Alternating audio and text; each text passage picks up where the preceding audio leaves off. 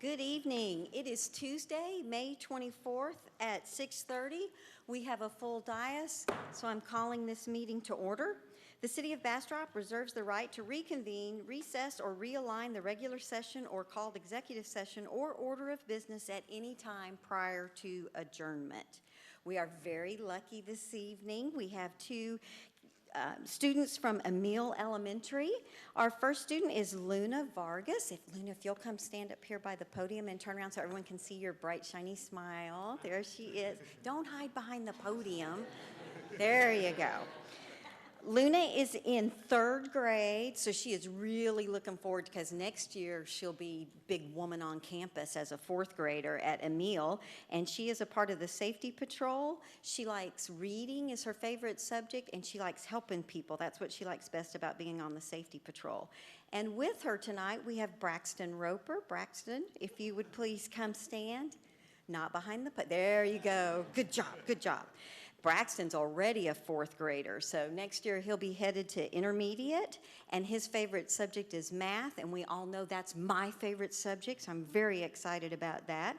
And both of them know well both of the pledges, and they would like you to stand and join them in saying the pledges.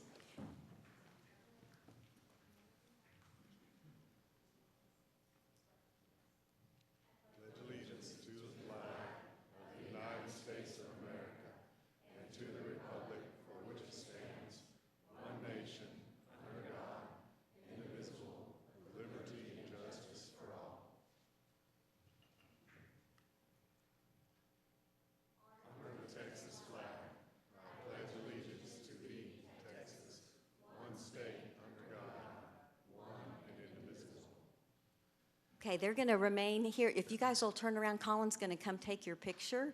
He's going to ask you to stand beside the podium next to each other. And he's going to come take your picture, and let's give them a round of applause. They did a great job.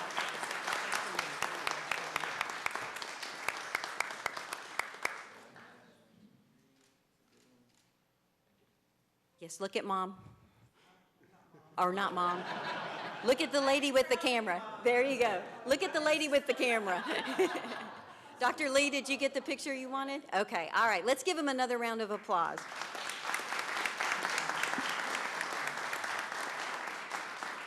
Thank you very much. You guys can return to your seat. If you would please remain standing, Chaplain Phil Woods will lead us in our invocation tonight. We are blessed to have some wonderful chaplains, and we're always happy to have them come and share a word. Chaplain Woods? Father, as we come before you tonight, our hearts hurt and we mourn for the children in Uvalde tonight, the 14 whose lives were taken, and the teacher. Lord, I can't even imagine the pain and the suffering that those parents and family members are suffering tonight. But Lord, we just lift them up and we pray for the comfort and the power of your Holy Spirit to be with them and help them, Lord, during this very difficult time. Lord, for the police and those that are doing their investigations, direct them and help that entire community tonight.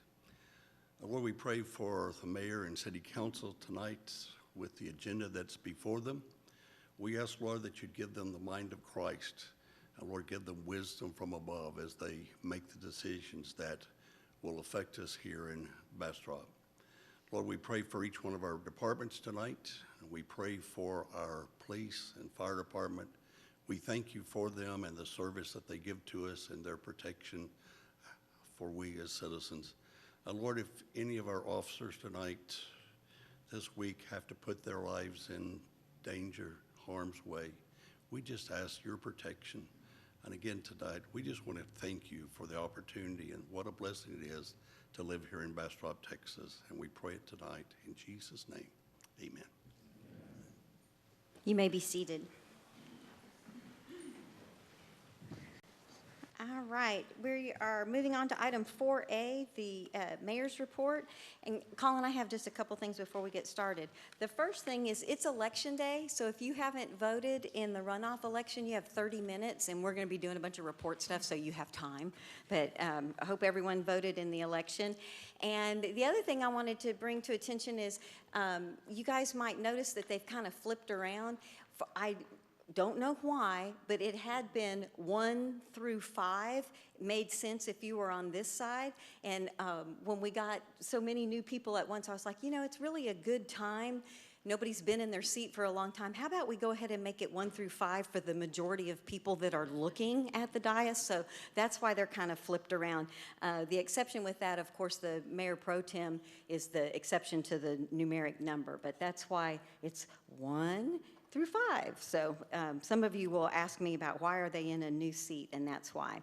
And then the other thing I wanted to bring to everyone's attention is that the reading program starts on May 31st, the summer reading program, and is an ocean of possibilities. It's going to be a really cool program, and just that'll be started before we have our next council meeting, so I want everyone to be aware of that. Okay, Colin, we can go to the first page.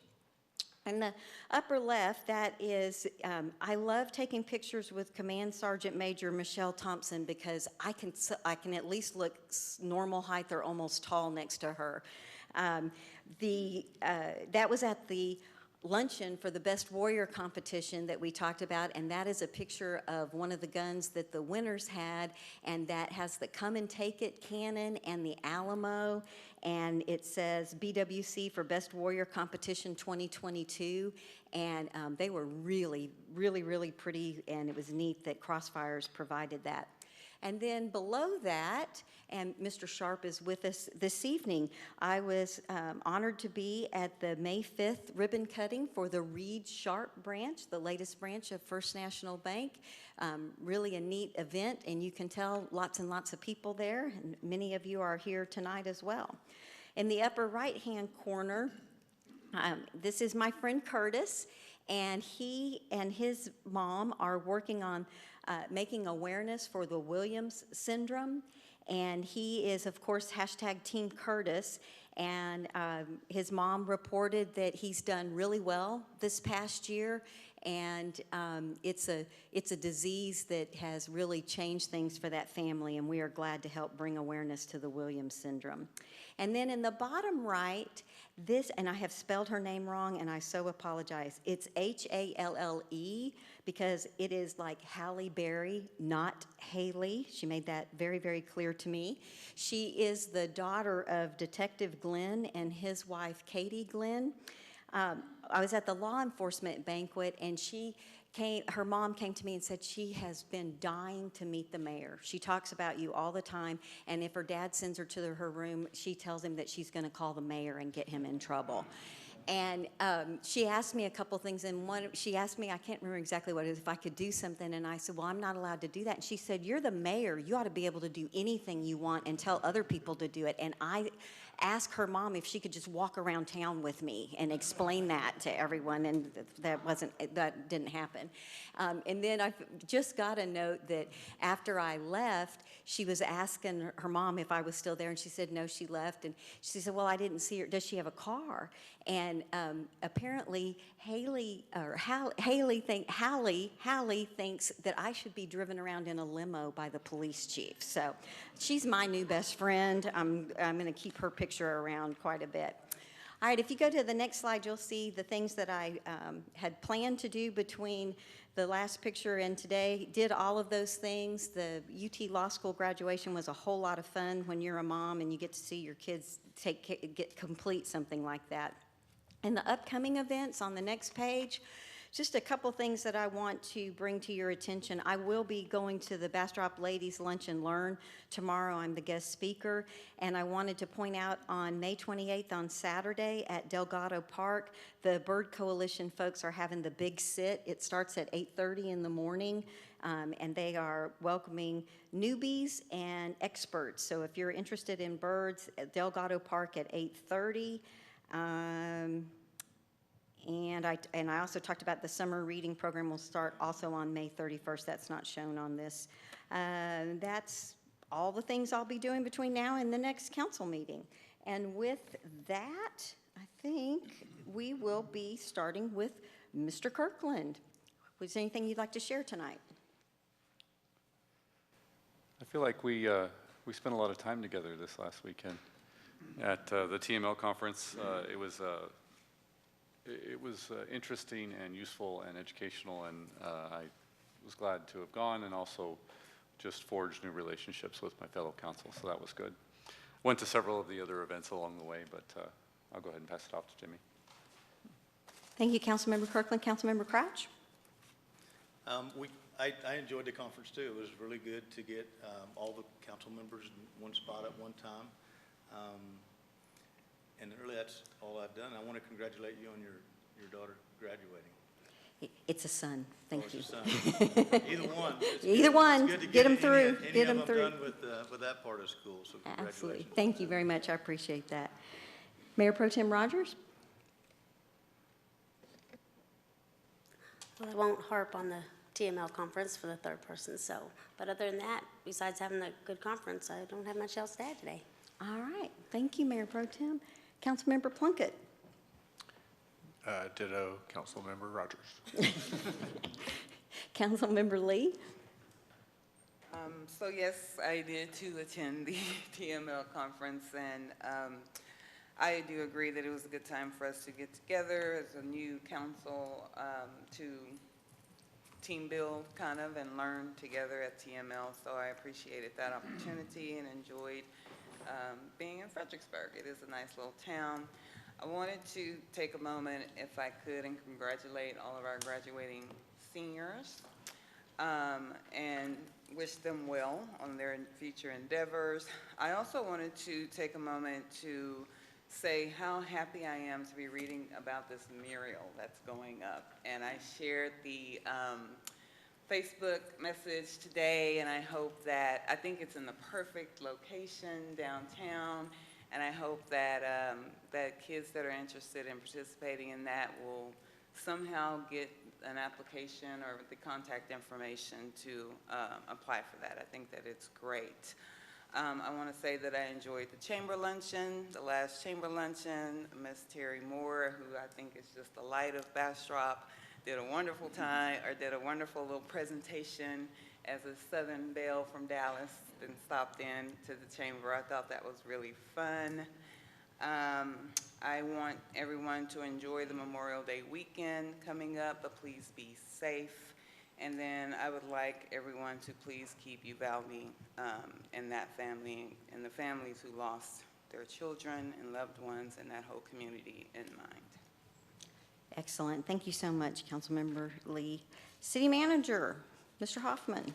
Thank you, Mayor, and thank you, Councilmember Lee, for mentioning the mural project. That is an initiative of our Youth Advisory Council, and yeah, I think it's a pretty cool thing too, and thanks to Rebecca Gleason and Candace Butts for working with that group of young people towards making that happen.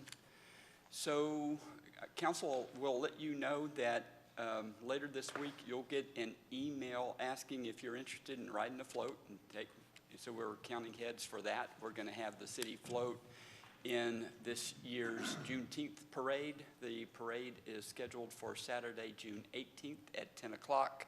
We'll have several city departments there, including our recreation program, who is ensuring that we'll have some bicyclists in the parade, which is pretty cool. And we will meet next on June the 14th in regular session. And Council, you've got some important items on your agenda scheduled for the next several meetings. On Thursday of this week, the Planning and Zoning Commission will receive a recommendation and presentation from the city's consultant who manages our water and wastewater impact fees.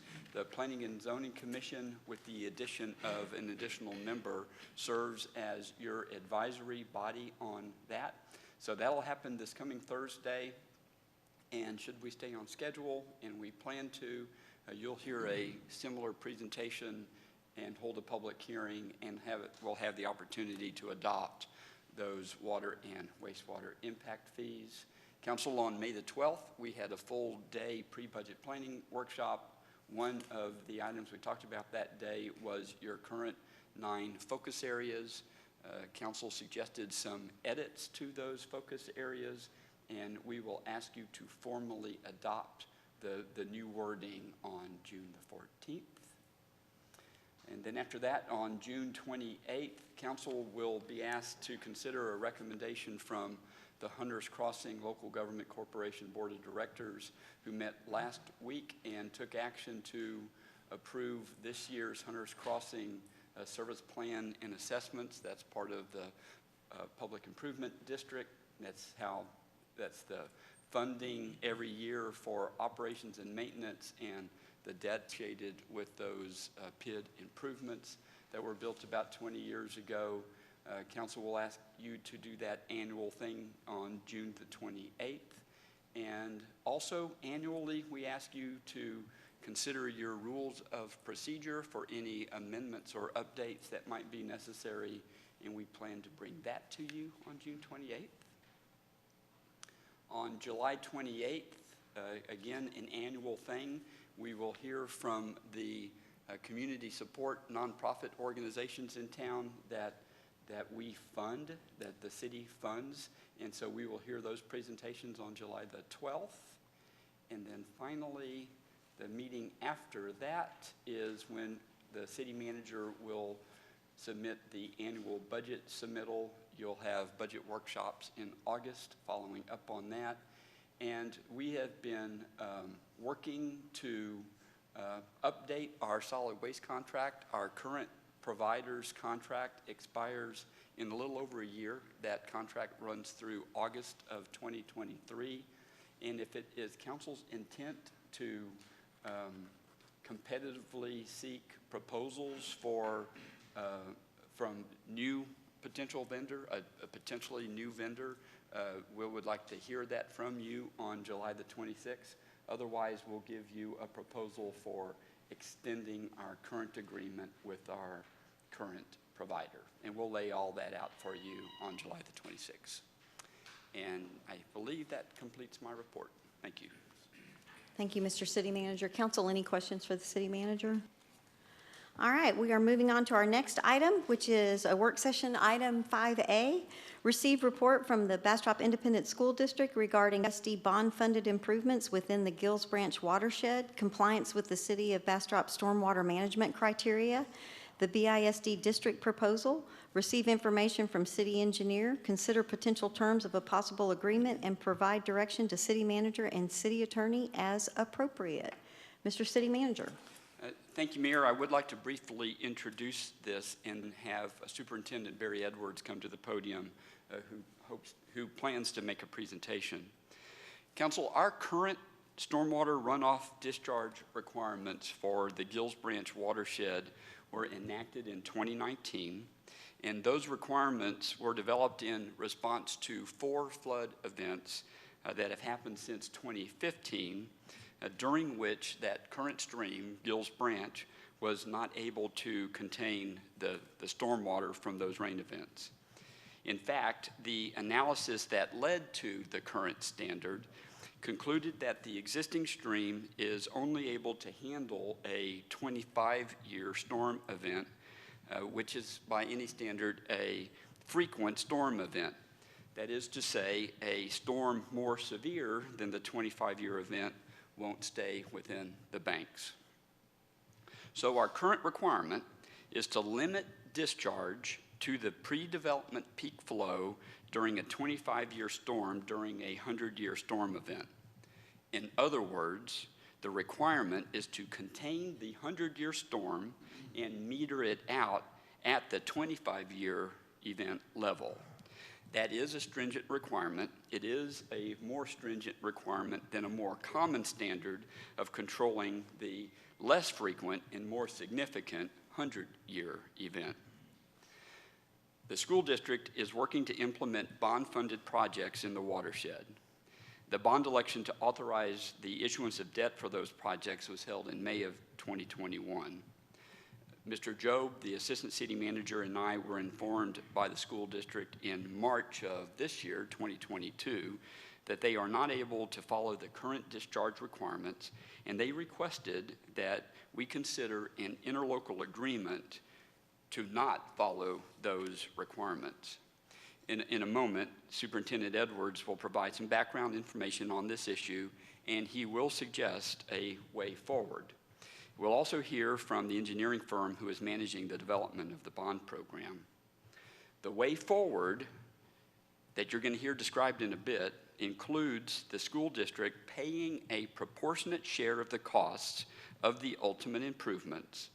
And Council, you're aware that we have a completed design for those ultimate improvements to Gills Branch.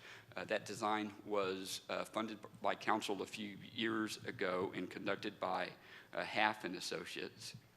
So the plan is to contribute a proportionate share toward those ultimate improvements, dedicate land associated with those improvements, and to provide a net zero increase to impervious cover for that project. That is a standard that is less than a 100-year storm runoff requirement. So a net zero increase means that these developments being proposed won't make the current, albeit problematic, situation any better or any worse.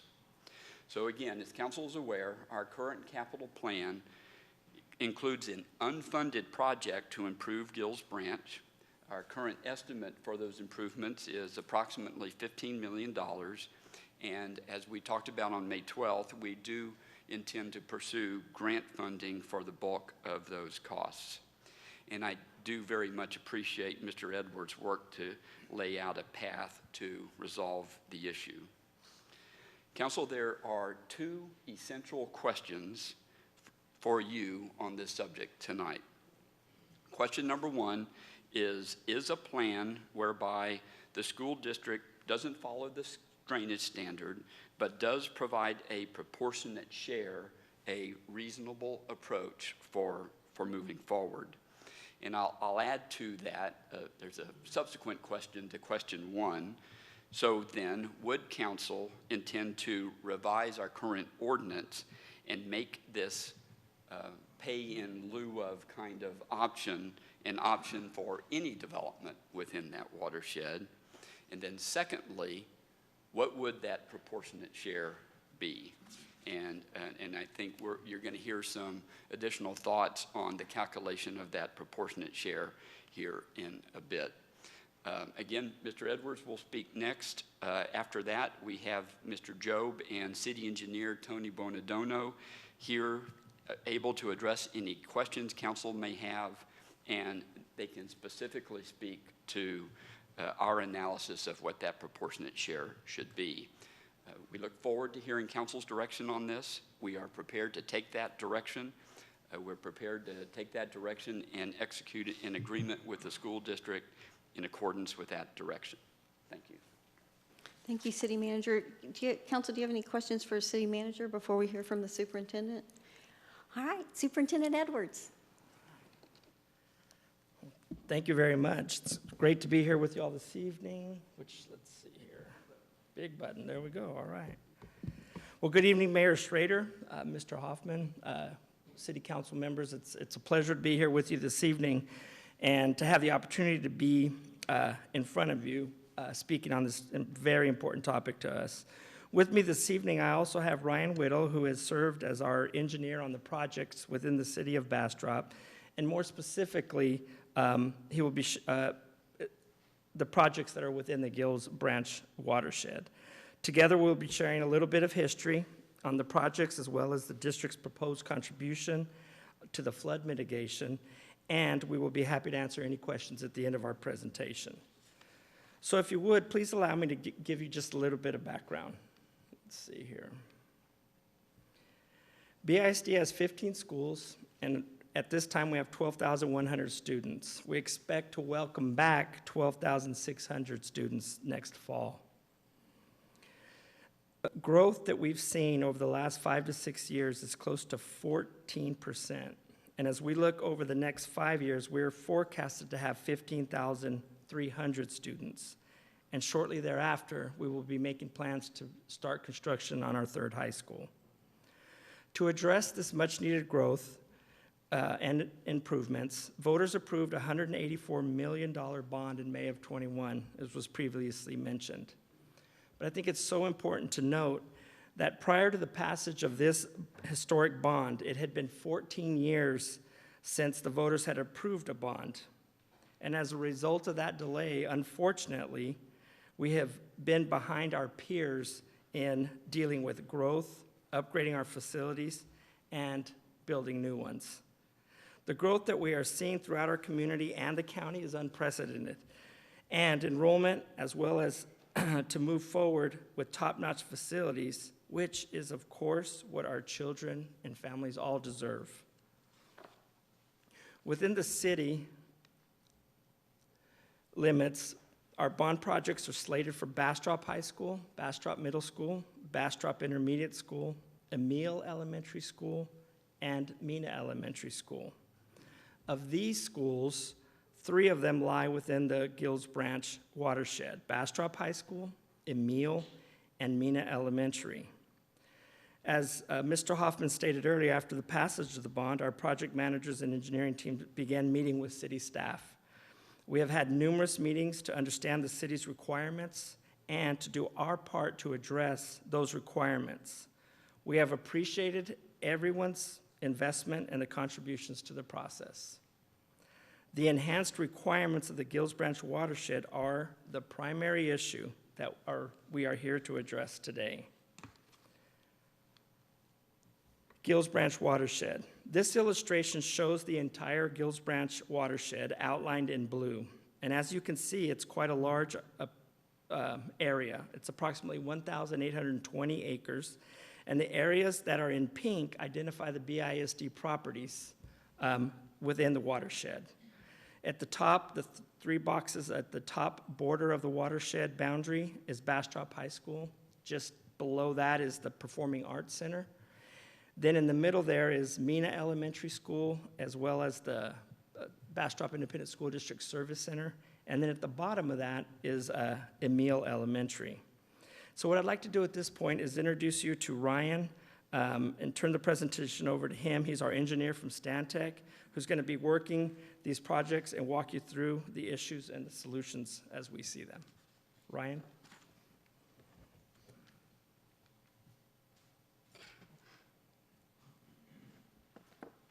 Good evening, everyone. I'd like to begin with a brief overview of Gills Branch and the route that we have taken to get here today. In July of 2021, Stantec began analyzing the various avenues that could be taken to meet the city's stormwater criteria. In September, we had our first discussion with the city engineer and the assistant city manager to discuss alternative compliance options. Through this effort, we received several reports and construction documents produced by Half and Associates. And at the recommendation of the mayor, we began reviewing those documents and looking for a solution that could show that the district is going beyond keeping the status quo. The map on the screen here shows the existing condition of what Gills Branch would look like today if a 100-year event were to hit. And so for everyone's bearings, so FM 95 is running left to right, and then State Highway 71 is here. And so what we see here is Gills Branch, it jumps its banks in between Cedar Creek and Farm. And what the water then does is it once it gets out of the bank, it then travels towards the railroad tracks. And then once it gets to the railroad tracks, it eventually jumps those tracks and then flows over towards the Mina campus and then turns and flows south through Fayette Street, Hill Street, and Pecan, and then eventually winds up back into Gills Branch at Highway 20 or 71. And it's our understanding with talking with Half and the city staff that this is more or less an accurate representation of what has been seen. So to combat the flooding issues that the city has seen, city staff and council took steps to implement revised drainage criteria, as Mr. Hoffman mentioned, of taking the 100-year proposed development flow and detaining it down to the 25-year pre-developed flow.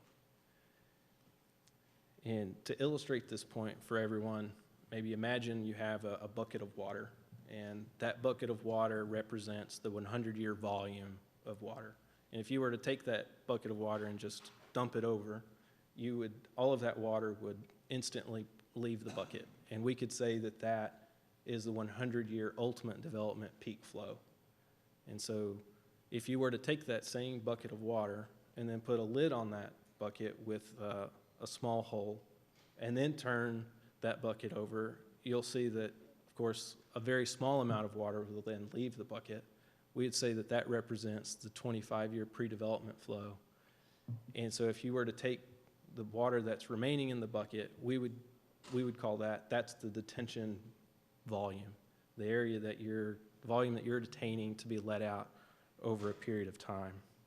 In the following few slides, I will give a quick summary of the reports that Stantec reviewed that were produced by Half and Associates. So in 2018,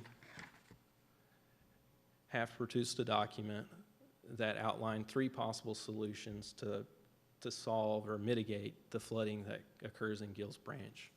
The first option included railroad improvements from really MLK to 71. It's our understanding that a majority of those improvements are currently being done as part of the TxDOT effort. And then the second solution included strategic channel widening or modifications throughout the majority of the city's developed part from State Highway 71 through FM 95. And then there was a third option that included creating regional detention facilities, where the first detention facility is from Cedar Street to Farm Street, in that there's a fairly narrow swath of land that runs along FM 95. And then a second detention facility at the soccer fields that are located just north of the Emil campus. The city ultimately directed Half to complete documents, as Mr. Hoffman said, on the second solution. During our review, we discovered that the majority of the work that was put together by Half was in what they call phase 1. They had doing this work in 3 phases. The work that's in phase 1 is primary. It's roughly half of it is on this the southern or western side of MLK, and then the remainder of phase 1 is on the channel that abuts the Emil property. So through our alternative compliance discussion with city staff, they have required that we show that we're going beyond keeping things the way that they are. We believe that the proposed solution before you does just that. We will keep the district's property's stormwater contribution to Gills Branch the same before and after the projects. The goal is to accomplish this by replacing existing impervious cover in the parking lots with pervious pavers. This would ensure that Gills Branch is no worse off by the district's improvements than it is today. This meets the statutory requirement of no adverse impact, and to go beyond the no adverse impact, the district has agreed to contribute their proportional financial contribution towards those Gills Branch improvements. This has been proposed in part by contributing or conveying the land that's near the Emil property to the city for those improvements outlined in phase 1 by Half. So this slide here shows there's 2 green areas here. So the green area on the the north end is the property that the district owns. They own roughly 2/3 of that area. So thank you. I'd like to thank you for your time, and I'll pass it now back to Mr. Edwards.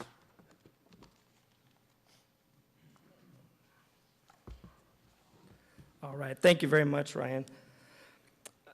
Mayor and council members, I think it is not lost on us, and please understand that BISD understands that action is needed within the Gills Branch watershed. There's no question about that. We share the city's commitment to doing what is good for our citizens. In fact, we've demonstrating our willingness to partner with the city over the years. For example, we partnered in an easement for a 66-inch concrete pipe and for the installation of stormwater infrastructure along Farm Street on our properties.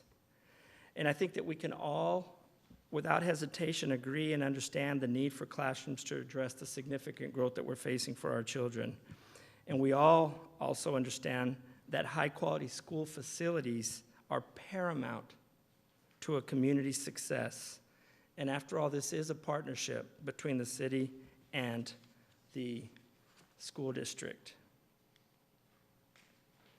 So as we look ahead, I'd like to describe what we see as we look ahead. Adding classrooms and reconfiguring into a pre-K-5 model at our 8 elementary schools is contingent on the projects within this watershed, specifically Mena and Emile.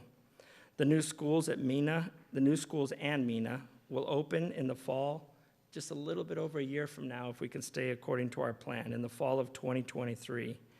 Expanding Bastrop High School with new classrooms addresses the growth. In order to accomplish this ambitious timeline and deal with the ever-rising and current construction costs, we are coming before you this evening seeking the City Council's consideration and approval of BISD's proposed solution, which Ryan had previously mentioned. And what I'd like to now is just summarize that. In summary, the district's properties in the Gills Branch watershed represent less than 5% of that total area. And some have suggested and have been discussing it may be more equitable for the entire collective to share in the cost of Gills Branch watershed improvements, not just one owner or even several owners.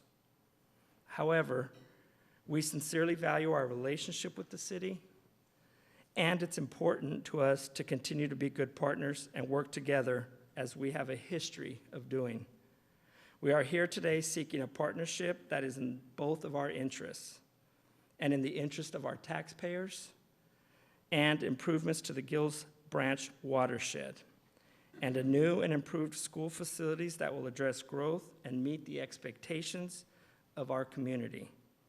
We can accomplish this. And we can accomplish this through a commitment that we've outlined of a zero increase to stormwater peak discharge and a financial contribution through the conveyance of land and a cash payment of approximately $292,000, which we believe meets just under the 5% contribution that we should be held responsible for.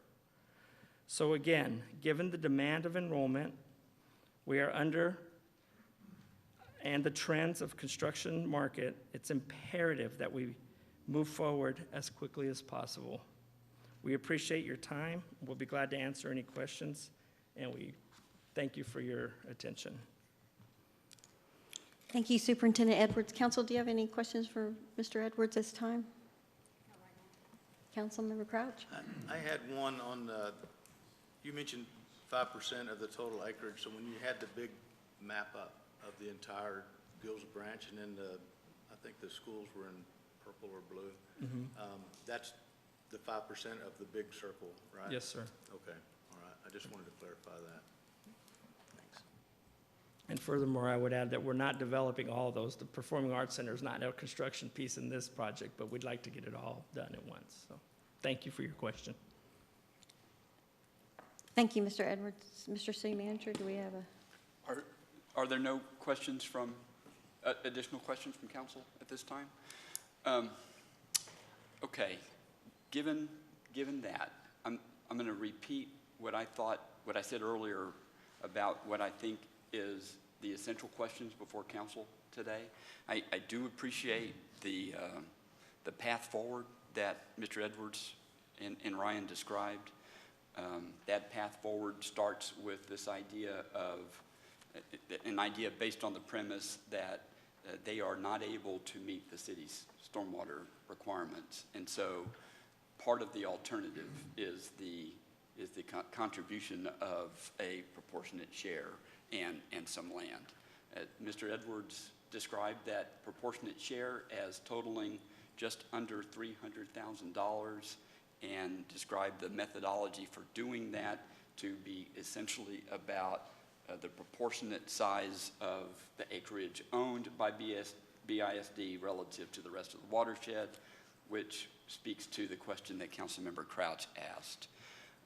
In our discussions, staff level discussions with the school district, they have heard us say that we don't think that is the most appropriate method for calculating that proportionate share, and just some amount of familiarity with how that kind of fee in lieu of calculation is handled in other communities.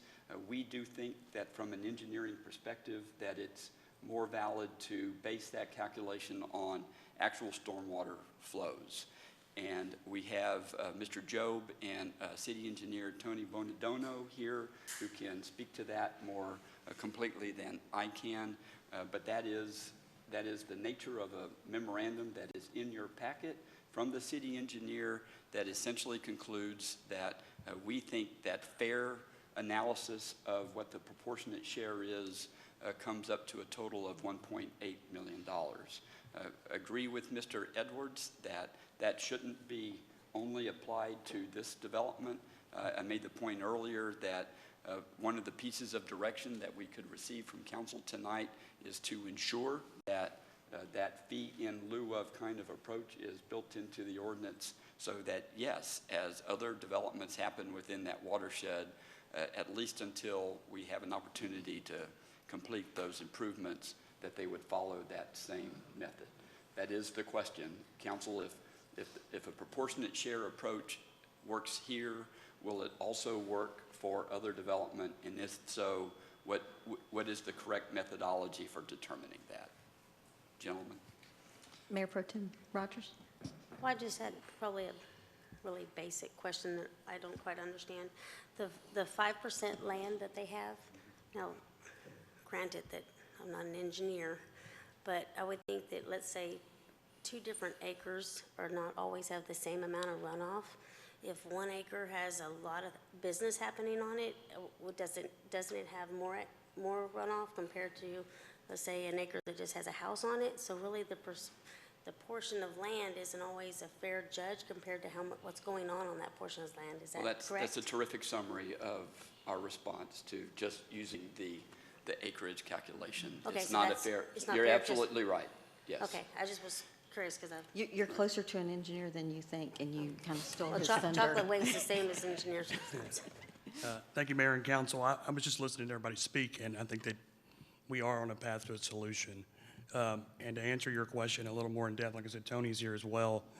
But you'll notice on the screen, they actually, as part of their slides, shows the Gills Branch watershed in yellow. That Gills Branch watershed is about 2.8 square miles, and you can see the city limits a little bit bigger. And acreage-wise, they may be 5%. But the question you asked is flow rate, right? So they have a higher flow rate coming off of their property, and that's what we think is more equitable. And that's not 300,000, that's a little closer to 1.8 million. We came up with that solution based off of their percentage of contribution to the creek. And our city engineer here in half also think that's a more equitable solution, just to address that issue. Mayor Pro Tem Rogers? So just so I understand the cash in lieu of doing what we want them to do, does that, by them paying cash or anyone paying cash, does that like make Gills Branch better? That money goes into improvements, or is it just, here, I'm going to give you some money, but you can pocket it and whatever? I believe that would be the idea. We have a $15 million unfunded project. We are pursuing grants for that project. Those grants would require a significant local match, and the local match isn't funded, and that would certainly be my recommendation, that any fee in lieu of receipts we get would go towards accelerating the speed at which we can get construction started. So let me put, the input is specifically it would be in a designated fund for Gills Branch, and that was your Well, point. That's part of my question, but the other part of my question is when we came up with the plan to fix Gills Branch, we have a plan to fix it with how the city is right now. But if you add more things to it, will we need to expand our, will we address need to that. make the Gills Branch bigger than we're already planning? That's Yeah, why I'm worried. so originally, just a little history, and you were here for this, but the Stormwater Design Manual does state that in the Gills Branch watershed, just like you talked about, great example with the bucket, you detain to the 100, Okay. you release it to 25. That is more stringent. The Gills Branch itself is a pretty small, narrow creek. It can only handle the 25-year storm. So the thought there was you would come into compliance as redevelopment happened over time. We then, later on, hired HAF to do a study and said, can we do this a little faster? All right? Staff, HAF looked at the area. They said detention is a possibility, but they only looked at detention on property that wasn't developed. And that property was not enough to provide detention for the Gills Branch Creek to get it back within the banks. They didn't say detention was invaluable. They said that's not the quickest solution. So there's a difference in the study versus what we're talking about. I think Mayor Pro Tem Rogers is asking a slightly different question, and that is when HAF and Associates came up with the channel improvements, which they've completed the design and the estimate's $15 million, did they size that channel assuming that everything was going to be fully developed? So that's where I was going. Sorry I'm taking so long, but it's important and I want to go slow. So this is a big deal. You're right. When the channel improvements are completed and the city spends that $15 million, it's built to contain the 100-year storm, all right? So as you continue to develop in the Gills Branch watershed, we might change those requirements and say, okay, now you have to detain to the 100.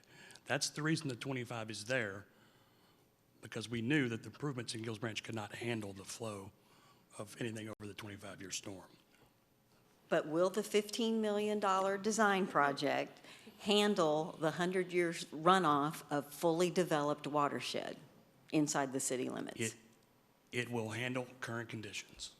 So if nothing changes, which is what I think you're asking me, and they're proposing is a net zero, but the other question is, are they currently detaining to the 100-year storm?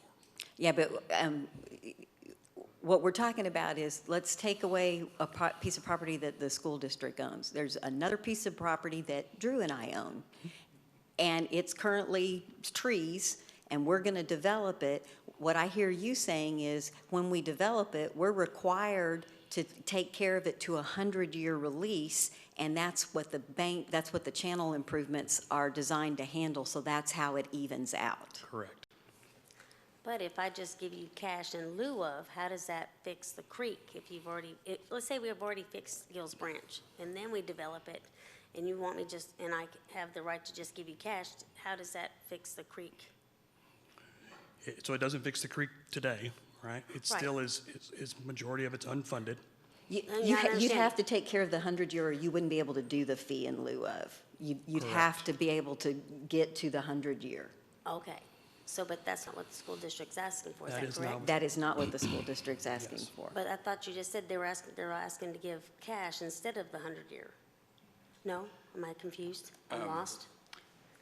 They are offering to do a net zero relative to the improvements. They are offering to not increase impervious cover, and they're offering to dedicate some property along the creek that would be part of that ultimate improvement effort, and they're offering to contribute $292,000. And they can correct me if I'm wrong, they are not offering to detain to the more normal 100-year runoff standard. That was a question that I had for the engineer, for the school's engineer is, I understand everybody understands the idea of the net zero. What storm are you currently handling? Are you handling a 100-year? And if you're not handling a 100-year, what storm are you handling? At their various campuses within Gills Branch, Mena Elementary School currently does not have a detention facility. And so we're proposing to keep our peak increase 0. And the method that we believe reaches that at the most efficient economically for the district and to meet the bond. Is the pervious pavers. Is pervious pavers, which would mean that we would not be detaining anything. We would be keeping our flow coming off of the site the same as it is today by utilizing pervious pavers at Mena. So we would be meeting the 100-year existing criteria. So if this was a development outside of Gills Branch in the city limits, where we'd be required to detain down the 100-year proposed down to the 100-year existing, we would meet that criteria under the proposal that we've given today. The no net zero meets 100-year, because I haven't ever found in the documentation you saying that you're meeting 100-year now. A net zero, yes, we meet the 100-year today. Mena, if you don't develop Mena, it's a 100-year existing, it's a 100-year proposed. They're equal. Okay, but from a pre-develop, okay. Well, if you were to imagine that, I guess 1930, Back before in the Mena day. was there. Gotcha. But the typically criteria doesn't require you to go back before there was a development.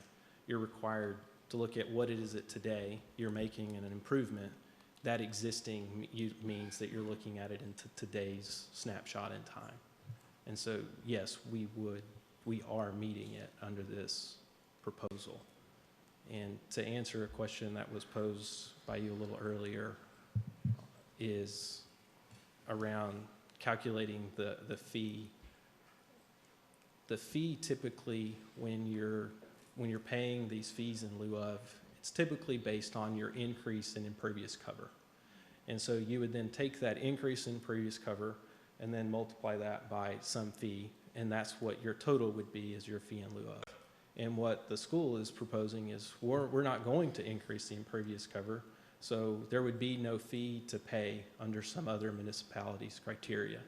And so, but at staff's recommendation, it was, but you need to show that you're doing more.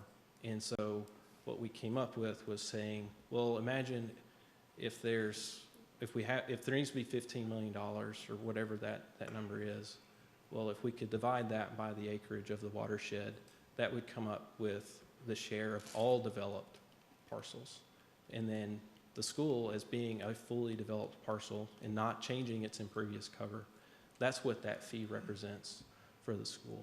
I think there are many ways that this fee could be calculated. We believe that that was the most equitable for the district, as it is keeping its development footprint the same as it continues.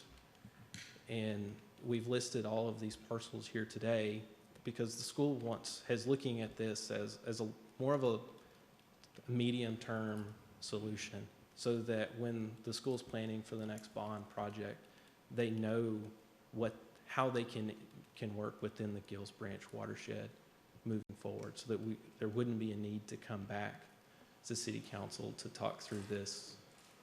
But if there was a second phase, wouldn't that increase the impervious cover? Well, under this agreement here, it would mean that if there was a second phase of improvements at Mena, those improvements would be left to the same impervious cover footprint that's there today. So if there was a new building that needed to happen at Mena, we would need to remove a portion of building that's already there. Okay. Is that I think it was Councilmember Crouch and then Lee, but I'm not sure. Councilmember Crouch? I was not next. I had a couple of questions with the pervious versus impervious pavement, and then the whole net zero thing. So if you're planning on doing some pavement improvements, right, to some existing pavement that's already there? Correct. So that would be a benefit, which would, if you're just taking value at what it is right now, and you put pervious paving on impervious coverage now, then you're improving what you've got. And I know that this is real tricky because of the flow of water and the amount of water and how quickly it's coming and just the grade of the land and all of that. So my first run through it was the the percentage of land calculation, because I was like, how could you possibly, with seeing the different locations of the school, how could you possibly come up with a really good calculation? And maybe Tony, when he gets up, can tell us how you come up with that to get the percentage, the 13.8% versus the 5% of the land. Because when I first did it, I did 5% because that's how much land that they've got. So it made sense to do it like that in my head.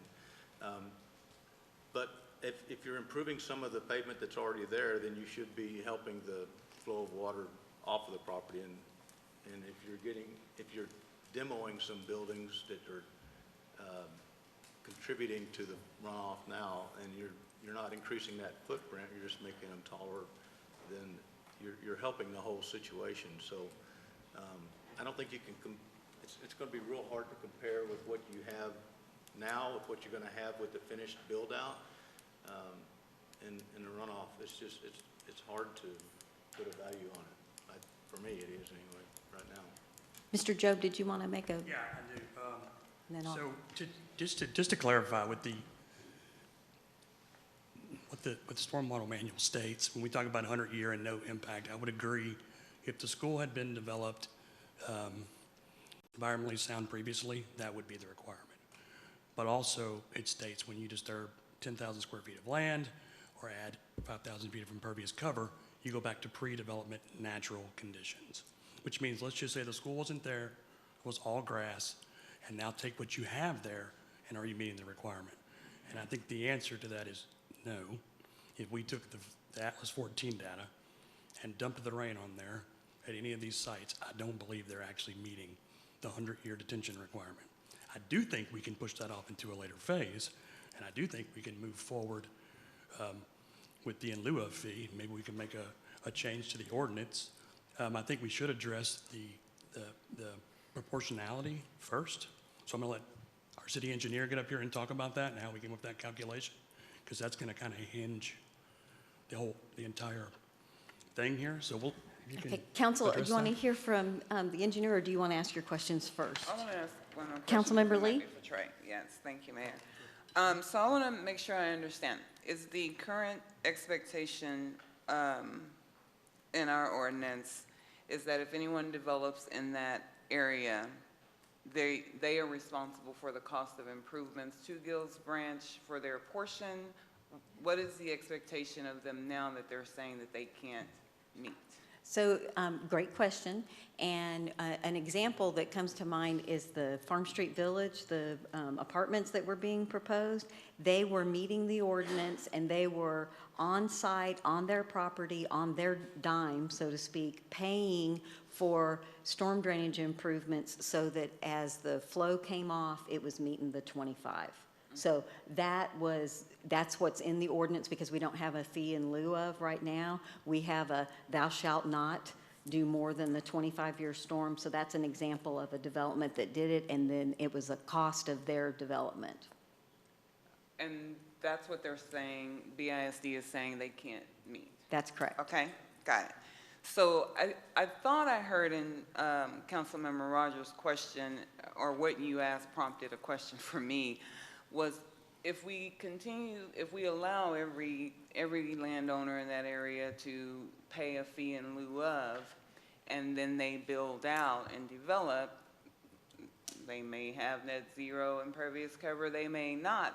In the long run, because we're taking cash in lieu of, where does that put us in the long run in terms of the $15 million that we would have to pay to fix our Gills Branch? Would those cash offers eventually hurt us in the long run, or would it put us in a better place to pay off the $15 million? Yeah, I don't see how it would hurt us. We, as Trey just said, we would benefit from the property dedication that would offset that cost, assuming we would have to acquire that otherwise. We have a $15 million unfunded project. I don't think we can envision a scenario where that project gets funded. I don't think we can envision a scenario in the short term that even the local match would get funded sufficient to allow us to build that project. We still need to pursue a grant for the bulk of that project. I think that's the critical path towards ultimately getting the project improved. But I also, and we haven't developed the complete policy for a fee in lieu, although it kind of sounds like we're all thinking that's a pretty good idea, and I know that it's been done in other areas, but the fee in lieu they would still have to take care of the 100-year storm. It wouldn't be like I'm just paying money and I can just let out any water I want. You would still have requirements, but the additional requirement would be gone because the channel improvements would be there. Does that help at all? And that's a subsequent council decision too. Yes, on the policy on that. Right. Councilmember Kirkland? Yes, first question is, in what form, Paul, are you seeking input? Like a motion and a vote, or? Yes, sir. When you guys are ready to, and again, I for whatever it's worth, I think the path forward that BISD is suggesting here, I think it does work. I do understand the position they're in and the time constraints they're under and how far along they are with current design, right? So if council is agreeable to this proportionate share idea, then the point is just, you've heard the school district suggest that that's 300,000. Our engineer is suggesting 1.8 million. That's a pretty significant difference. The kind of direction from council and ultimately a vote that I would appreciate is direction to the city manager and to the city attorney to create an interlocal agreement and execute that agreement that would allow the district to proceed with their plans in exchange for that proportionate share in the land dedication and their commitment to a no net zero increase being in place. And in order for us to make progress on this, that motion, that direction should also include what council thinks that proportionate share ought to be. It is going to be our suggestion that it be based on good, sound engineering science, and at some point I do think you guys ought to hear from Tony on how he got to that approach. But good question. Thank you. I have more. Okay. So I see 3 questions. Okay. The first one is a fee in lieu of acceptable for the situation. And I have an opinion. Yeah, maybe, why not? The second one is method A or method B a fair way to Yes, calculate some proportional share? Right. And as an engineer myself, to answer that question, I would want to do a deep dive that would bore the pants off of everyone in the room. I'd like to see a demo of the software and ask 80 questions. And then I could help provide feedback on something like that. But I'm not sure it matters because of my third question. And that is that should the school district be treated as an arbitrary third party in our community? If it was a big for-profit company coming in asking for something, and I'd be marching forward on how do we come up with the best way to handle this. Certainly we want the business, we want the taxes, we want the whatever, but there's something that precludes them from meeting the criteria, so let's do this other thing. So all on board with that. But the school district, we serve the same community with each other, same taxpayers, and they educate my kids. Kind of our honored partners in that task, and it's mandated upon them by the state. And so, independently of method A or method B for calculating the FILO. Given that they are proposing the net zero change in the runoff, I think that's key. I think that's really, really important. That means that there will be not one new drop of water added to the Gills Branch watershed due to this development. And their offer to provide a piece of property that the city needs to execute its bond package, that's where I would end the ask, and I would not ask for any additional funds because it's a school district and I can't take $1.8 million away from our kids. That's my position. And to that extent, I'd be willing to make a motion in that regards. Can we hear from Tony on the methodology at all? It wouldn't change my motion. Um, But I Well, mean, one comment that I have Yeah. is that we need to, I don't disagree, we want a way forward, that, we're all looking for a way forward. If they are not contributing towards the improvements, then that burden is borne by the city taxpayer. And yes, if you're in the city of Bastrop, you are in Bastrop ISD, but there is a large portion of Bastrop ISD that is not in the city of Bastrop. So, and there's a lot of students that go to those schools that that are not contributing to that. So, part of what we need to be clear, because if we're saying if it was a business, that if we need to define whether or not we're interested in a fee in lieu of or not, because if we're not, then I think we need to be consistent with what the rules are. We can certainly make an exception for the school district. That's a policy decision and council can do that. Right. I think we need to be eyes wide open aware of what's the impact of that decision, right, and how that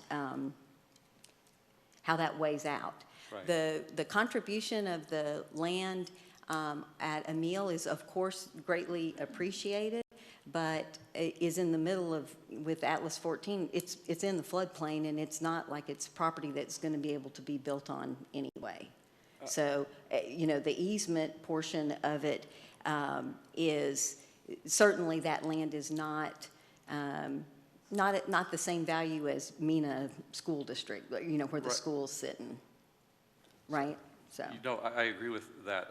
My understanding, and Mr. Edwards, you could speak to this if this is incorrect, that the purpose of that land is that is the location where some of the remediations are necessary for the city in the bond package.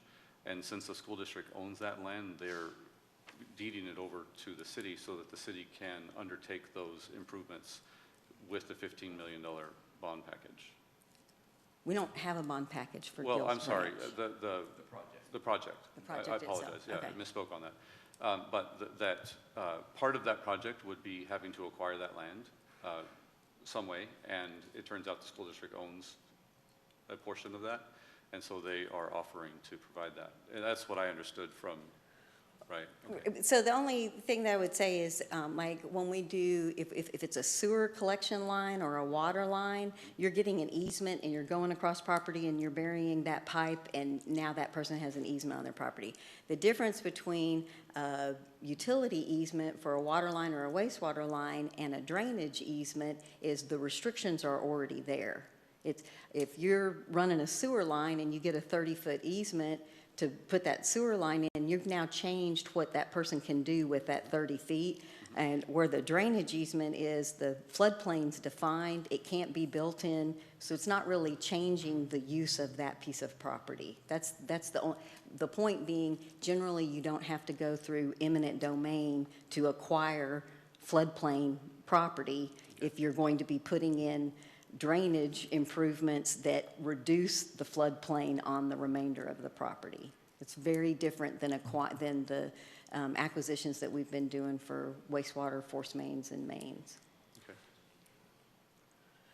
Tony, do you want to explain a little briefly kind of how you came up and why you would Can I ask recommend? a couple of questions? Absolutely, before sorry. Tony starts? Yes, Councilmember Crouch? It's just a couple, Tony, I'm not gonna, because three of my questions have to have your information.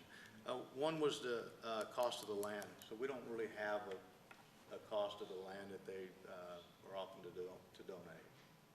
I mean, so it's the 300, let's just round it up, $300,000 plus the value of the land that they're offering, right? So maybe it's 400,000 instead of. Well, 1.8. it's that land that is what I was just talking about. It's in the 100-year floodplain. It's not buildable. It's the center line of the creek.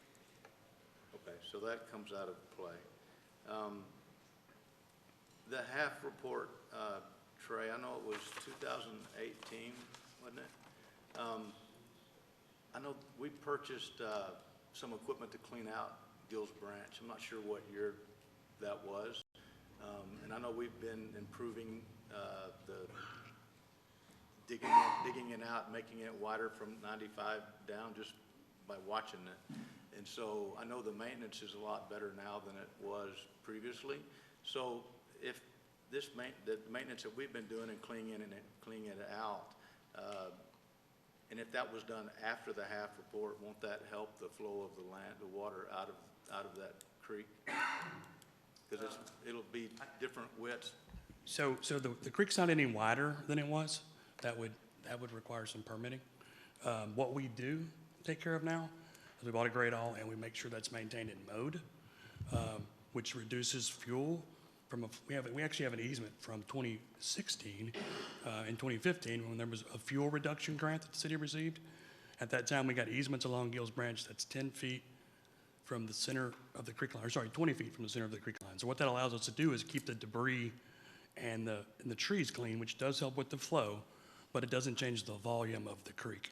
Changing the volume of the creek means we're gonna lose, 30 or 40 feet on each side of the creek now, and you're gonna make it that much wider. That's what those improvements are required. For the improvements to make the difference, that creek needs to be about 70 feet wide. And right now, in some spots, it's 12, some spots it's 20, some spots it's 32. So it just needs to be consistent. The maintenance makes a huge difference in what's in the middle of the creek when it's not flowing, and then what comes through. Because I moved here in 2013, and when we built the art center was when we had that big flood. I guess it was 2016 maybe. And I know right at Farm Street where it goes underneath the road there at that bridge, I pulled out a couple of pallets in a Lazy Boy recliner that were blocking it, and it flooded over the slab of the art center at the time. And then immediately the water was gone. So maintenance is a huge piece of this. I agree. Yeah, and so no matter what we're gonna do, we have to do, maintain it better, that's why we bought the equipment, because we bought the equipment right after that, I think. Sure, the maintenance is important, but again, it doesn't change the volume of the creek. Yeah. It does stop things from getting And then my jumbled other up and questions congested. had to do with Tony's. Thank you. Good evening, Mayor, Council, City Manager. So the way that we looked at the flows coming basically at the downstream end, we looked at, if you can see on the picture in yellow, the portion that's in the city limits or the developed area within the city is the lighter kind of whitish color from the impervious cover. Outside of that is all undeveloped. So just like Councilmember Rogers mentioned, is that 1 acre of property is not going to have the same runoff as another acre. So using just a straight land calculation, we kind of ran into how do we address that, because the more impervious cover you have, the more runoff you'll have. And so we took it a step farther and said, okay, let's look at volume, because we do have both the project and the drainage master plan that's in progress. Talked to HAF, they were able to give us the peak flow at the downstream end at the railroad tracks, at that end of those proposed improvements.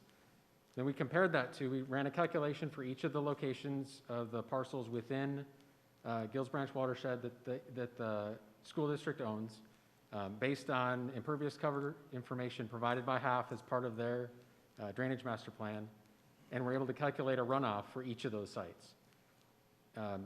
all of the sites get into either a storm drain or into the creek very quickly after it comes into the the runoff happens.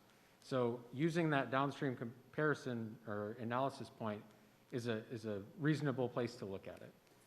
And so we said, okay, of that total flow, they contribute 13.5%. So 13.5% of the flow at the most downstream end, it comes from school district property. Just because of the development that's in the school district, the lack of development farther upstream. Creeks also, as you go down the creek, they do have some water that they lose, water gets infiltrated, things like that. So looking at it from a whole picture, it's not just dumping everything from the watershed right at that downstream end. You lose some as you go down. And so this is in fairly close proximity to that downstream end. And so that's why we compared the runoff from each location, added them together, and compared that to the total. We did not do a 2D analysis or anything higher level than that, because it does get basically into the creek fairly quickly. So that's why we recommended going with the flow calculation rather than just an area. Any questions for Tony, council? Thank you, Tony. All right, thank you. All right. Councilmember Kirkland? Okay. Well, I'd like to make a motion that we ask the city to create an interlocal agreement with the district that provides for no change in the flow and the donation of the land that was described. And that's it. I have a motion from Councilmember Kirkland that the city enter an interlocal agreement with net zero. And Councilmember Kirkland, is that net zero on just the Gills Branch properties or all properties? No, the Gills Branch Watershed properties. Gills Branch Watershed. Good and question. A donation of the land in the Gills Branch Watershed. That was proposed in by. the discussion. Okay. I have a motion. Second the motion. I have a second from Councilmember Crouch. Is there any discussion?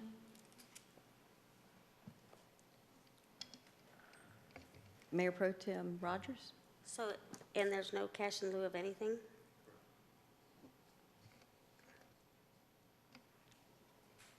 Madam Secretary, if you'll call the roll. Councilmember Kirkland, Yes. Councilmember Crouch, Yes. Councilmember Lee, No. Councilmember Plunkett, Yes. Mayor Pro Tem Rogers. No. So the vote is 3-2 and the vote carries. We will, let's see, it's 7:45. Do you guys want to go to 5B or you want to take a quick break? Going. 5B is fine. All right, moving on to item 5B, receive status report on Pecan Park development, approximately 62 acres of the Pecan Park development, specifically the Pecan Park commercial section, better described as Parcel 1, Block 8, Lot 1, the final plat of Pecan Park Commercial, a subdivision in Bastrop County, Texas. Parcel 2, Common Area 1, Pecan Park Commercial Phase 1, a subdivision in Bastrop County, Texas, according to the map or plat thereof, recorded in Book 5, page 146-A of the plat records of Bastrop County, Texas. Parcel 3, 55.355 acres, more or less, located in Bastrop County, Texas. Parcel 1, Parcel 2, and Parcel 3, collectively the commercial property. The current memorandum of understanding between the City of Bastrop and owner, prior to discussions with the owner and planning staff on amendments to the MOU, receive comments from the owner and provide direction to the city manager and city attorney as appropriate. Mr. City Manager. Trey's been managing this project for us for quite some time. This is about a request to amend a 2013 memorandum of understanding that is tied to a planned development zoning for Pecan Park Commercial. and Trey will outline where we are in the discussions. We've had very recent conversations with the developer. The developer is here, will want to address the council as well, and I haven't had a chance to look at it, but has brought some background material for council and is up here on the dais. Trey, tell us where we are. All right, thank you, Mayor and Council, City Manager. And in the packet, actually attached a memo to give you a little history. It talks about specifically this 2013 development agreement, or more specifically the MOU, not a development agreement, was entered into based off a 2005 preliminary plat. So as part of that agreement to revise that preliminary plat, this MOU was developed and a new preliminary plat was submitted. Since that time, fast forward, some construction has happened. You've remembered this was originally a whole 311-acre mixed-use subdivision. If you're familiar with Pecan Park at all, the lower southern residential pieces have all been just about built out. The remaining piece is the commercial, which is what we're talking about tonight, and that's approximately 62 acres that are left. As part of our discussions, we've talked about, and in December, I thought we were really close to a deal, but that's moved slightly. And here we are today, really, I think, very close on an agreement. I talked to Mr. McDowell yesterday for about an hour and a half. I think we have some decisions that we still need to make, but we're really, really close. But it's really about the TIA. So what's important here is the original agreement required that the fade, whatever the current fees would be, that we met building code, of course. All this is very similar. Signage was done based off an exhibit that was in there, which you'll see in a new exhibit in your packet. That water and wastewater improvements were done. At that time, no development had happened, so we deferred some cost.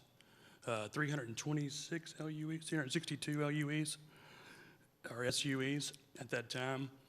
And we're recommending that we don't really need to change that language at all, because what's been submitted in the new revised or amended MOU is that actually the developer wouldn't be responsible for any off-site improvements related to water or wastewater.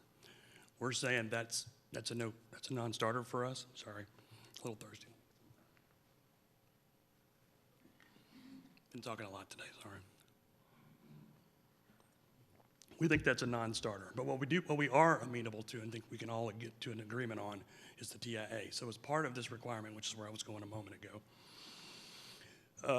to give you a little orientation, and I put some signs up here, but this is Highway 71. This would be the new street alignment. So what's currently built today is this portion of Agnes Street. And this portion of Agnes Street does not resemble what was originally approved in 2013.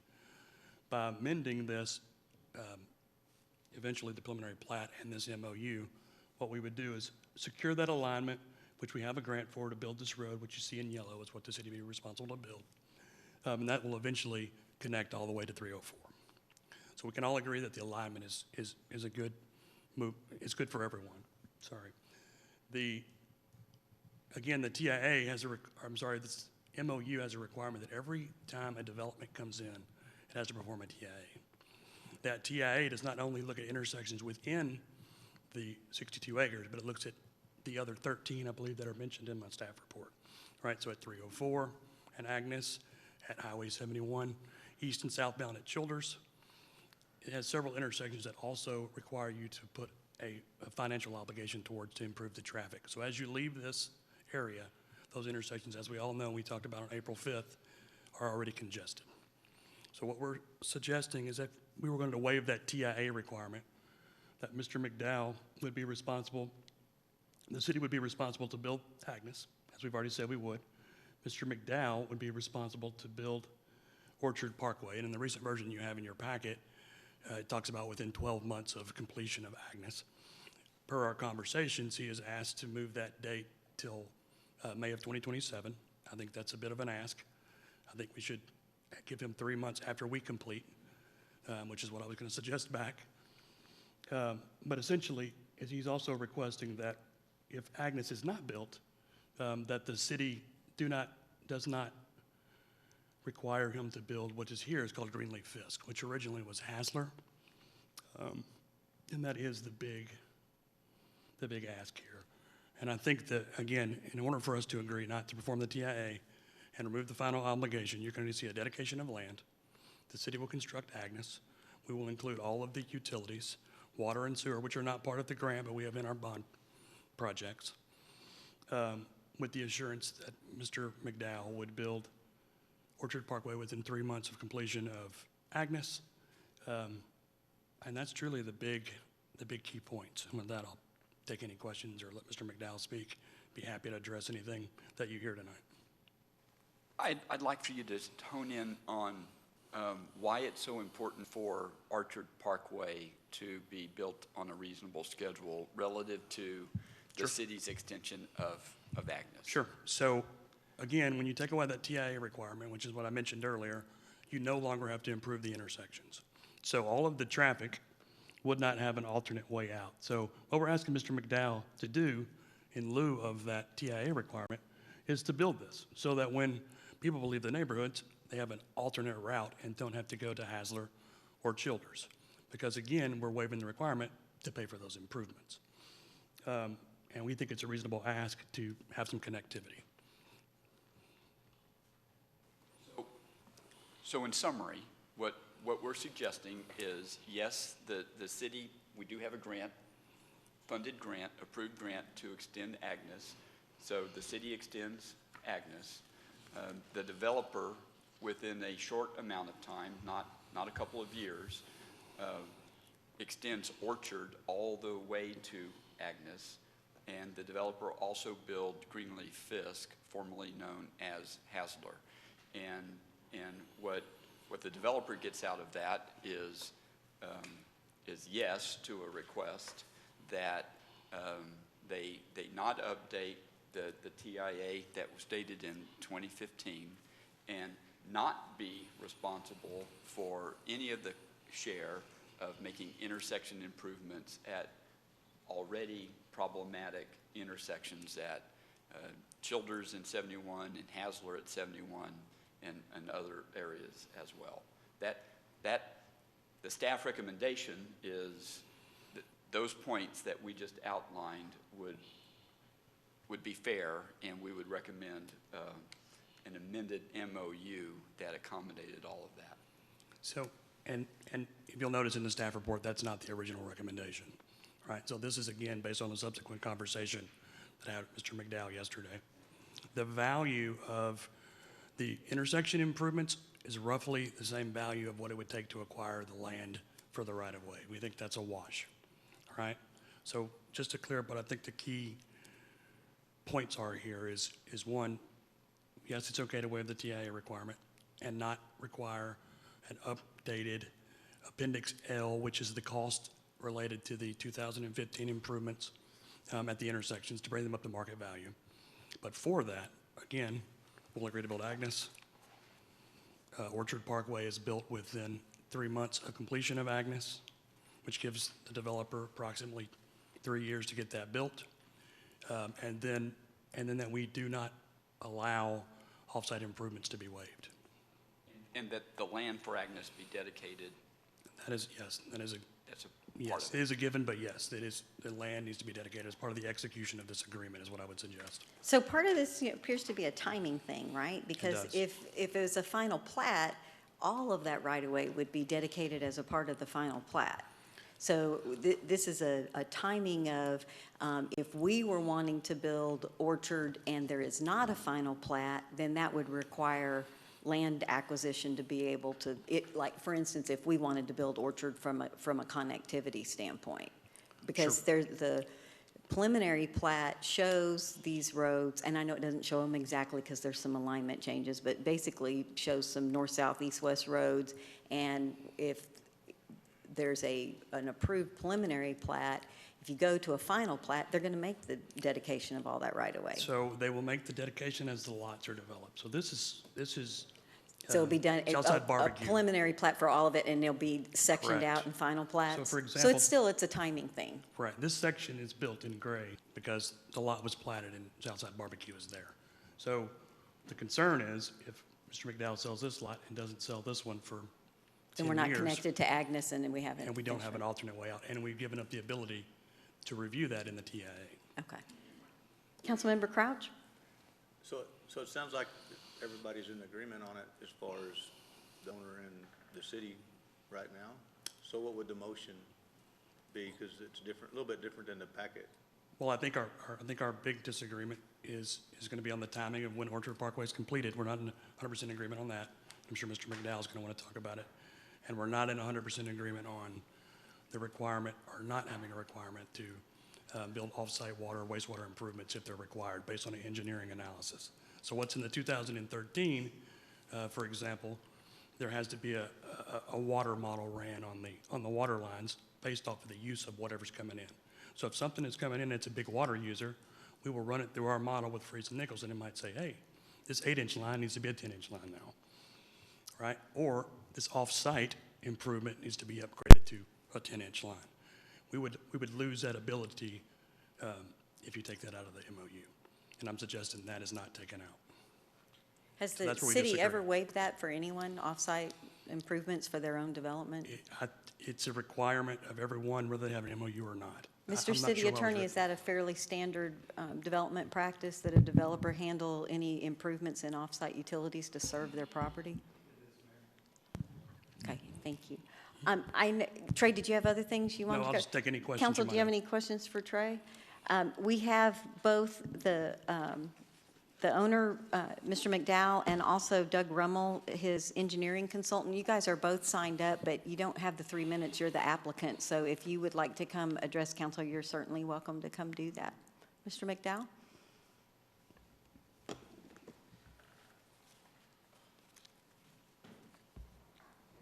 So is there were the maps and stuff up there that I sent to you?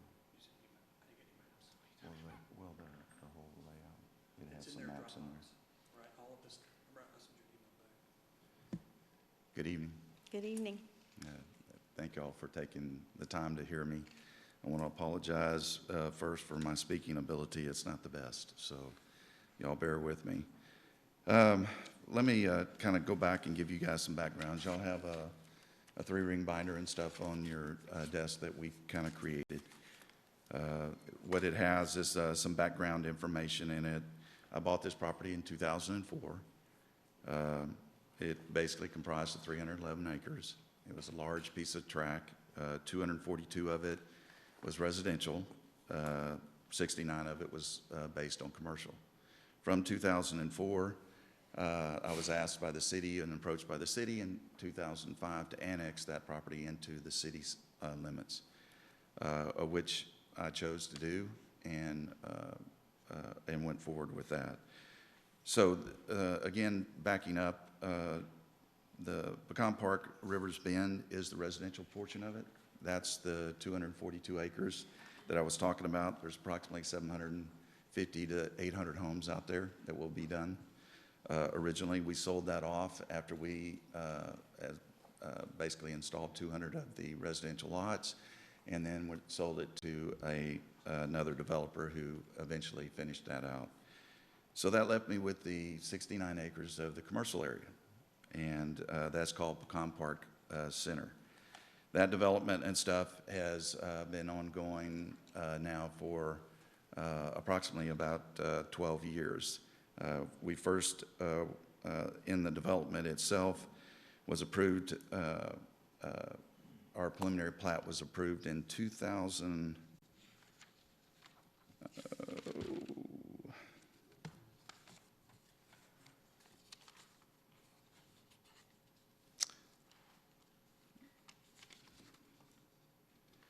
2014 in March.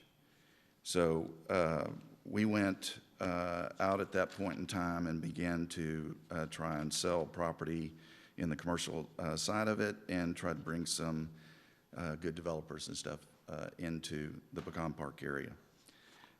In 2015, we went in and we created a PD zoning for both the residential and the commercial, both of which was a planned development part of your PD. Back in 2013, prior to that, we created what is the original MOU, which is the one that's in place currently. So we went in and created an MOU, sat down with the city staff, worked through it, and received city approval in 2013. Now we kind of fast forward to 2017. I think some of this is outlined in the packet again that you have.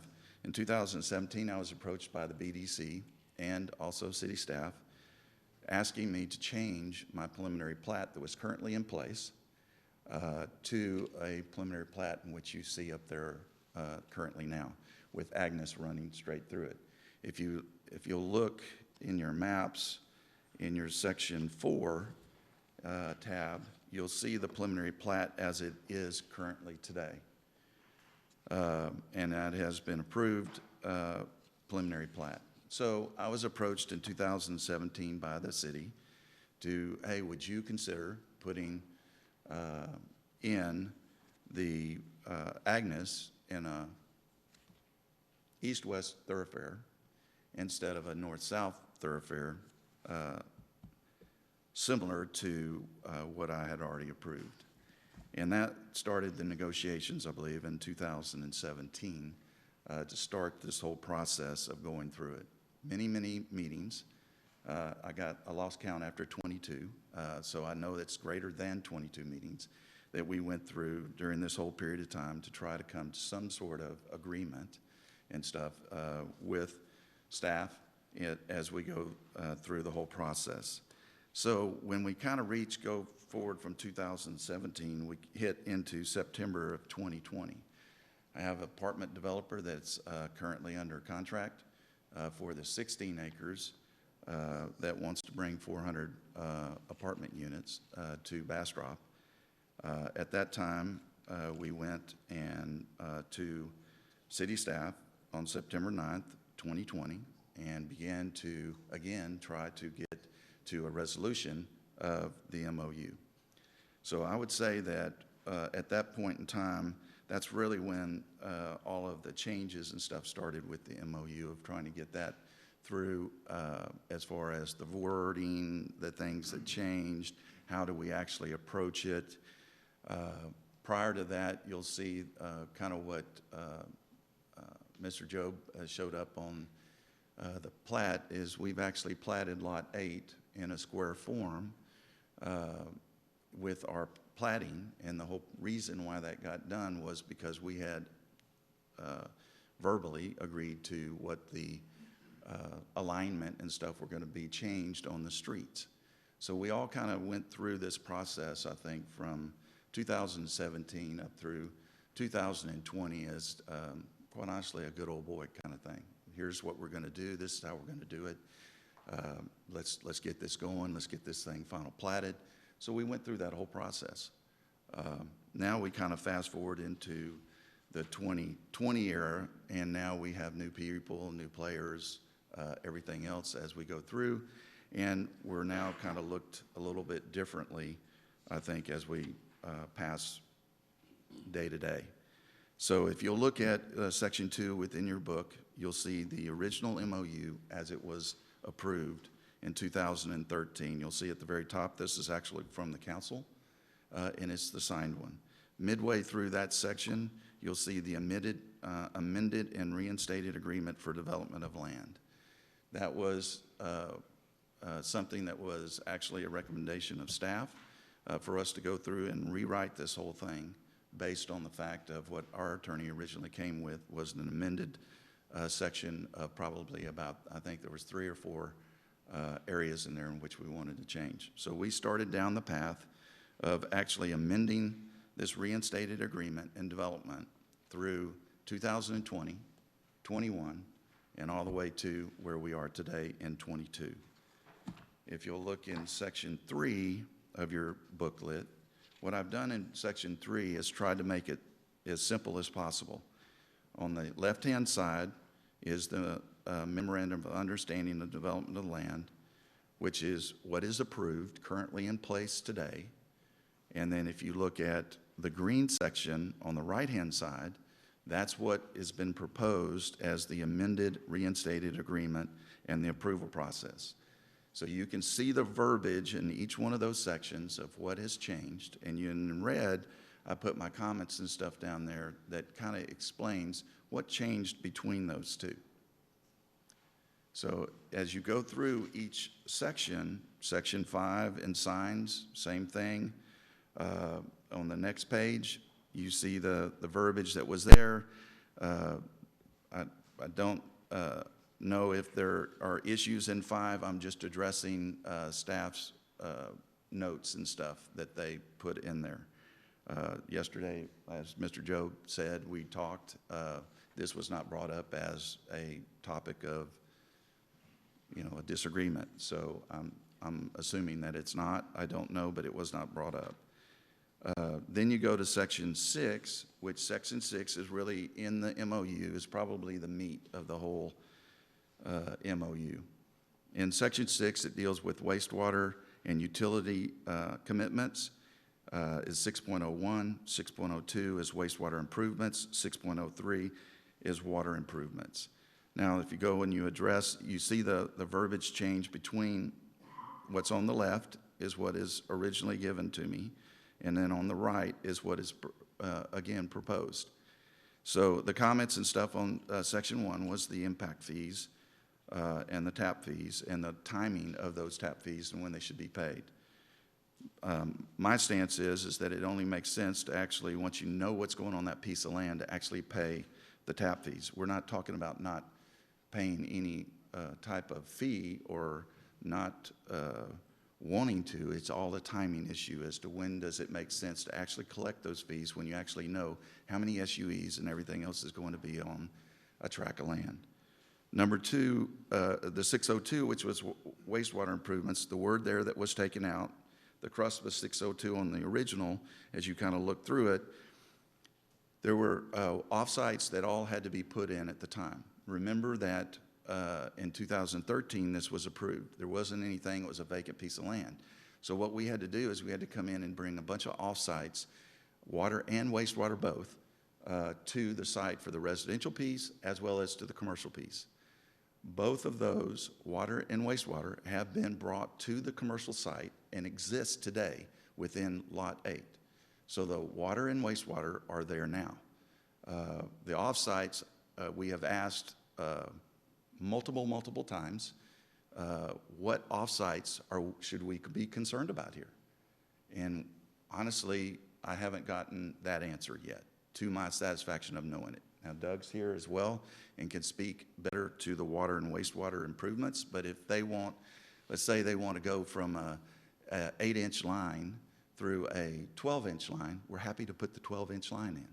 I mean, that's not what we're trying to avoid here. We're trying to understand what improvements does the city know about that we don't know about that may exist out there. And so that's part of both 602 and 603. One deals with wastewater and the other one deals with water. As you go to the next page, 604, that's the stormwater drainage. In multiple, well, let's kind of step back. Again, this is, 18 years I've owned this land. So let's step back just a little bit, very much so from the standpoint of the drainage. The drainage has always been that the drainage is going to come down a drainage track and everything else between the residential, okay, into a channel that goes all the way to the Colorado. That allows for the commercial section to be set up in a non-detention type environment, okay, which I'm not one of fans of detention ponds, okay, and stuff. So I always felt that it was better to bring the water and stuff all the way to the Colorado directly so that we don't have any issues. We have kept 604 identical, so I'm really not sure why there is an issue with the stormwater, but the MOU and the verbiage is identical, and we do have the right to run the drainage from the commercial. There is an easement in place with the current landowners and stuff of that property where that ditch is. I actually installed the ditch, okay, and stuff that went all the way down to the Colorado. So all of that is in place, so drainage is set to be in a very good stance of the commercial area. Now we run to 605, traffic impact analysis. Here, I'm going to try to be brief and quick, but there's a long story in this, okay? And there's a lot of emails, there's a lot of meeting notes, there's a lot of time that has been spent on this one issue. So the traffic impact analysis, when again, the city approached me in 17, 18, 19, as we discussed all of this, and the deal always was, you're taking, if you look at the preliminary plat, it's a 60-foot right-of-way.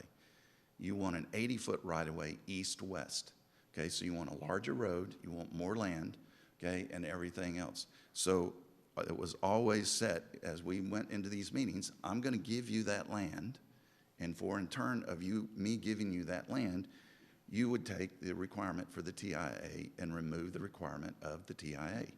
That was documented in many meeting notes and stuff like that that I had with city staff members over the years. So that was always the premise of the whole thing. So now we kind of go forward with, okay, so how do we change this document and stuff from, we're now taking Agnes and running it east-west. We now have another document where we have that sits here that the preliminary plat is in place with Orchard running down. Now, how do we jive the two of those together? And that part of that, of the traffic impact analysis, in my opinion, was that trade-off. Now, on your sheet and everything else in your section 5, you'll actually see the TIA is the first section. And it's the sealed TIA that was done back in 2015 that I had to turn in and was approved by the city of Bastrop. It's a 565-page report that exists, so I didn't want to put it in this booklet. So I thought it would be best to actually come in and just give you the crust of it, by which is, here is your pro rata share expense. And remember, the TIA that was placed not only for my commercial tract, but was also for the residential tract. Okay, so it's not necessarily just the commercial only. So what you do when you look at all of those improvements, I did on the back page of your second page in there, you'll see where you actually have the actual dollar amount of what's recommended for those improvements of those offsites. All of those improvements, and then it has my pro rata share of what the engineer, and I don't think Trey and I are disagreeing with that. I think the engineer, the traffic engineer had told Trey 30%. I am actually coming in and say, okay, let's say my pro rata share is 40%. If it's 40% of those improvements, that's $254,000 worth of traffic impact analysis money that I would have to pay. Now, you go fast forward and you say, what's the value of that land today that I'm giving you, okay, and stuff. The value of the land, Trey says he has an appraisal at $250,000. I would beg to differ as far as what that amount of that land really values, and of which we can prove up very easily it's well over $500,000 worth of land that we're giving you and stuff for that benefit. So, and I'm happy to do whatever I need to prove that up to show that, and we're totally fine with giving that land. So now when you come forward and you go to the next page, these are all new sections. When you come to 6.06, 6.07, and 6.8, these are all new sections that have to deal with Agnes Street extension, okay? Because I've been told since 2018, and on another grant that was there that did not go through, I have asked since 2018 and 19 from city staff, would you please give me some sort of breakout of what does this road, what are you asking for? What does this include? Okay, and stuff. I've been told in multiple meetings I would get that information, and still to date, I do not have it. So I don't know what that information is actually a part of, what's included in the price. Now I see, which I found out last night, well, you didn't have the water and wastewater lines in your number that went through for your street. And now that's why you have a problem with me coming in and saying, okay, if I'm going to build a street all the way through there, I got to put wastewater and water through that street. So now you're coming back and you're saying, oh, I didn't put that in my number. We could have probably avoided this if all of us would have worked together in that portion of it, because we could have looked at that number. So when you come down to the Agnes Street extension, I actually brought some of that forward. And the one thing here is I'm wanting to try to get some sort of closure on when is that street going to be done. I was told, I offered up, let me rephrase, 3 years to get it done. Now, in here, you'll see that it's actually been quoted and stuff in a paper article that it's actually going to take 10 months to do the planning and 1 year to build the road. That's why, if you look at the next section and stuff in 6.08, I actually said, when you finish Agnes, I will complete Orchard within 2 years. When you finish Agnes, so if you finish Agnes earlier than the date that you see on 2025, I'm happy to build Orchard. It will take me at least 8 months to maybe a year, and I believe you guys are about to figure this out with engineers and everything else to actually get your engineering put in place for that road. It will take me probably 8 to 12 months to get that done and get it approved through the city. So that's 1 year. So then it'll take me another year to build the road, 2 years. That's all I'm asking, is to say, okay, fine, I'll start the process when we see the road and stuff that's complete. We'll get that going, and I'll do it. Meanwhile, on the farm, maybe I sell 1 or 2 or 3 of those tracks and then finish out Orchard anyway while you're under construction. So I felt like 2 years was a fair thing from the mere fact that when you go and you look at, I'm giving you 3 years to build the road. That was my point on that piece. Green Fisk, where it falls in Green Fisk, it only states in Green Fisk that I won't build Green Fisk if you don't build Agnes. If you don't build Agnes, I now have given you the land of 80-foot right-of-way, of which I have a property that I have to try to build a road through and get a road through it, okay, at this point in time to get my project complete. So I'm going to have to go and expense that money and stuff to build that road that now wasn't going to be an expense, of which I gave you that land. So that it's problematic. So what I'm saying is that, okay, if I've got to build Agnes and you don't build Agnes, I can turn around and I can not have to build Green Fisk. I'll give you the right-of-way, I'll give you the land, but you will improve Green Fisk, which is only a 60-foot right-of-way, not an 80-foot right-of-way. So the exchange, okay, and stuff is roughly the same length, except it's a smaller right-of-way that you would have to finish out. That was the whole purpose of the 6.07 that was in there that got brought up as I'm not willing to build Green Fisk, and that's not true. I'm willing to build Green Fisk. The only proviso is if you don't build the road, and I have to build, if I have to build Agnes, okay, and stuff, then I will then get the right of not having to do Green Fisk. Number 608 is the Orchard Parkway extension, and you can see the discussion items that are there. I know I've taken a lot of time, and I certainly appreciate y'all listening, but I will try to wrap this up very quickly. As Mr. Job said, yesterday he and I talked for, I thought it was actually longer than an hour and a half, but we talked for a very long time, okay? I felt like we had gotten to a very good place of agreement, okay? Mr. Job sent me last night, after I had sent him this packet, what they were proposing. I didn't quite understand some of the proposal. It looked to me that we were only changing one section. So what I did is I took today, and I don't know if he's seen it or not, but I re-emailed him the changes in which an email went to me from Mr. Job in the 6.05, and I addressed the ones that he asked me to address, which were in the dry utilities, back up in 6. You can actually look in this section number 3 in the back where I've got, well, I'm sorry, if you'll open up your folders, there's 2 sheets of paper inside the slip of your inside booklet, okay? Those are the 2 pages that were asked of me to change, and I redlined one, and the other one is just a clean copy of the red line. And Mr. Job, in his email and stuff, asked me to, on the dry utilities, where it said in 6.06, to just as it relates to street lights. And I agreed with that, and we made that red line change. In 6.06, or 6.07 in the red line, if you flip the page over, Lot 7 is platted as 1 acres. What we're talking about there is as you complete each lot and final plat it, then you have to build the road to it.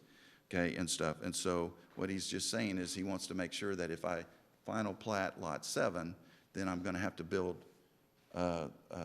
Green Fisk. I'll keep wanting to call it Hassler, but Green Fisk all the way down, which, yes, I get that, but I also put that in 6.06 to make sure that that clarifies there. 6.08, so we came in and we said that we would complete, okay, not begin, but we would complete the extension of Orchard Parkway through the Agnes extension within a 2-year period of time after the city's completion of construction of Agnes Street extension, okay?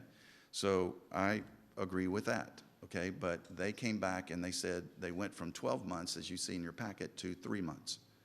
So I just said, look, I thought he and I talked in the morning and stuff, and I felt like it was a 24-month deal that we talked about. But that's where I would like to keep that if possible. Let's see. Section 4 are basically all the maps, the preliminary plat, the proposed plat. There's also one of the things about the TIA that I did want to show you is that if you look at your transportation grid sheet for the streets, our project actually meets that. It's on your website. So that currently what we're asking is actually met within there. I also put an overall map within that area as well. I tried to put, we've applied for the preliminary plat, and the preliminary plat, that's in your section 5, okay, and stuff. The preliminary plats and stuff have been submitted, and yet there has been nothing that has come back yet that deals with any off-site water or wastewater in any of the comments that have come back from the city staff. And I put in there, because I think there was some comments about the ordinances, unfortunately. Ordinance 2015 is the original PD for the commercial, and then we asked for an amendment that's actually dealt with in section 3. So those are also a part of your packet. So I certainly appreciate your time and listening to me. I really do. I would very much love to make a deal right now, and I would very much love to get some sort of direction. I have currently 2 things under contract. I have 2 more people that will not move forward on contracts until this is decided. And so that's why I think we're sitting here, is because it seemed like we were just extending, and I need some sort of closure, please, and stuff, so that we can move forward and get businesses, apartments, everything else inside this property. So I'll entertain any questions that you may have. Councilmember Plunkett? You knocked your mic off.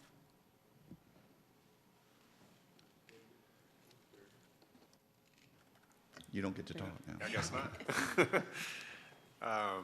All right, from both of you, it sounds like we're pretty close. So can we whittle this down to what are the points of consideration? Where are you and where's the city, and let's see where we are in each one of those points. I think we're down to 2, and it's what Trey was describing earlier. I think we're down to what happens with off-site wastewater improvements, and I think we're down to the timing of the developer's requirement for the construction of Orchard Parkway. I think that's what we're down to. So, Mr. McDowell, you made the comment that that on the impact fees, that you didn't want to pay them till final plat when you knew for sure what the uses were going to be. And I think that ties into why maybe Mr. Job is still mentioning the off-site water and wastewater, because we don't know what you might need. And to your point, hopefully nothing's needed, but if you sell a piece of property to somebody and it does increase the need, it would we wouldn't want to say, oh, well, you don't have to take care of the offsite. So I think it's in there as and I don't want to be putting words in anybody's mouth, but I think it's in there as a safety valve. If everything that you sell is within what we've designed for, then it should be no harm, no foul. But if you do sell to some, because I don't know who all you're talking to, if they have a major water use and now we have an offsite need to get to it and it's what you've developed, I would think it's reasonable for you to pay for that. Yes, ma'am, 100% agree. And that would be, what we don't know is what you're going to sell in the future to others. And so as long as it's my pro rata share of that, absolutely. I don't think Mr. Attorney would let us make you pay for offsite improvements for a different developer. I mean, I think it's, so if there's some verbiage that perhaps the attorney can help with to cite that in, but counsel, I think it's reasonable to expect Mr. McDowell to pay for offsite improvements if his property that he's selling increase the demand of that utility. I think that's a fairly standard practice. Yes, I'll agree to that. Okay. And then on the timing, you said you were really interested in knuckling it down, and if Agnes is under construction, wouldn't you be encouraged to get Orchard going? Yes, I would be encouraged to do that. However, I would like to see it finished. In my state, I would like to see it finished. And the other part is, if we had not gotten a grant, and if there wasn't a greater master transportation plan for the need of Agnes, because we see how useful it is to dead end at Seton, right? It's not really helping the overall movement of traffic. But if we were not growing at all and didn't have a master transportation plan, you would ultimately be responsible for the dedication of the right-of-way and the cost of all of the streets, correct? Yes, ma'am. And in the preliminary plat that's up there right now that's approved, yes, ma'am, I'd do that all day long. So aren't we all on the same page of having an Agnes that's completed and helps transportation, and it's improvements that are made on your property that help give you shovel-ready property on each side of Agnes? Aren't we all on the same page, and this is a good thing? Yes, yes, ma'am. We're So, all on the same page. You know, with the grant, as we're finishing Agnes, I'm not sure why you wouldn't be wanting to start on Orchard at the same time that we're starting on Agnes. Well, again, my thought, okay, and stuff is that when we finish, you guys finish Agnes, you know, there's several things that I want to see completed. And when it's completed, I'm going to put in Orchard. And we're saying that. And that's if it doesn't happen prior to that, when other blocks of land along there sell. Because if you get an offer on the property north of Agnes tomorrow, you're going to be building all of Orchard all the way to Agnes with Agnes not existing. Well, that would be their only way out. Yes, ma'am. So we're agreeing that Orchard and Agnes, to one of them without the other, is not really helpful to the situation. Currently, for what is proposed and amended, yes, ma'am. That's a correct statement. Okay. Currently, I have a preliminary plat that is actually showing a different alignment, that I would have the same issue with it that could come down at a different location. It doesn't require me to put Agnes in that goes east-west. But I think we're all on the same page that it behooves you to have Agnes that has a connection on both ends that's beneficial for your development, right? Well, I'm fine with the preliminary plat as the way it is. Okay. So Councilmember Plunkett asked a really important question, and Mr. Hoffman said it's the off-site water and wastewater. It sounds like we're really close on that if we just confirm that it's improvements that you would be making. And then there's the timing of finishing Orchard, and you're wanting to see it with respect to the finishing of Agnes. If those two things are resolved, are you guys in agreement that the rest of it's, do you agree with City Manager's assessment, or are there other things, Mr. Hoffman? We'll also need the Agnes right-of-way dedicated. Yeah, the right-of-way, they're wanting the right-of-way prior to the preliminary plat being approved, which the preliminary plat is tied to the roadway that we're changing. So to me, it makes sense to change the roadway and the MOU, get all of this resolved at the same time, and then the dedication to the right-of-way happens at a preliminary plat stage. Yeah, I see that, you know, we all have our own perspective, and I can see that it's reasonable to me that city staff, before they're putting tax dollars in the ground, that it'd be real great to have that right-of-way dedicated so that that's done in advance of building the road. Yes, ma'am, and we've submitted already once with the preliminary plat, probably in the next couple of weeks. We'll have all of the drainage, because now you have to, in the current codes, we have to basically design the whole project in a preliminary plat.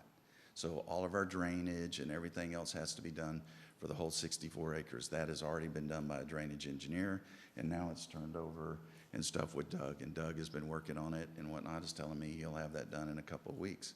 So again, I think, you know, if the preliminary plat keeps moving through the process, okay, then we're all in and out of this thing in 2 months. Okay, so, Mr. Job? Yeah, just real quick, the preliminary plat doesn't dedicate the right-of-way for the improvements. That's done at the final plat, or you can do it some kind of separate instrument. All we're proposing is not to hold up the dedication of right-of-way, so we can move forward with the engineering and survey that needs to happen to build the road.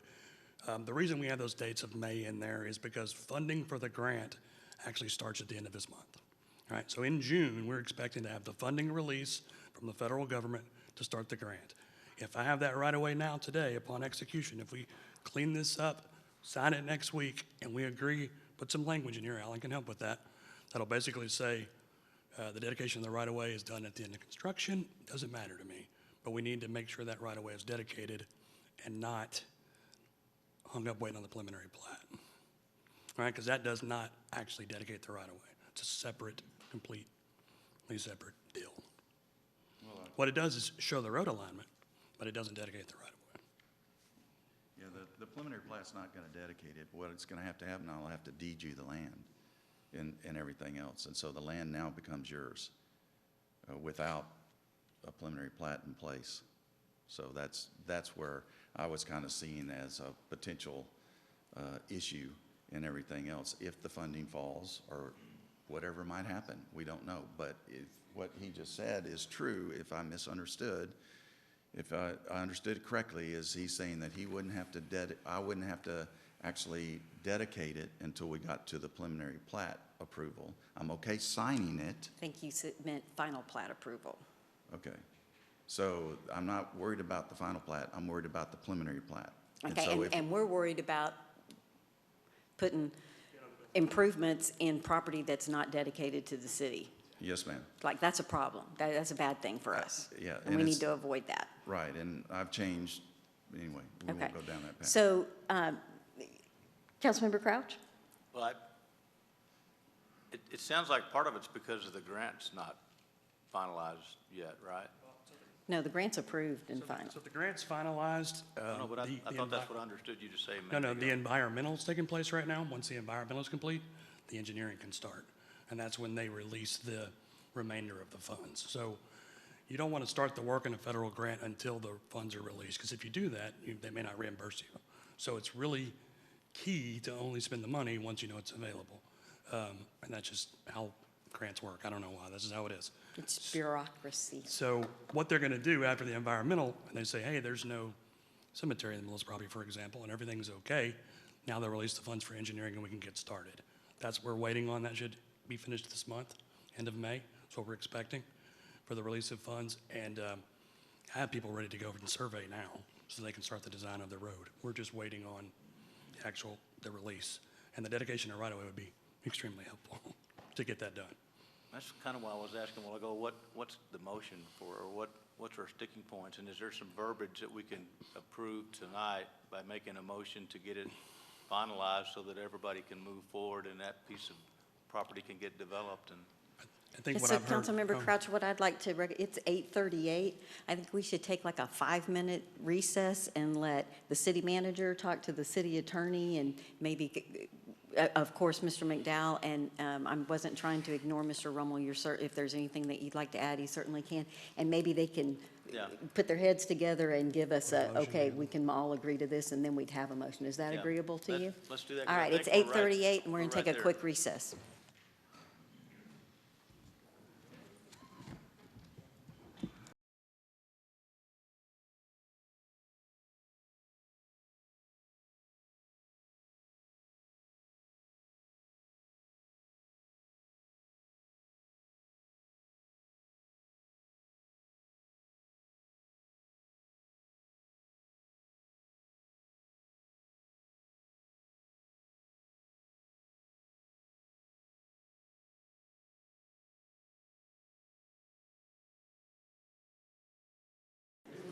All right, it's 9:24. Colin, are we good? All right, it is 9:24, and we are back in regular session. So gentlemen, where are we? Mr. Hoffman? We're so close. Okay.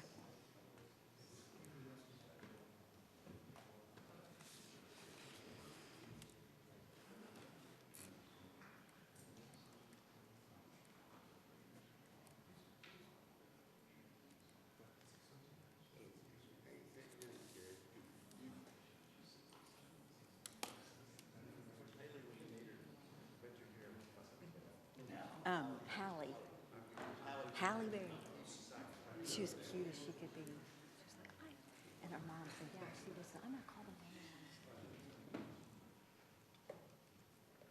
the Mr. Borquez? So close.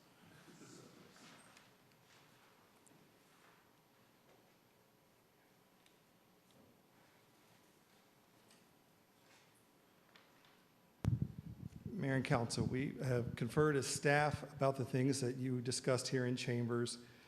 We discussed the matter with Mr. McDowell in the conference room. And as a general matter, I think there's a couple procedural things that are worth stating. This is on your agenda tonight because Mr. McDowell asked for it to be on your agenda tonight.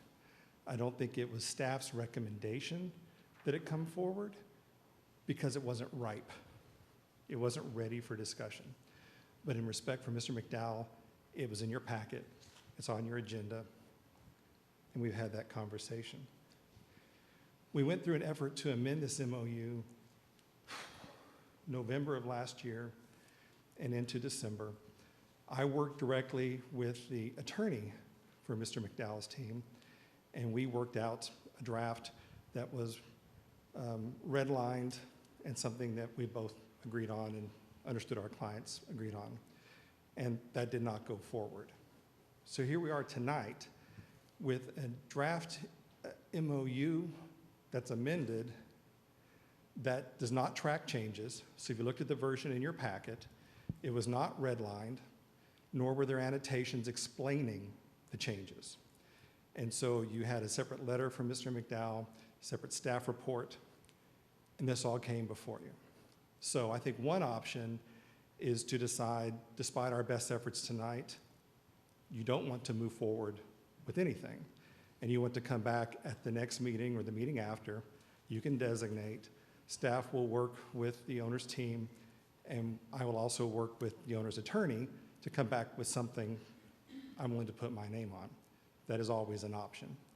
If instead you're inclined to move forward with something tonight, then what we're recommending is that when it comes to the Mr. McDowell's proposed amendments to 602 and 603 regarding wastewater improvements and water improvements, we simply insert that this covers on-site and off-site. And there are plenty of references in these amendments to the land, the project, and the subdivision. And so I think the language is pretty clear. I think it's also clear in the existing MOU that the only off-site improvements the city would be requiring be made are necessary because of this project, not to serve some other project, not because of some other construction. But if you're going to go forward with what was recommended tonight or requested by the applicant, then we just make sure we add off-site to 602 and 603 to make sure it's in there, just like the other one. The other changes we would be making is to 605, which is the section we've spent the most time talking about. And we would accept the language that has been proposed, but clarifying that number one, the dedication of the Agnes right-of-way does not need to occur until approval of the preliminary plat. And that's what's been requested by Mr. McDowell, and we, staff, are in agreement with that requirement. The second modification is to clarify that the construction of Orchard will be completed within 12 months of the city's completion of Agnes. And I believe we have agreement on that. So with those three changes, four changes to three different sections that have been proposed for tonight, I believe we have agreement between city staff and Mr. McDowell. The rest of the agreement is not something staff is ready to recommend be acted upon today because of lack of sufficient time to review and negotiate and achieve clarity. So you're free to act on it if you want to. I don't think you have a staff recommendation on those other points. So doing nothing is always an option. 602, 603, and 605, the changes that you've noted, we could approve that part only and approve the rest of it later after you have a chance to look at it. Are you saying that's an option as well?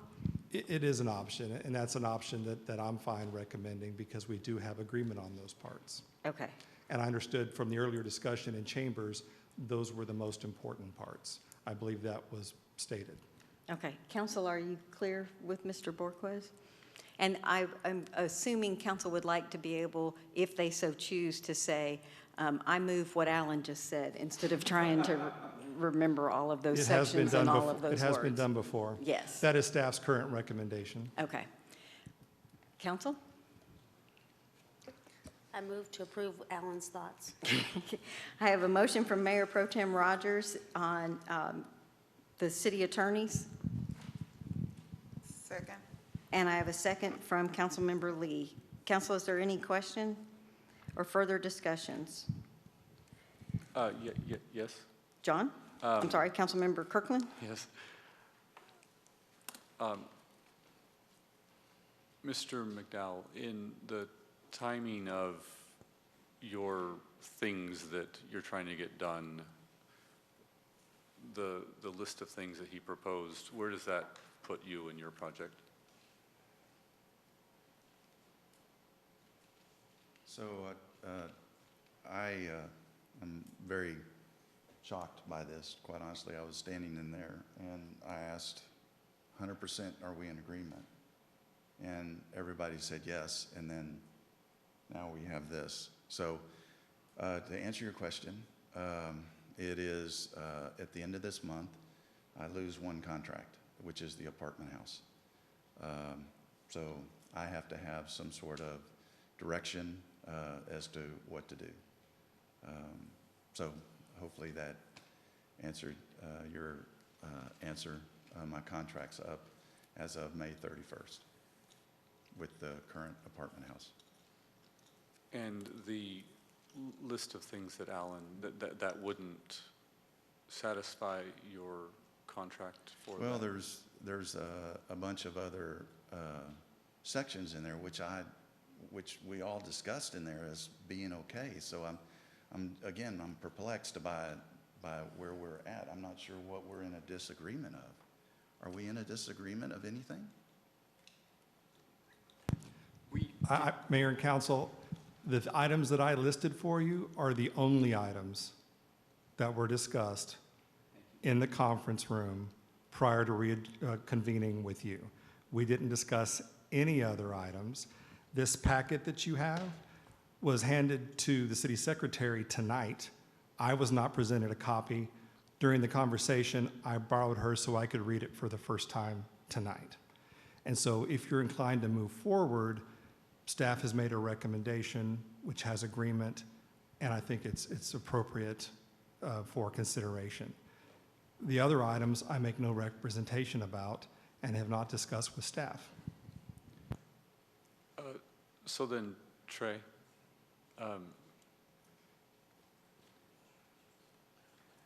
I think to answer your question is, the new road alignment won't impact the sale of this property, which is what we've agreed to tonight. That road alignment is what the apartment, I believe, is expecting to happen. I don't know that any other section that would hurt that sale. I'm obviously not the seller, but. And the agreement, how long have you had this agreement? The latest revision? Well, no, I mean, certainly not the one that you guys created tonight, but.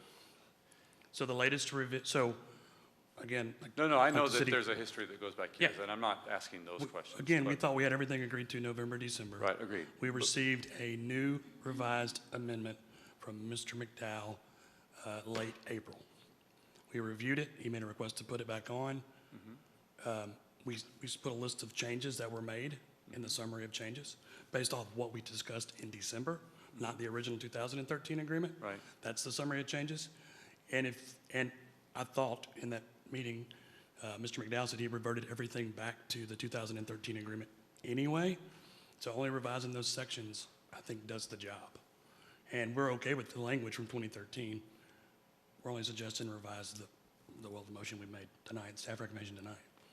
But did you say that you had the document since April? Not this one. Yes. Yes. This last April, and then he sent another one actually May 11th. Okay. So we've sent another revision since May 11th. And then tonight. And then tonight, yes. We were happy with December. We haven't moved the ball. But what we've come to tonight is an agreement that I think everybody can live with.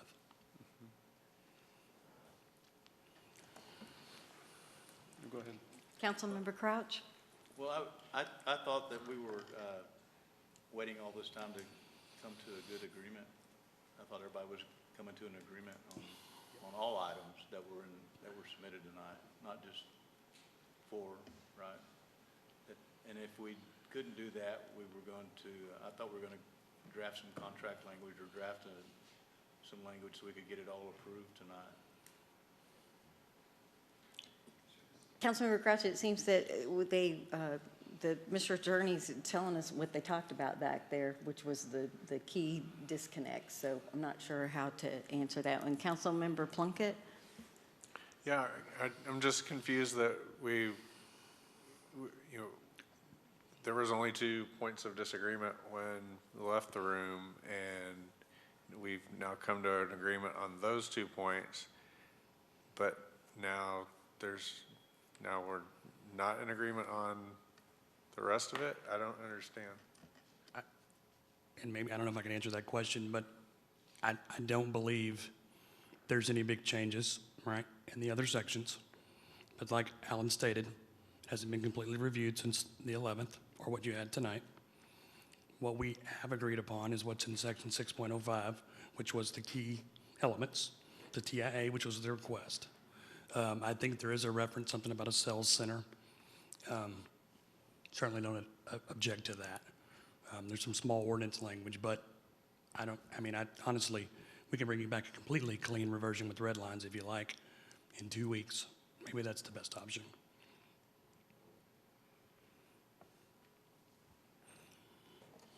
But if we just change the 4 sections that Mr. Bjork has mentioned and left everything else the same, would we not have an agreement? I thought we did, sir, when we came out of the room. So we do? Well, but I think, Councilmember Plunkett, it seems that it's everything else the same. There's a red line document that was submitted tonight. I don't know if their sames are the same. The only revisions would be the sections that we discussed tonight to the 2003 agreement. To 2013? 2013, sorry. Every other section would stay exactly like it was in 2013. And we would make these amendments only. Okay. That's what I thought we agreed to Mr. in the room. Borquez, are you comfortable with that, 2013, with the revisions that you discussed to 6.02, 6.03, and 6.05? I have no objection to that. I think it's important that we establish what the baseline is. Agreed. Because there's so many. Yeah. So could I offer an amendment to the motion? They take one course in Robert's Rules of Order, and here we go. So amend the motion to include that the balance of the agreement from 2013 will remain in place. Second. Okay, well, you can't second because we have to make sure that Mayor Pro Tem Rogers is agreeable to the amendment. Okay, I just want to make sure I understand. So we're sticking with the agreement from 2013, correct? Except for the changes that Alan mentioned in 4 areas. Other than that, the entire rest of the agreement from 2013 is staying the same, right? And I Mr. wanna see Job both and y'all Mr. shake your heads. Borquez are okay with that. So, I'm sorry, but I have to clarify, but Mr. McDowell, you have to speak at the mic or no one can hear you.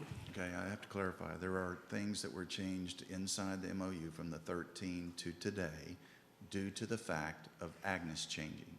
So if you're saying that from 2013 is exactly the same, then the answer would be no, okay? But what we just did in there, we all agree that the changes to make that document correct to where Agnes goes through there now, everybody is in agreement with that. And the items, there were 4 items that we discussed in there, 2 in here, 4 in there. And all of those 4 items that they had issues with, we were in 100% agreement when we left. So therefore, the full document, okay, and stuff, as it's written, should be okay with everyone. Is it not? Yeah, so here's what I think we're kind of not agreeing on. But, so that once the preliminary plat is approved, the new alignment of the preliminary plat, you would replace that and update the exhibit, right? That's what Mr. McDowell, I believe, is referring to. So I think you could amend your motion to include updating the exhibits related to these changes. Okay, so we've got the 13, plus what Alan said, plus now what you said? Well, I thought when Alan talked about the dedication of the Agnes right-of-way occurs at approval of the preliminary plat, that addresses the alignment. It does address the alignment. So So I that don't. goes What back Mr. to- what Mr. And McDowell. I'm seeing a nod what- yes from What Mr. Mr. McDowell Roman. is talking about, this is the alignment that's shown in the 2013 agreement, what's on the screen. But That exhibit. we're saying it's the 2013 plus, and what's confusing is it's 3 sections and 4 things. So 6.02, 6.03, 6.05, but the change in 6.05 of the dedication of the Agnes right-of-way occurs at approval of the preliminary plat is the new alignment. So do we need to reference that alignment somehow so that there's not confusion later on what was to be dedicated? Mr. Borquez, do you have any suggestions on that? I don't think that's necessary, but we certainly can if it brings added clarity to it. Okay, so based on what Mr. Borquez is saying, once again, I think Councilmember Plunkett is asking for the friendly amendment to say it is the 2013 agreement with the addition of 6.02, 6.03, 6.05, the 4 things that Mr. Borquez described. Councilmember Plunkett, is that your friendly amendment? I believe so, yes. Mayor Pro Tem Rogers, I are you agree to okay with that, that yes. motion? Councilmember Lee, will you second that amended motion? I will. Madam Secretary, are you clear on how to write this up for the meeting minutes? No, but I will be, Mayor, when I write them. That's why she sits by the city attorney. Any further discussion? Because it's an important vote. Everybody's clear. Councilmember Kirkland? Yes, ma'am. Mr. McDowell, does this satisfy your requirements? Yes. Okay. All right. Madam Secretary, if you'll call the roll.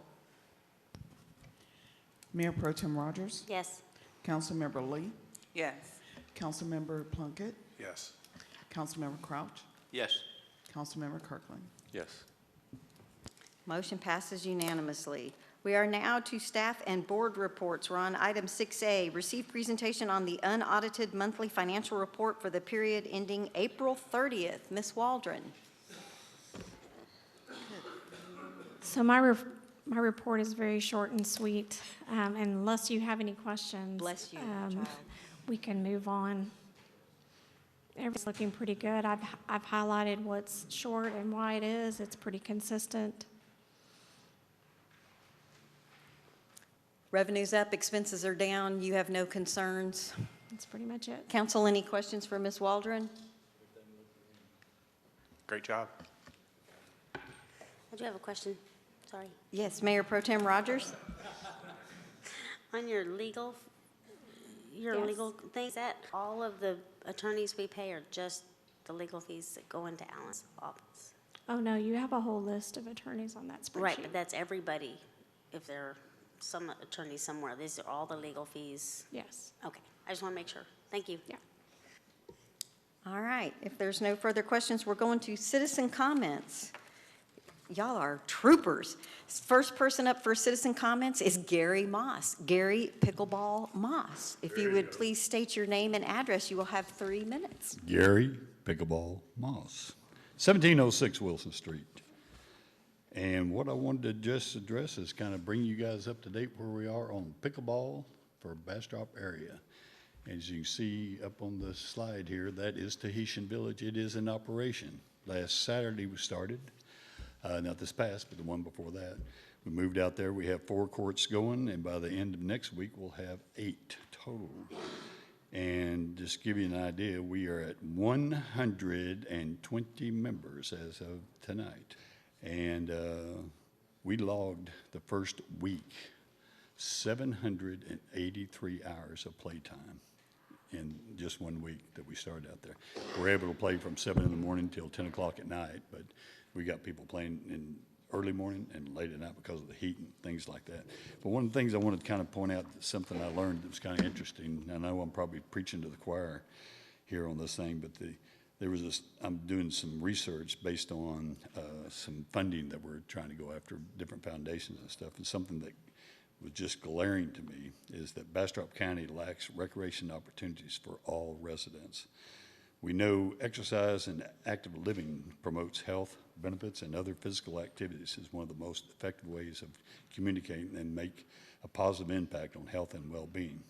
The shortage of recreation opportunities in Bastrop County further reflects the following data provided by, this is a study from Wisconsin University.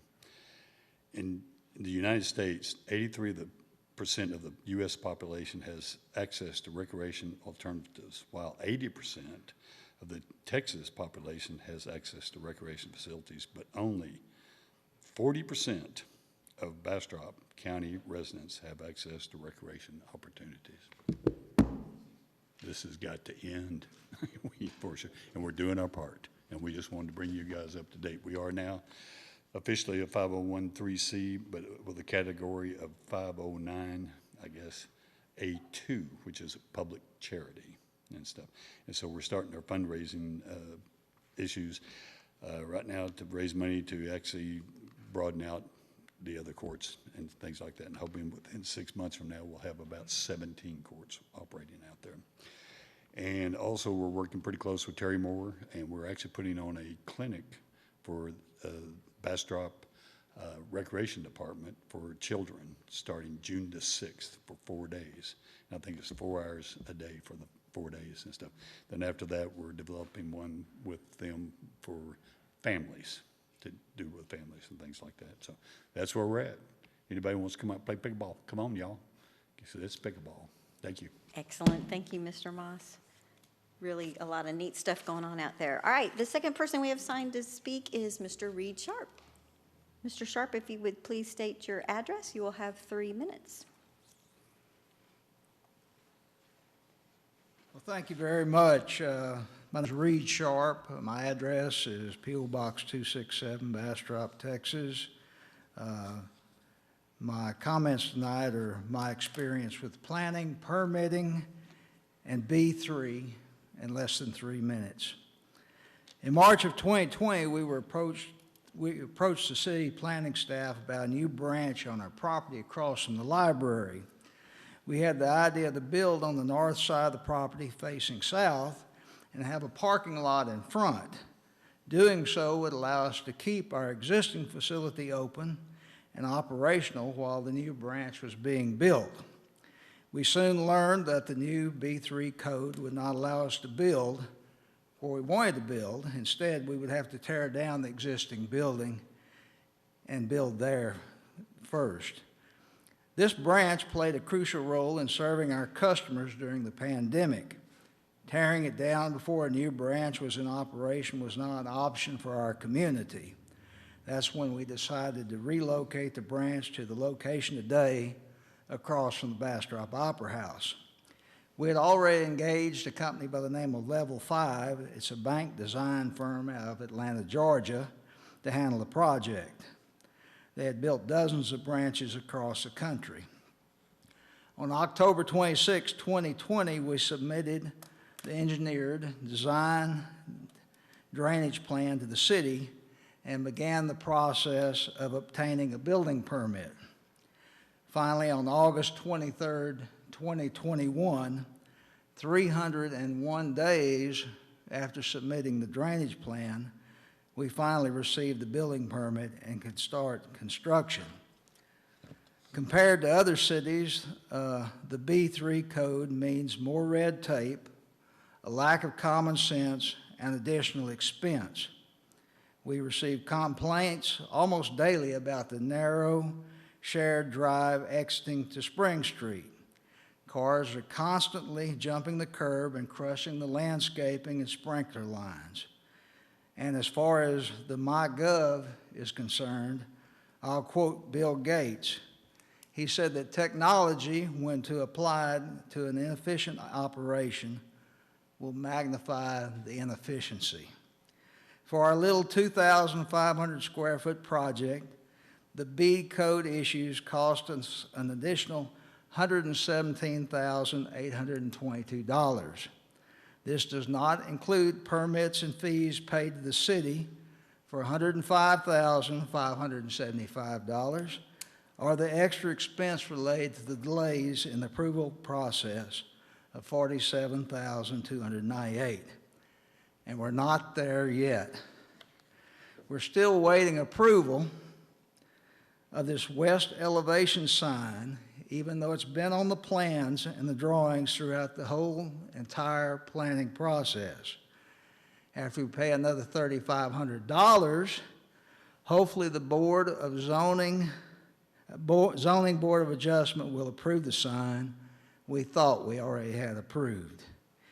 It seems that every day we hear of folks moving, of new industries moving to Manor and Elgin and Taylor and Lockhart and Kyle, and I truly believe that the B3 code puts Bastrop at an economic disadvantage in attracting new businesses. Just like that little narrow curb on Spring Street, B3 needs to be gone. Thank you. Thank you, Mr. Sharp. All right, council, we're on the top of page 3 for the consent agenda. I will draw to your attention that on item 8A at the dais, you had amended minutes for, it says March 10th, but it's May 10th behind it. The May 10th minutes have been revised, so that's what is on the consent agenda. Does anybody wish to pull anything off the consent agenda? Madam Secretary, if you please read the consent agenda. The consent agenda reads as follows. Item 8A, consider action to approve City Council minutes from the May 10th, 2022 regular meeting and May 12th, 2022 pre-budget planning workshop. Item 8B, consider action to approve resolution number R-2022-52 of the City Council of the City of Bastrop, Texas, approving a professional engineering services contract with TRC Engineers, Inc.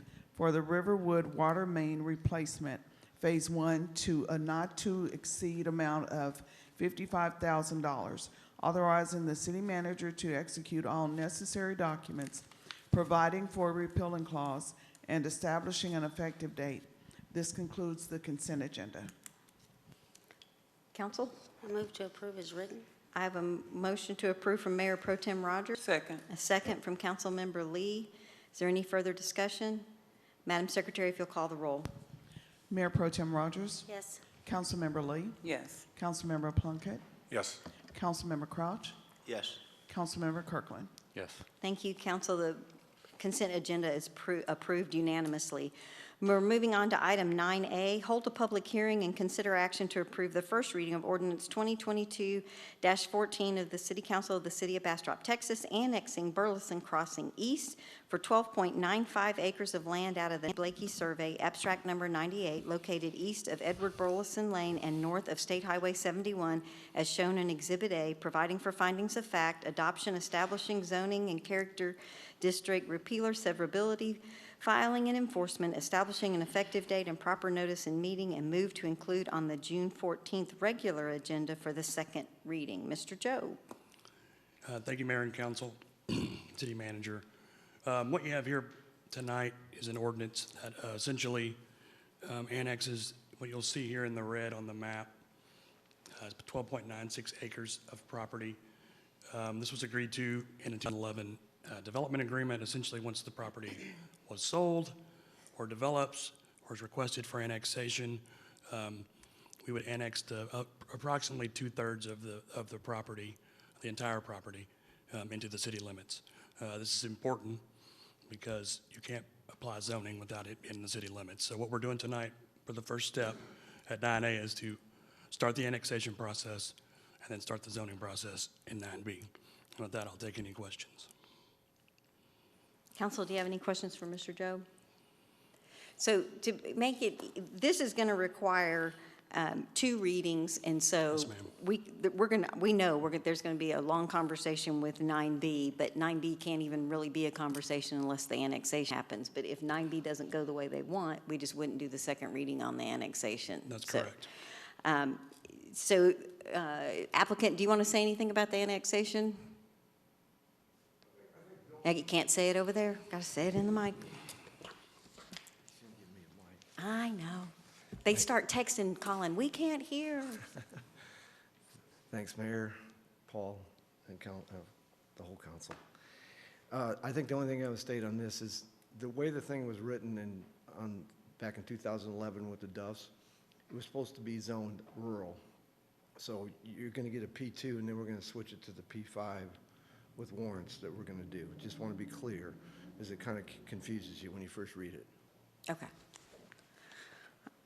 All right, and I will open the public hearing. Madam Secretary, do we have anyone signed up to speak at the public hearing? No, Mayor. All right, now I get to close the public hearing. Council, I'm happy to entertain a motion. Move to approve. I have a motion to approve from Councilmember Plunkett. Second. A second from Councilmember Lee. Is there any further discussion? Councilmember Kirkland? Madam Secretary, if you'll call the roll. Councilmember Plunkett. Yes. Councilmember Lee. Yes. Mayor Pro Tem Rogers. Yes. Councilmember Crouch. Yes. Councilmember Kirkland. Yes. Thank you, Council. Item 9A passes unanimously. I have a feeling 9B may not go quite as fast as 9A. So we are moving on to 9B. Hold public hearing and consider action on the first reading of ordinance 2022-15 of the City Council of Bastrop, Texas, approving the Burleson Crossing East zoning concept scheme, changing the zoning for 12.95 acres out of the Nancy Blakey Survey Abstract 98 from P2 rural to P5 core, and establishing a plan on 19.81 acres located east of Edward Burleson Lane and north of State Highway 71 within the city limits of the City of Bastrop as shown in Exhibit A, consideration of warrants and providing for findings of fact, adoption, repealer, severability, and enforcement, proper notice in meeting, and establishing an effective date, and move to include on the June 14th, 2022 consent agenda for the second reading. Mr. Jobe. Thank Thank you again, Mayor and Council. Ms. Beals will be here, and she's probably much better at this than I am, but I'll try to give you some history and work through it. As you saw in your packet, there was the documents that were originally submitted, or what has been submitted for the zoning change from P2 to P5. And then there's also about a 14-page memo from Ms. Beals that gives you a little more detail. This is the site that we're discussing. I think we just established that basically, but it's a 19-acre tract. And again, you'll see the hash marks there was where we have the development as well. We're annexing and where we'll change the zoning from P2 to P5 to be consistent with the P5 that is at the front at the property or the south piece of the property. So it'll all be that dark purple if this is approved. Basically, I'd like to give you a little background and history of how we got here, and then we can talk about our staff recommendation at the end. But the zoning concept scheme for the Burleson Crossing East, again, is going to be a P5 zoning core. The land use assumptions in the future land use plan is general commercial, which is in line with P5. And the site proposes, a large anchor store and several or multiple pad sites near Highway 71. So when this was originally submitted and staff took their first review, you can see this was submitted by Mr. Durham. Staff then made some comments based off of, hey, this didn't meet the B3 code requirements. There was no 720 block grid requirement, right? There was no 330 block grid requirement being met. The parking was in the first layer. So what we did was go back and staff tried to provide an example of how this could be met, how we thought this could be met and still meet the intent. It was always our intention, and we've tried to work this over and over again, and I think you'll see that this condenses down to really one big issue, and that is the 720 grid network, basically, instead of the 330. So in our conversations, if you'll look at this exhibit here, or maybe I'll point to this one, it's a little easier. The public streets that the staff would suggest would meet that 720 street grid. This is currently built, it's Burleson Crossing. You would have this street here, and you would have something on the eastern boundary, and of course, the extension of Blakey Lane. And that would complete your requirement for the 720 grid block. Again, we also ask that you mimic and meet the intent of the 330.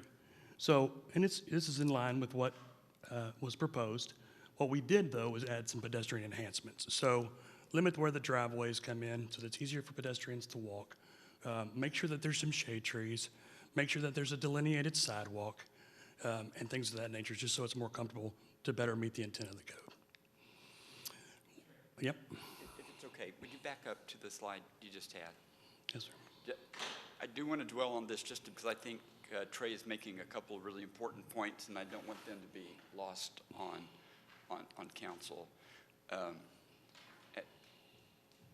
Prior to any discussion, what is required in the code is both a 330-foot grid and a 720, right? We, because of the nature of the kind of the development that's being proposed here, we do suggest that the intents of the 330-foot grid can be complied with through the use of private streets with some other consideration. As it regards the 720-foot block grid, we are suggesting that on that map, north is to the left. That's that top road is actually running north and 71 south. Yeah, thank you. Thank you, Trey. What you heard Trey say was that we are suggesting that be a public street. Trey, I think it's important to point out what we're really trying to accomplish there with a public street, right? Even a private street can be used for public purposes, and whether ultimately it's a public street or a private street really isn't the issue. What the issue is that it be open and accessible, and that it cover and that it provide for a sufficient amount of traffic. Part of our concern so far with not recommending approval just yet of ultimately what the developer is proposing is we're still not sure of the cross-section design that the developer is actually proposing. That might sound like a detail. It's an important detail so that we know what we're reviewing against for that final approval of the plan. We do expect to see what the cross-section design would be. There will be utilities within this route, and so having access to those utilities and nailing down just who is responsible for maintenance of the roadway, if there's a utility repair, that sort of thing is awfully important for the public good. So while we're talking about public versus private streets. The issue really is a bit deeper than that. What we're really needing is clarity on the cross-section. We're needing clarity on that it will be open to public use, transportation, and that we're clear on the use of utilities and maintenance in that right-of-way. Sure. Thank you. And I did plan on talking about the functionality of that a little later on, but you're absolutely right. What's most important is not whether it's public or private, but how it functions. So what we know about publicly dedicated right-of-way, and when a street is built, it has a certain cross-section. Exactly like you mentioned, there are 2 drive-in lanes. That's where we put our utilities. That's where lighting goes. Right? All of that is encompassed in what happens in the right-of-way. I know you were going to get to it. That's a very giant key kind of point, and wanted to make sure we're clear on that. Yes, and if we had something that took care of that functionality, we'd certainly be willing to discuss it. Question? Sure. Cross-section, technical word, what does that mean? How much base, how much asphalt, how wide is it?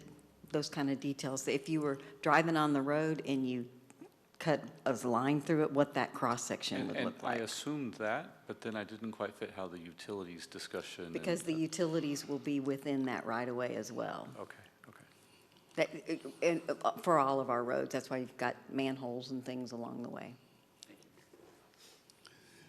So what was resubmitted, which was different from the original plan, to make sure that this was pedestrian-friendly, the developer proposed adding some additional painted crosswalks along the parking lot. One of the other warrants that are being asked for tonight, right, so what I described earlier was actually, we were asking for the warrants not to meet the block requirements, the 720, or, that is one of the warrants you'll see tonight, one of the 28 warrants you'll see tonight, or meet the 330 block requirement.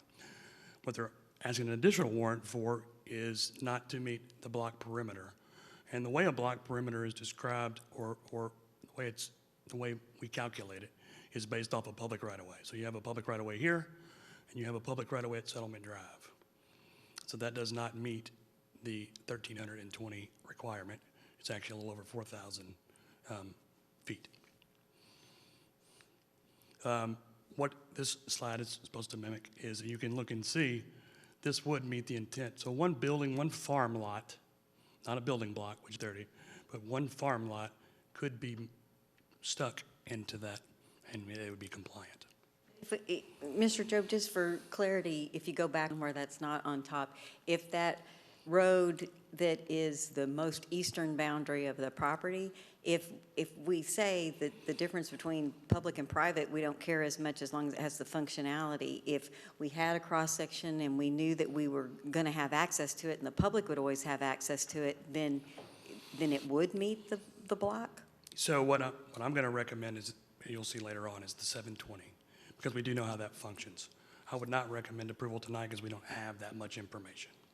Well, but if that road was there, the road on the eastern boundary, if that road was in place and it was functioning as a public road, then it looks like they do meet the 720. So if that is something that the council could absolutely vote on, what I'm telling you is we don't have that standard to review against tonight. I understand. So Okay. approval tonight would not be my recommendation. Okay.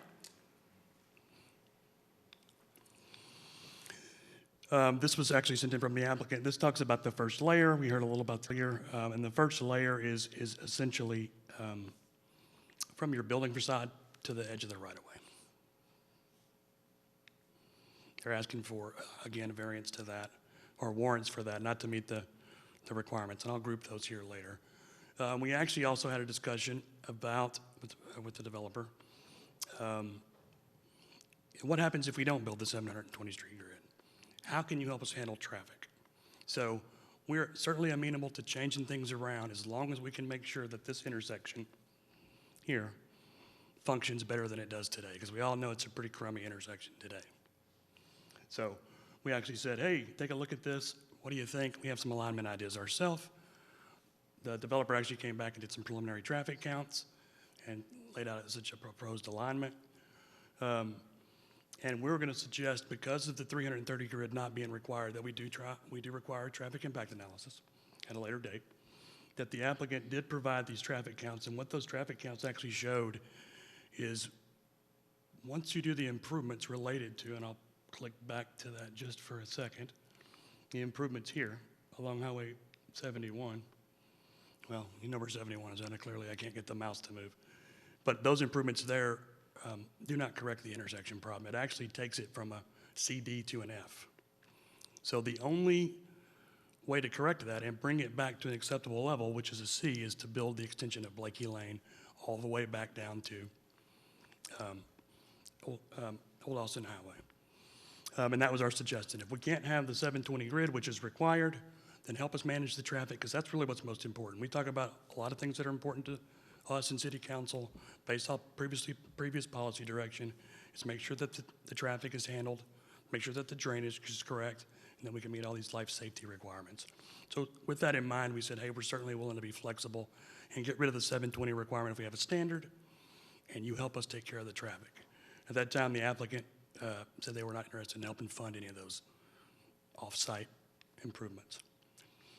So what you have now is a warrant request. They're listed by block and grid requirements. I've paired them into groups. I don't think that you want to go through each one individually, but essentially we talked about that already. The block size, block perimeter, and things of that nature. We're asking for a warrant in a few sections. You'll see some duplicate information actually when the developer gets up and speaks. The driveways. Essentially, there is no driveway requirements is what we're asking for, or what is being asked for. And let me tell you why those are important, because I do think they are important. Again, when we went back and showed what staff recommended, it had some true delineated driveways so that it was more acceptable for a pedestrian.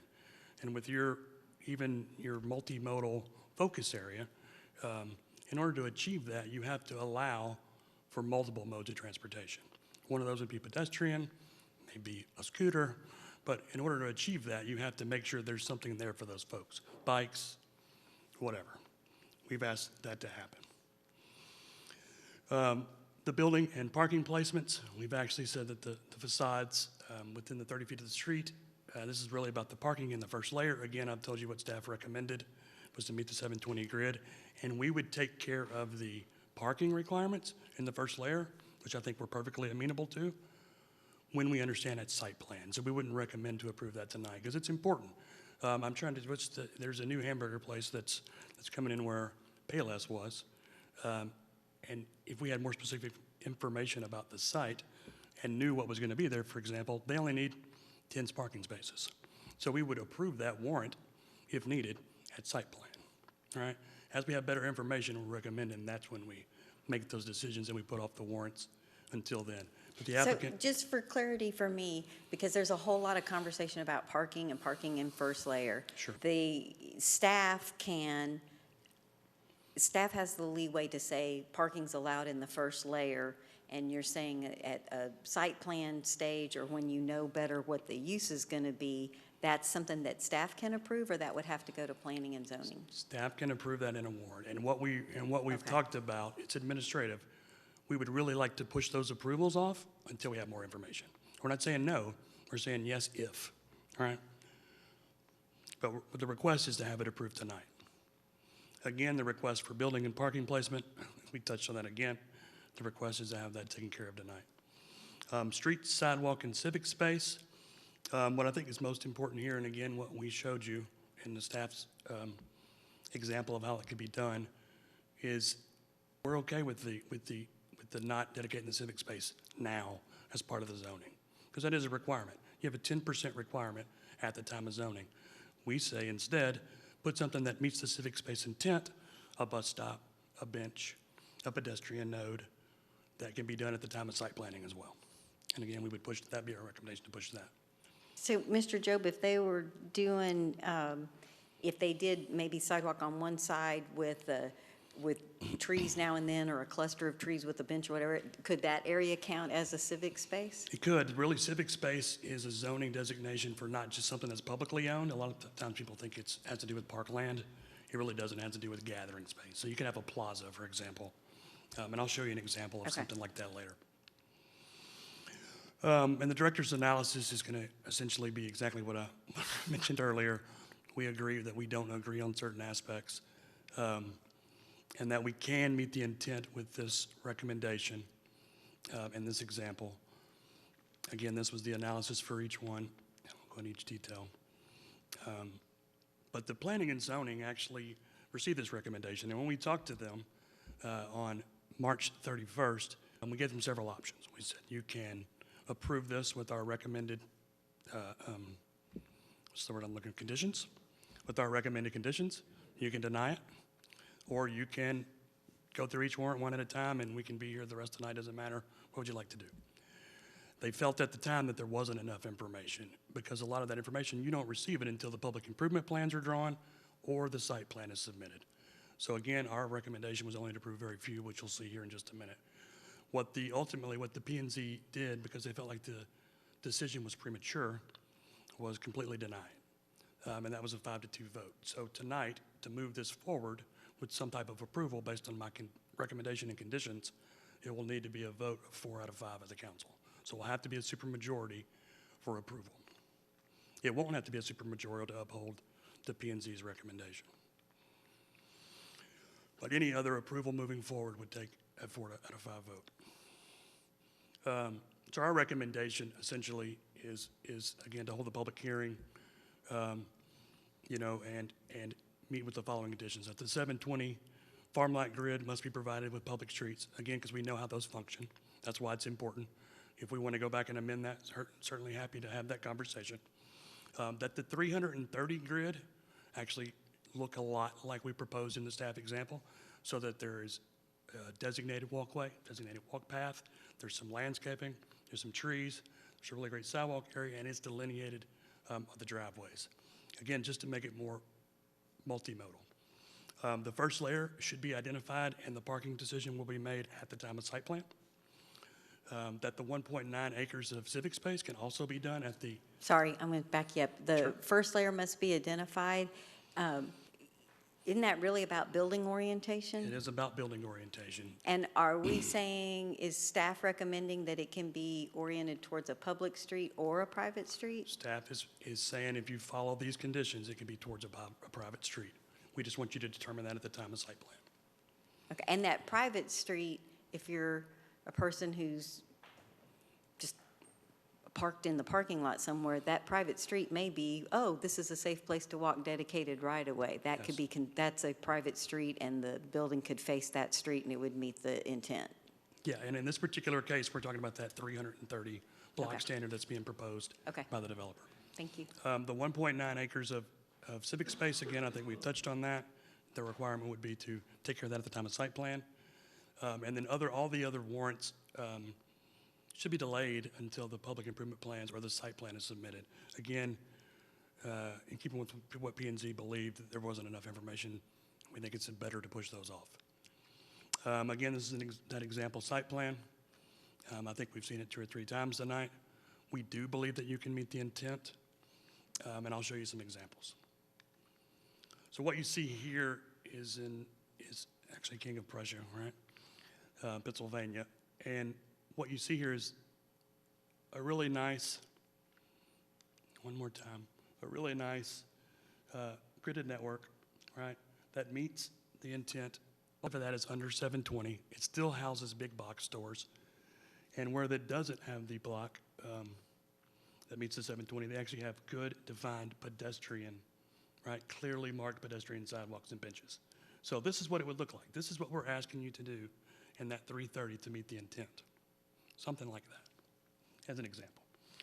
If we don't want to talk about what happens here, we'll just talk about what happens in the state of Texas. Here's another example in Richmond, Texas.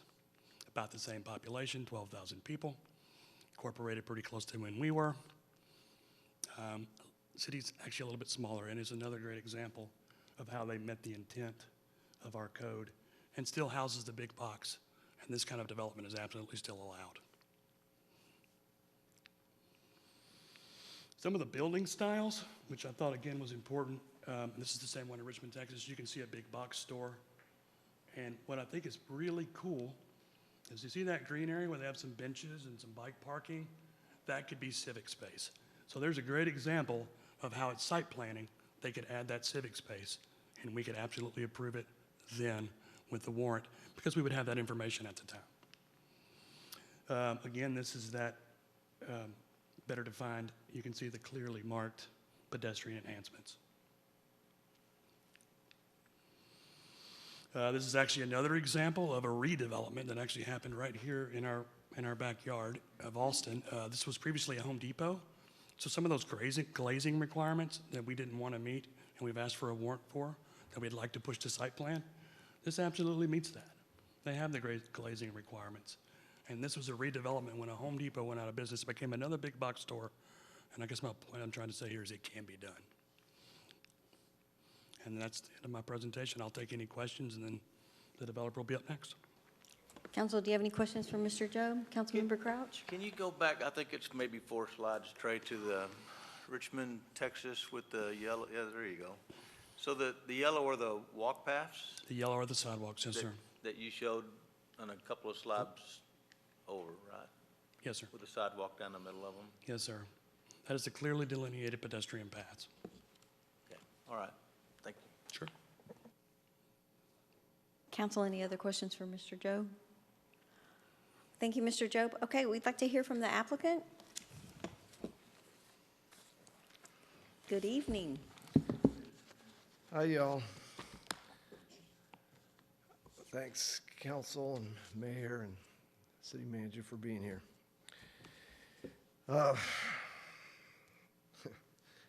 going to start with just a few things up front, then I'm going to go right to this because everybody's heard this enough. We came in March of last year. I had my first meeting with Paul and Trey, and that was after we've had several tenants that showed. And for all you that don't know already, we developed Pearlson Crossing, so we spent a lot of time out here. After that meeting, we started going through the B3 code. It took 5 or 6 months to get to September to try to even figure out what we were supposed to do. We still didn't really learn a lot until we got into meetings with the city staff, with Trey and Jennifer and Allison.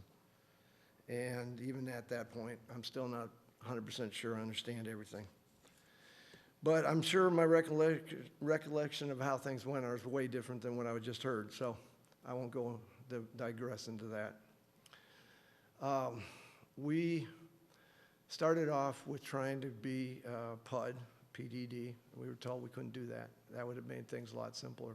Then we went to the employment center, but we were told in October that was not acceptable.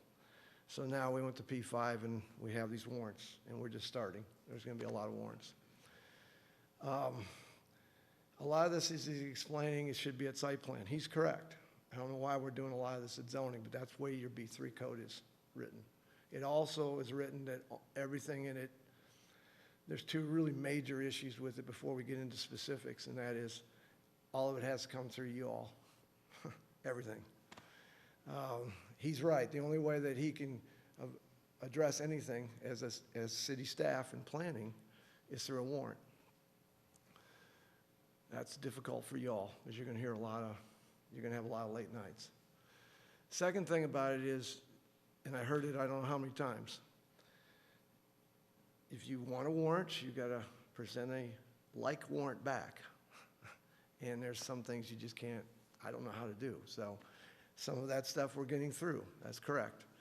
But it's going back to that base site plan. It's just, I'm going to go in and explain how that does not quite work. It doesn't even come close to working certain issues, and certain issues it does. So I'm going to start. I don't know how to do this, but we'll try it. That's the pointer, but does it move? I want to move back though. Back. Okay. That's Burleson Crossing. So what we were trying to do is a lot of our stuff, our roads, our streets, and our driveways are all planned out with the thought of building a shopping center on a freeway that is for the customer based. And I'll fully admit it's based on much more about automobiles than it is bikes and walking, because that's pretty much what we have as clientele in our current Burleson. We will add, and we tried to add certain things to that. But you can see the way we lined it up. The center road, you're saying this thing doesn't move? You can't move? You mean you want to put the Yes. The top button. Okay. Push it. All right. Yeah. This thing right, this is the same width as your 55 feet. And it was made to be a driveway, but a private driveway, like you guys were just discussing, instead of a city street. Back when we did this in 2008, it wasn't done that way. That was the basis of how we started our development. And that basis was then to extend it. I didn't know we were going to tie it into this street, but that's fine. It works. We also agreed to do some of the street stuff. Now, what you used the word cross-section. That's the first you've ever discussed that with me. So we're at zoning. We haven't done the cross-sections of everything because you usually do that in the site plan. But the cross-section is pretty much the same as what I'm showing. And we did a landscape plan. We did a utility plan. We did a drainage plan. We did a landscape plan to some degree. So these things have been mapped out and shown where they're at. So with the idea that they weren't, or you need more, that's what we're presenting. We're presenting those utility lines in those spots. The only reason they would change is if a building moved, and we'd come back and discuss that with you. An anchor wanted to turn. I had that happen to me yesterday when I was in Vegas for the ICSC convention. They made me want to move back, one of the junior anchors. So, but with that said, we'll keep going. So I'm going to go to the next page, and we'll move on. I think I will. I'm going to need my stuff here. What we're doing is the site is located in the northeast corner. We already established that. We originally had a 380 economic development agreement in place. We were looking to try to just emulate that again with some upgrades. We're still trying to do that. Everything around us, all this stuff works as far as the zoning. I don't know about the 720 block stuff. I really have still not got the concept down of what he was showing in 1,400 feet and 1,700 feet and all this stuff. But I'll get into that in a second. All right. This is just going into when we started this stuff. I'm also going to state that at the P&Z deal, there were no options and not enough information. I had a presentation package. I was ready to go through it. That was not put on to be done. It was put in the packet late in the day. There was a vote. I don't even know what the vote was. It was denied. It wasn't done. There wasn't a whole bunch of stuff, and they wanted more things to come back on. I was basically told I need to come to y'all, so that's why I'm here. Okay, I've got 28 warrants that I'm requesting in this initial deal. They're based in not just a few areas. A lot of them are, Trey's correct, a lot of them are pretty close to each other. They all mean the same thing, but they're written, there's a lot of code. You got 850 pages on this code. So I'm going to start going through it. The first one is on the block, and I'm going to go through them, Cheryl, one by one. I can't see that though. The 5.2 and the 5.2 C and D, or B and C. The block perimeter length of the 1320 and the 330.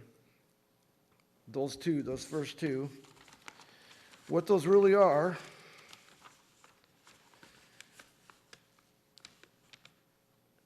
those two things add all these roads. I got to be able to go down. Let's go to this. That's what your code really states. Those are the roads you really want with the 330, all the blue. And the wider, the 55 feet with sidewalks on both sides, 16 feet total, 10 feet on one side, 6 feet on the other side. You got to have trees, you got to have benches, you got to have everything. There are several issues with this. I'm going to highlight a couple of the main ones and just probably touch on some of the little ones.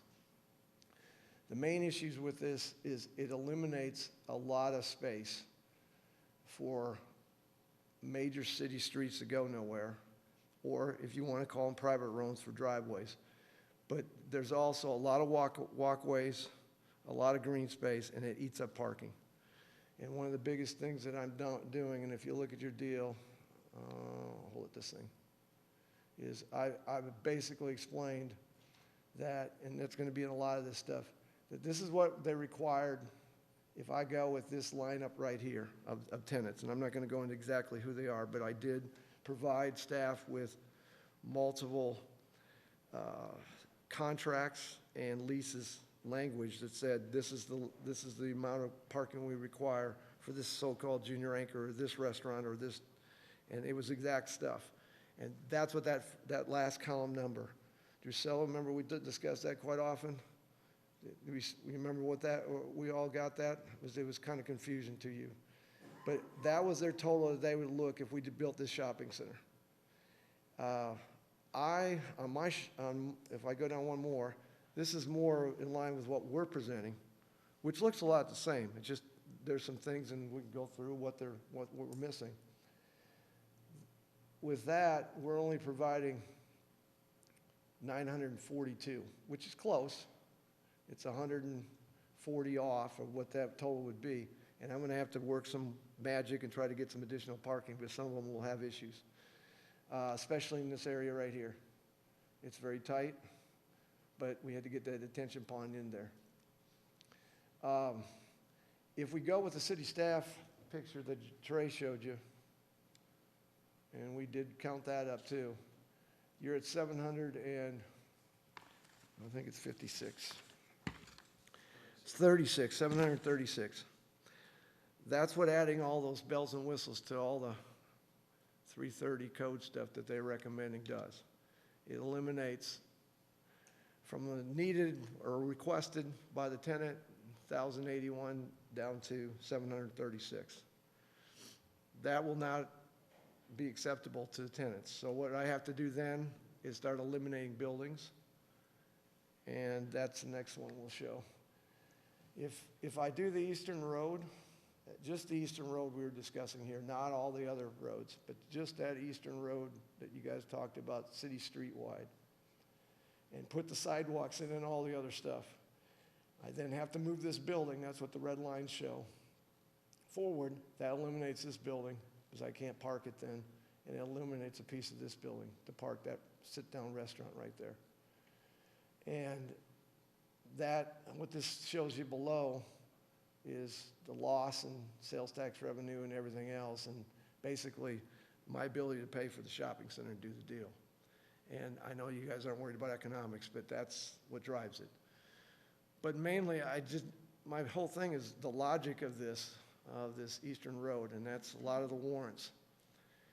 And all the roads, this makes sense. This can connect and draw people through, just like this going the other way through my shopping center currently. Blakey is more than necessary, and Trey stated it. That traffic that's coming from back there is not going to the shopping, over 35% of it's not going to the shopping center. It's trying to get it downtown, which I think you guys all want it downtown. So that's something that's very important to us. We started working that last August, but we kind of stopped and tabled it because we've been mired down with all the warrants. But we're trying to figure out how to make the intersection work better and get Blakey to work. That, I think, is going to be crucial if we build the shopping center or not for the city of Bastrop, either way. This street here, first of all, we don't have any approvals. I'm going to go back up, so I go this way. This street here, I have 3 or 4 major issues with it. What that is really intended to be is a driveway. And the driveway is for people that get off the frontage road, come in, and it's normal in a shopping center when you come in, everybody looks around. They slow down, they stop, they're going to try to decide, are we going to a restaurant over here? Or are we going to shopping over here? Are we going to go to the back? Or are we cutting through to go to the other shopping center? Which is what I'll get to with some signage that we discussed later on. Or it's for truck vehicles coming. Because one of the big issues with the B3 code is, and that'll be the next stuff I get into, is there's no loading, there's no unloading. There's nothing in the code that suggests that you're going to get deliveries in any spot. And as you know, with these large anchors and junior anchors and restaurants, they get deliveries a lot during the day. So we try to get them, and we try to keep them away from the people and the pedestrians walking through the parking lot and everything else. The other thing that I really and I have a lot of shopping centers, so I've experienced it. I don't want this to be a major cut-through street. First of all, it would have to jog somewhere because you can't have it that close to where this RE street that you pointed out, Trey, is already serving. And secondly, it makes it very dangerous. I'm gonna have to, and we want slow traffic, but I'm gonna have to make slow traffic with a lot of bumps and everything else. It doesn't work well with shopping centers. And I don't know how else to explain it. There's other ways, by doing the Blakey, fixing the frontage road, fixing Burleson in and out, connecting Wagon Wheel and everything to the other streets. There's just no reason why that'll only be a cut-through street, because why else would you want to go back and, unless you're coming into the shopping center, why else would you want to get back to that frontage road? Right now, school buses do that, and that's not safe. It's very busy on that frontage road. Also, we're going to have to get it approved. TxDOT wants it there. Right now, the spacing would have to be here in this area because this lady, the vet, has a driveway. So I'm going to have to speak with her and hopefully work it out where she can tie into that and we can share a drive. And that would make the most sense, but that still has to be done. But that's what TxDOT would like. And at the end of this, I'm going to get into the roads and what we've done so far and why we did it. But just that alone eliminates, as I showed you, a bunch of buildings. That's what it does. I know it sounds good in the B3 code, and it's pretty, and I agree with some walkability, but it's got to be excessive walkability and park benches and things like that in 100-degree heat in the middle of a shopping center is difficult to understand. So we're adding some of the stuff on the warrants. We're just saying the grid, we don't mind keeping it. The grid's here. We think that's great. I don't want to put one through the middle unless we separate buildings, but we might have to do that if we can't get this approved here. We might have to do something like that to come across. This eastern driveway may fall down and I got to move them around. That would eliminate one of the big anchors I'm working with, but you work with what you got. However, when you do it, it just eliminates a lot of things you need for a shopping center. We had 3.6 million people use that phone call, that phone deal out of Burleson Crossing last year. Where they got the technology now, it's kind of scary that they know where you call and where you're standing and where they're calling to. Well, they ran that in Burleson. It was 3.6 million, 3.4. Farmer told me the other day, 3.6. And it's 90% of them drive there. So that's basically what we're working with on a freeway. The roads come to Bastrop, you're pulling there. There's good with that. That adds traffic, but that also, when we get to the financial part, means that the city of Bastrop is pulling in a lot of funding from people outside of the city to help pay for the city of Bastrop. And I think that's important too. All right, so we're going to go, that's the 330 blocks, the first warrants, and the reasoning why we did it. And I'll get into the sidewalks and stuff a little bit later, but you can see I don't mind. I'll show this now, if I'm doing it right again. No, I'm not doing it right again. We can have walkability. These green things are all the sidewalks. They didn't quite show that on their presentation. I don't believe in following streets as much as your code does. And my reasoning on that is people don't walk that way. They walk out of the door of the store and they see it across the way. I want to put it where it goes and get it to that. These may move as we put the stores in, but I want it so they will use it, because people just don't come out of the store and then walk all the way over there just to go all the way over there. They walk to store. And so what we try to do in our thought process, and I know it's not the B3 code, but that's why I'm asking the warrants. Our thought process is to have walkability that people are actually going to walk. The other thing, and I'm glad, and I don't think the city staff's opposed to some of the other stuff, like in the code it has the trees every 30 feet. If you go to Burleson Crossing, we didn't do that on the main road, but we did it on the other roads. And that was a mistake. It was a mistake on my part. And the mistake was, when you walked out of there, because we were following the roads with everything, it blocked the view of the rest of the shopping center. And what we're trying to do is get them to walk from spot to spot. So they leave their car there and they go from, around the shopping center. Well, people don't do it that way. When they walk out, if they can't see it, they don't go there. They'll get in their car and then drive and see it and then go there. So we'll do the same amount of trees and green area that you are proposing. We just want to do it in clusters and in spots, in the same way with the sidewalks and walkability. I am really opposed to having 10-foot wide sidewalks. And the reason mainly is it's 10 feet wide, a sidewalk. That's a lane of a drive. In other words, you could drive your car down it. That's excessive, and I don't want it in the middle of my shopping center. And that's mainly my objection. There's probably other reasons. It takes a lot of land, it takes parking spaces. So that's in the warrants too. That's what we're getting when we get to sidewalks, and I'll explain that. But the thing is, I'm not opposed to a lot of the things we're discussing. We just usually discuss them in the site plan, but that's not the way your code's written. That's why I'm asking for the warrants now. I don't want to have to do this again, come back to you again and get in another fight, another war.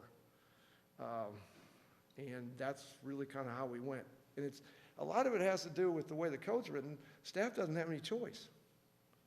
They literally gotta say no to me. They do. It is what it is. So let's move on.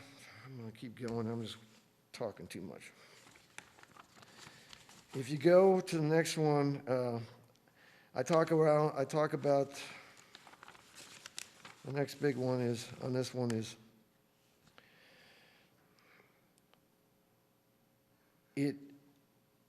some of the other things about the streets and the size and the width, besides the parking, is it changes the view of how you lay out the buildings, to the point, like I said, if I have to come down the middle of the city street instead of the east driveway, I would have to separate, and we'd probably lose an acre. But that's in one of the warrants.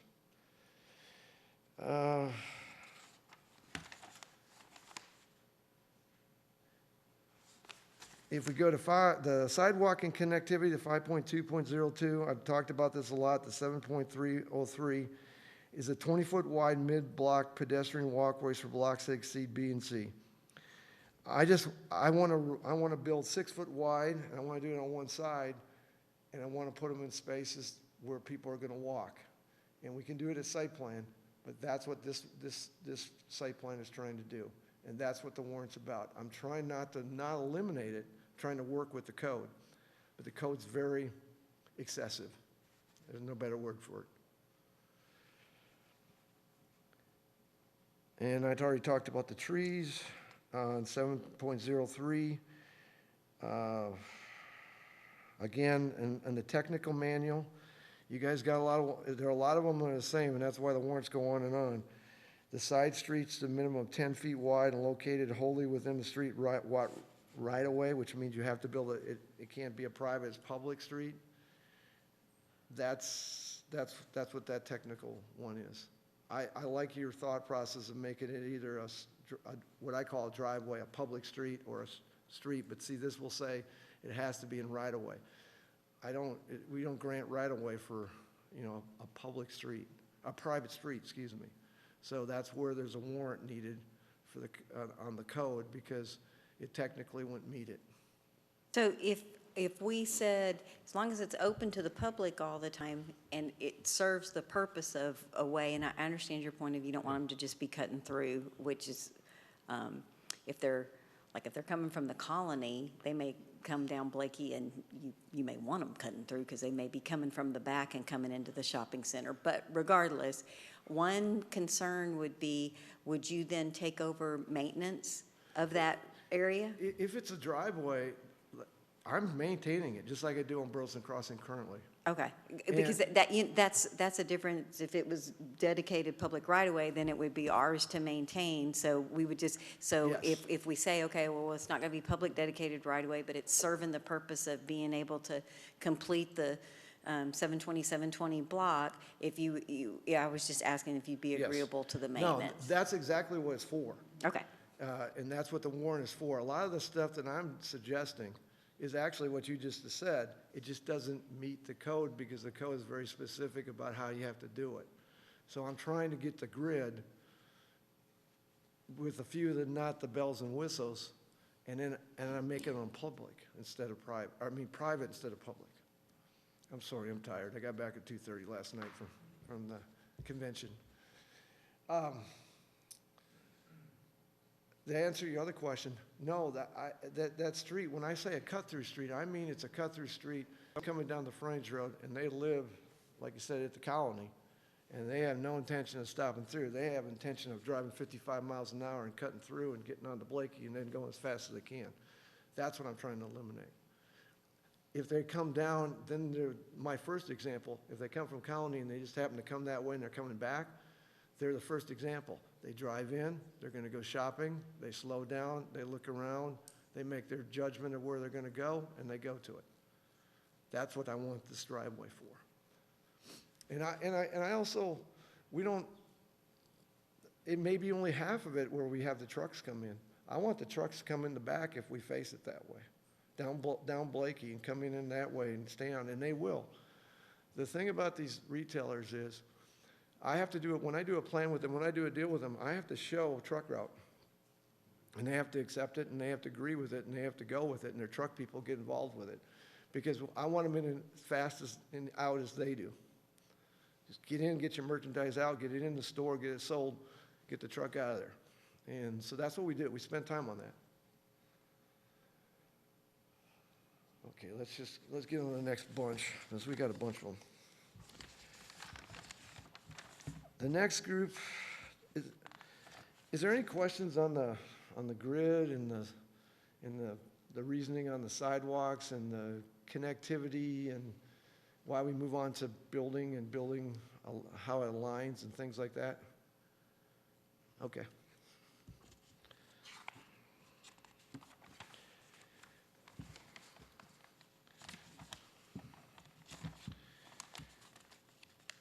If you move to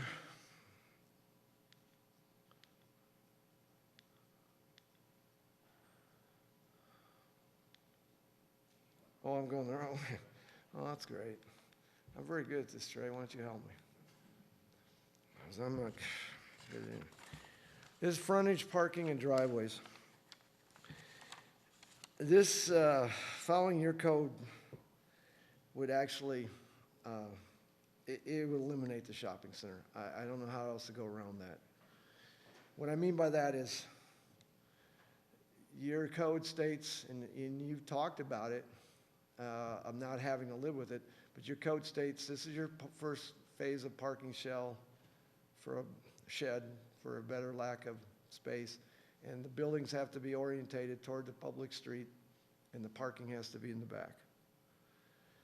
And you can find some examples around the country of how they did it somehow in there, but 99% of all shopping centers are not built that way.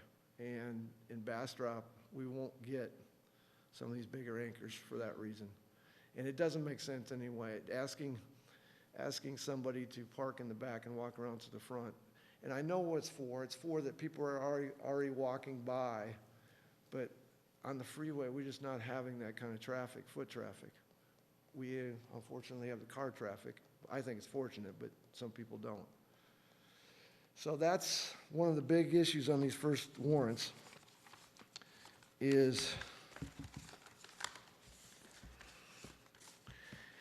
basically 6.3, 003, 005, 005, D4, 5, 6. That's basically how you align the buildings. What I'm suggesting is we align the buildings like this, where if you see here, this is the arrows that show how I face the buildings. And I'm facing them through the streets or the private driveways, but they're a long ways away, and I have parking in the front. Now, I did I am able to push these buildings up and face back, and they will have, but they'll face the back towards the parking.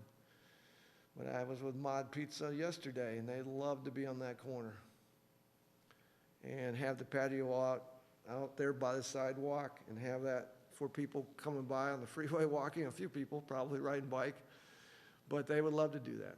So there are some tenants I'd love to match that with. But majority of them, then, they want to face the parking, and their customers are, that's what they want. I don't know how else to get at that one. So that's a major part of that, the parking and driveways and frontage and where we're facing. This is probably more important than almost everything, because I can't come close to matching your code with it. And it's hard for Trey to even try to get close with his deal. It's just a real difficult thing.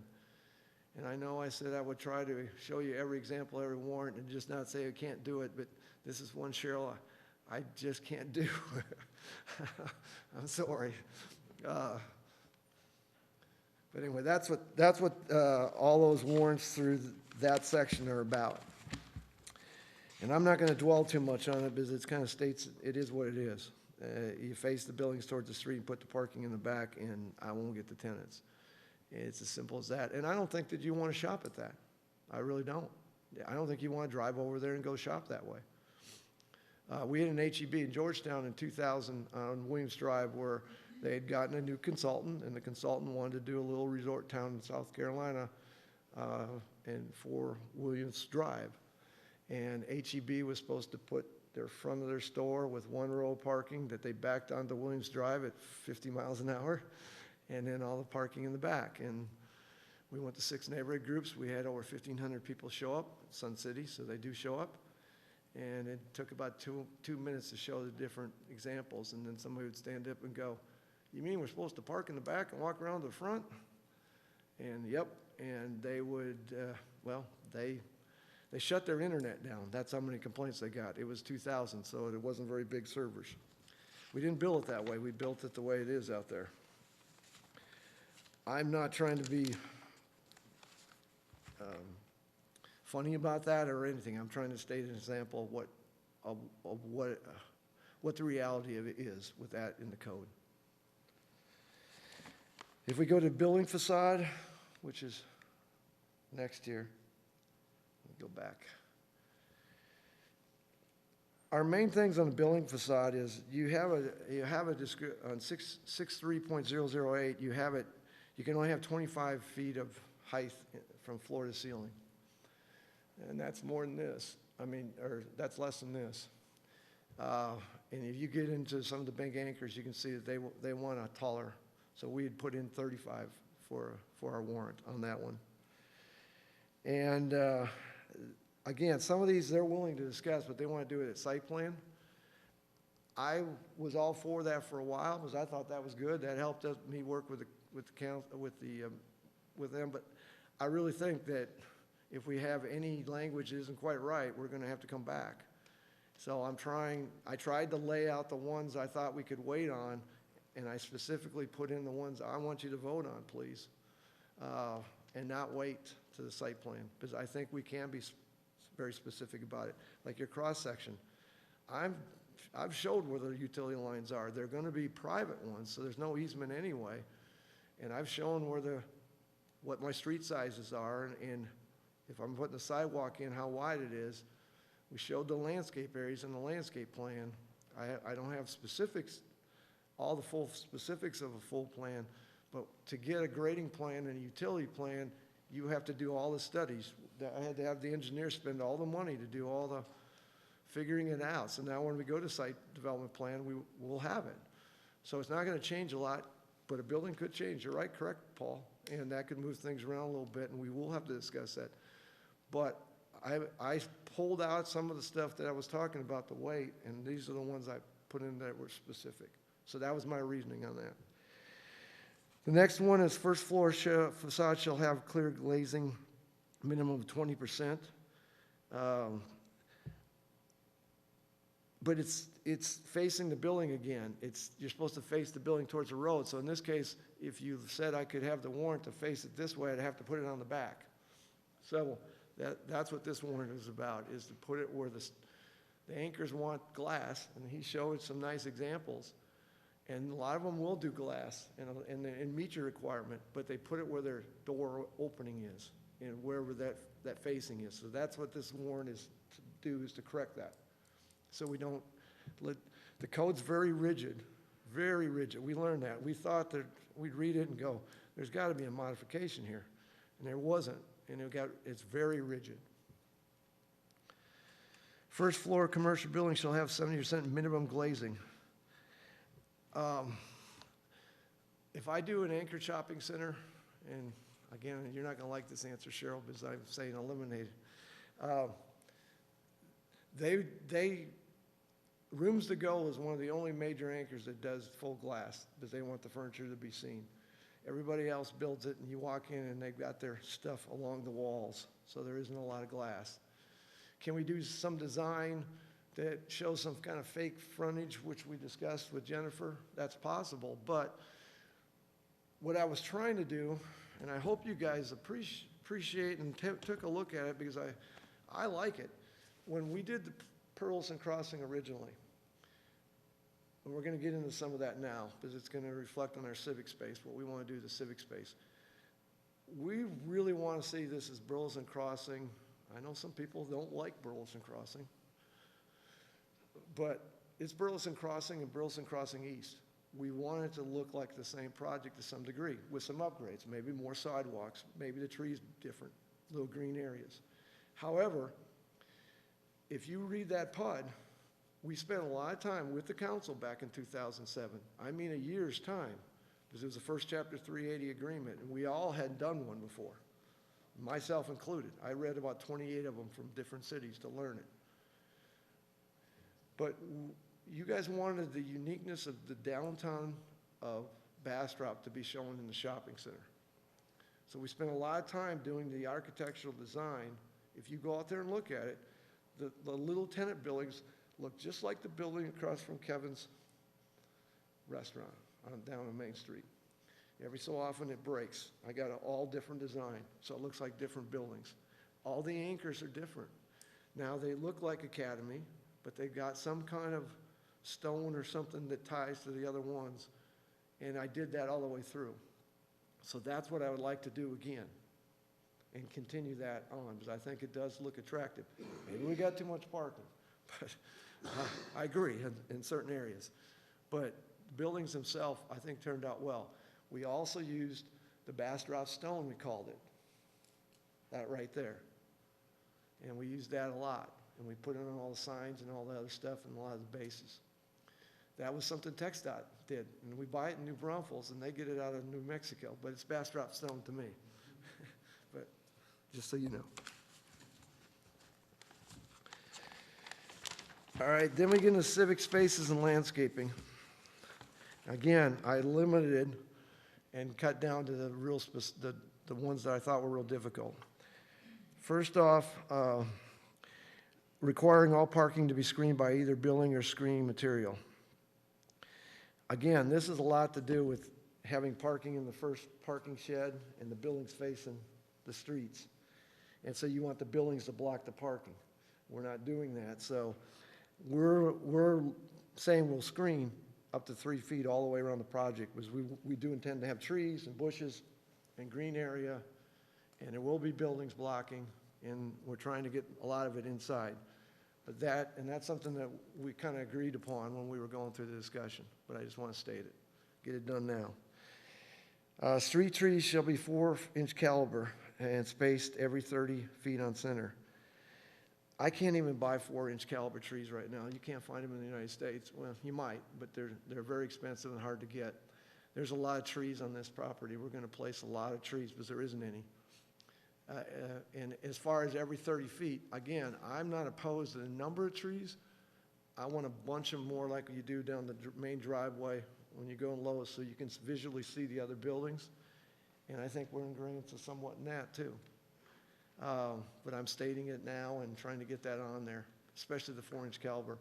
We can do 2-inch trees, we can do bigger ones, but the landscape right now, it's just difficult to get everything. But it's been a long time on 4-inch trees. A project I did in 2013, we couldn't get them. We finally got 2, and we were supposed to have 3. And like, we almost still didn't approve my project over it, but we got 2 in. Required plant material to meet very strict nursery and propagation standards. You guys got 16 pages on how to plant a tree. I don't think I can meet all that. I really don't. I have a landscape architect on this project, a landscape architect in irrigation. I want to try, that's what this is about, this warrant, is to be allowed for us to come up with the design to follow through and have you guys approve it. And there's just, if you read that, you can't meet some of the stuff, and I just don't think it's the right way to plant some of the materials. Okay, let's get to civic space. 10%, that's 1.9 acres. That's 2 acres. And I've got a solution because I got it from one of your council members. But 2 acres is about this area. Oh, no, I got the wrong one. That's 1 acre right there. Where that lot is, that's just over an acre. So 2 acres is about that area. You can't do it with park benches and little green areas in front of that. You can't meet it.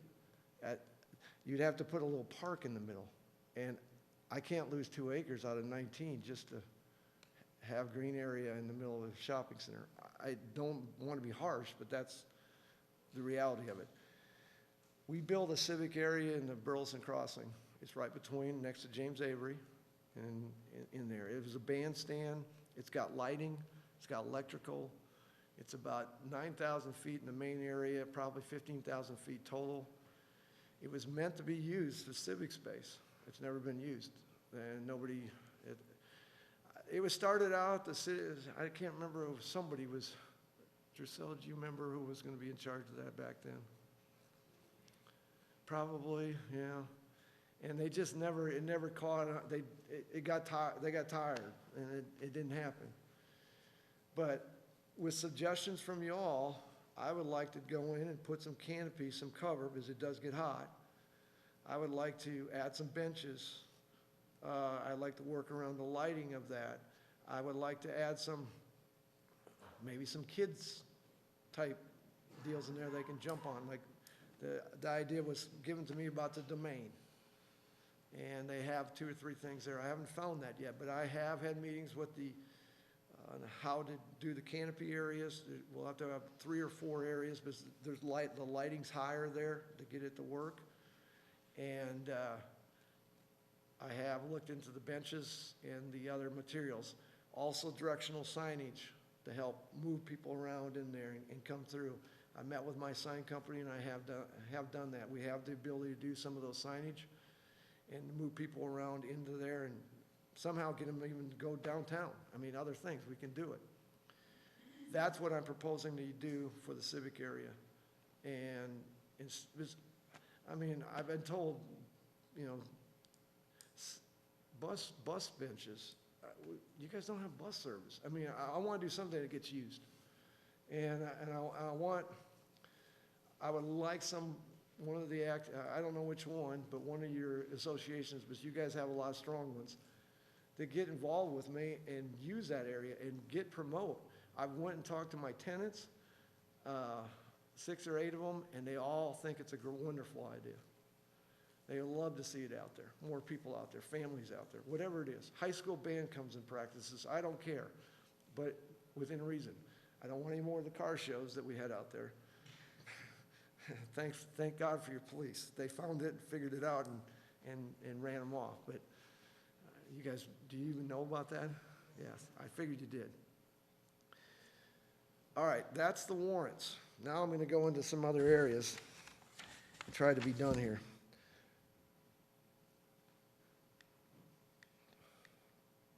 There's a landscape plan that I was talking about that we put in the initial deal. Again, this isn't very specific, but it is specific in the fact that it states that where we're putting trees, bushes, and green area, where we try to put it so I try to get it See, if you put it, the other thing about putting it along roads, it's good if you're walking, but it's not good for parking. And if you put it out in the parking lot in certain areas, then people park by the shade in there for the cars. You'll see that, and they'll walk further. And I get parking spaces used farther out. I have a lot of these facts, these common fun facts about shopping centers for you guys, but I know you're bored with that. Okay, let's get into financial stuff.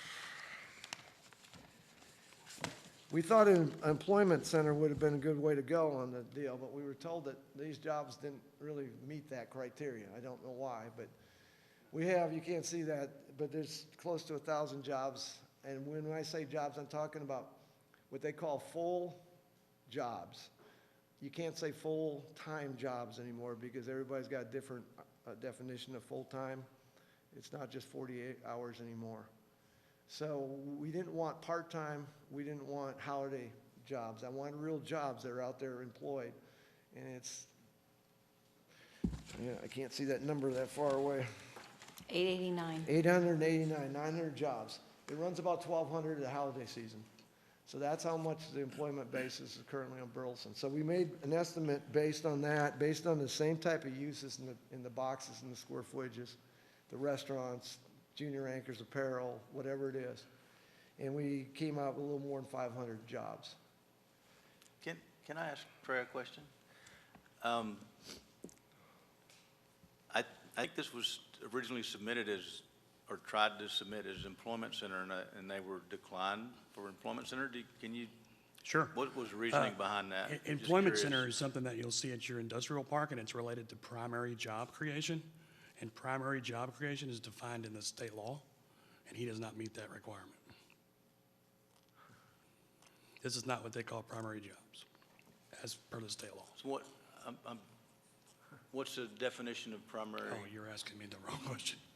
Maybe Alan can help with that, but it is defined in the statute. I think I can generally help with that. There you go. It's manufacturing, things that are made or produced at a place and sold somewhere else. Like even like general, like doctors and things like that aren't primary jobs. They're service sector. They're as a result of the people who live there instead of it's just the way it's classified. It's not that it's a good job or a bad job. It's just that it's a primary, meaning that they produce something that then goes off somewhere else.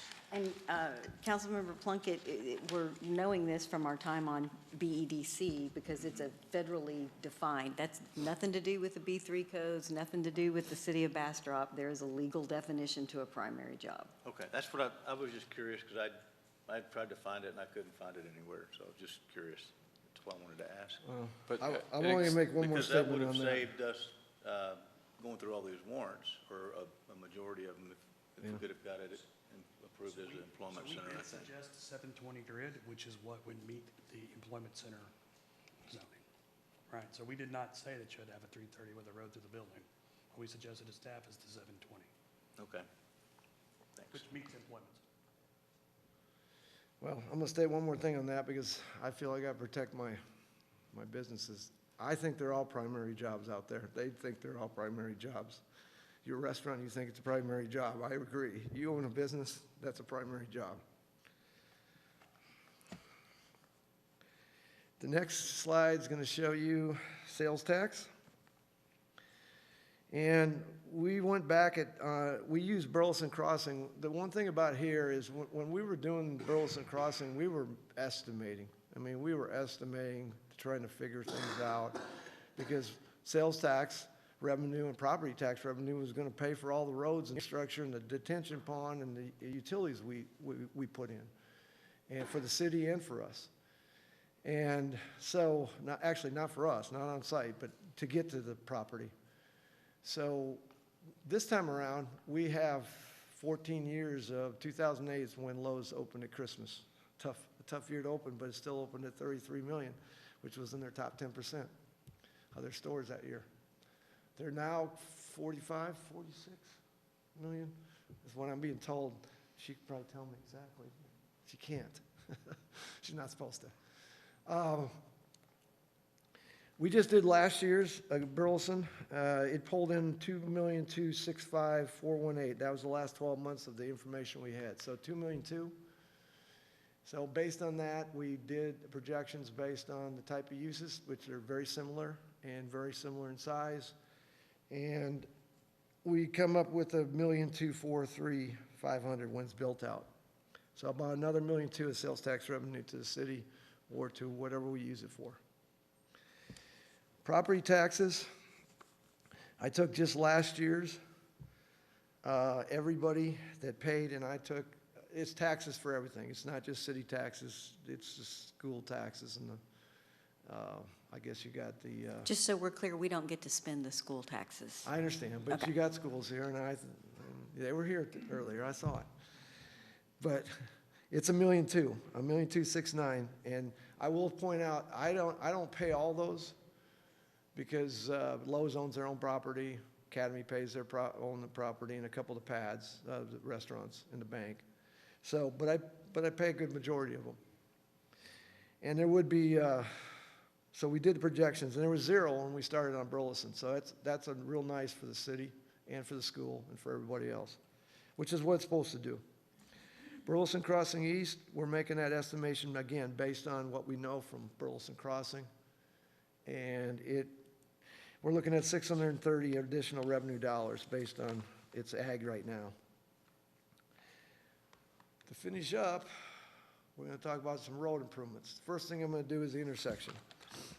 When we built this, we put the roads in, and it was a partnership. And I looked to see that again. I know he said I didn't want to do it. Well, it's not that I don't. I want to know what I can build first, and then we can agree on roads. But there's going to have to be improvements. We want to see that. When we built Edward Burleson, that portion of it, we did give the right-of-way, and we did give the right-of-way for it to be expanded. It just hasn't been. So we need to take it now and expand it. We did do a little studies, as Trey pointed out, and we probably need to do more. But we did go down to TxDOT and talk to them, and we can get in, and the main thing is getting a new left turn lane to help ease getting that traffic out so it doesn't back up so much. And then doing some improvements on this side. All those things will help the intersection move forward. Also on the frontage road, we can add, if I can get the driveway to move back to there you can see where that driveway will have to be turned into this driveway, like that. But if we can do that, we can add another lane here to get right turn lane and get them in for the folks that are going into the shopping center versus going straight. And we can move it back if we wanted to, even further, and have it going in for this driveway. I'm not sure that's necessary, but maybe a portion of it, but you confuse people if you go back too far. They drive through it instead of taking that right.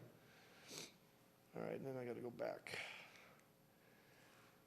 Blakey is a road that we initially we're just going to put in the back for trucks, and we decided after a long conversation and stuff, and also thinking that the world wasn't going to end in 2008 like it did, and we had 2 anchors, Target and Kohl's, that we didn't know where to fit in Academy, and we thought we were going to put them on the track next door. And so with Mayor Scott at the time and council, we decided let's go another $1 million and go all the way down to 969 with Blakey.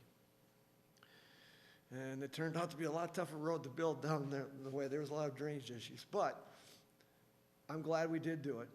1, it's being used, and it's going to be used a lot more. And 2, it would have cost a lot more to build it now. It was money well spent at the time. That $1 million would have been $5 million now, easily. That's the difference in 14 years. The one thing we didn't do right, we didn't keep going. Oh, I'm doing it wrong again. Oh. Yeah.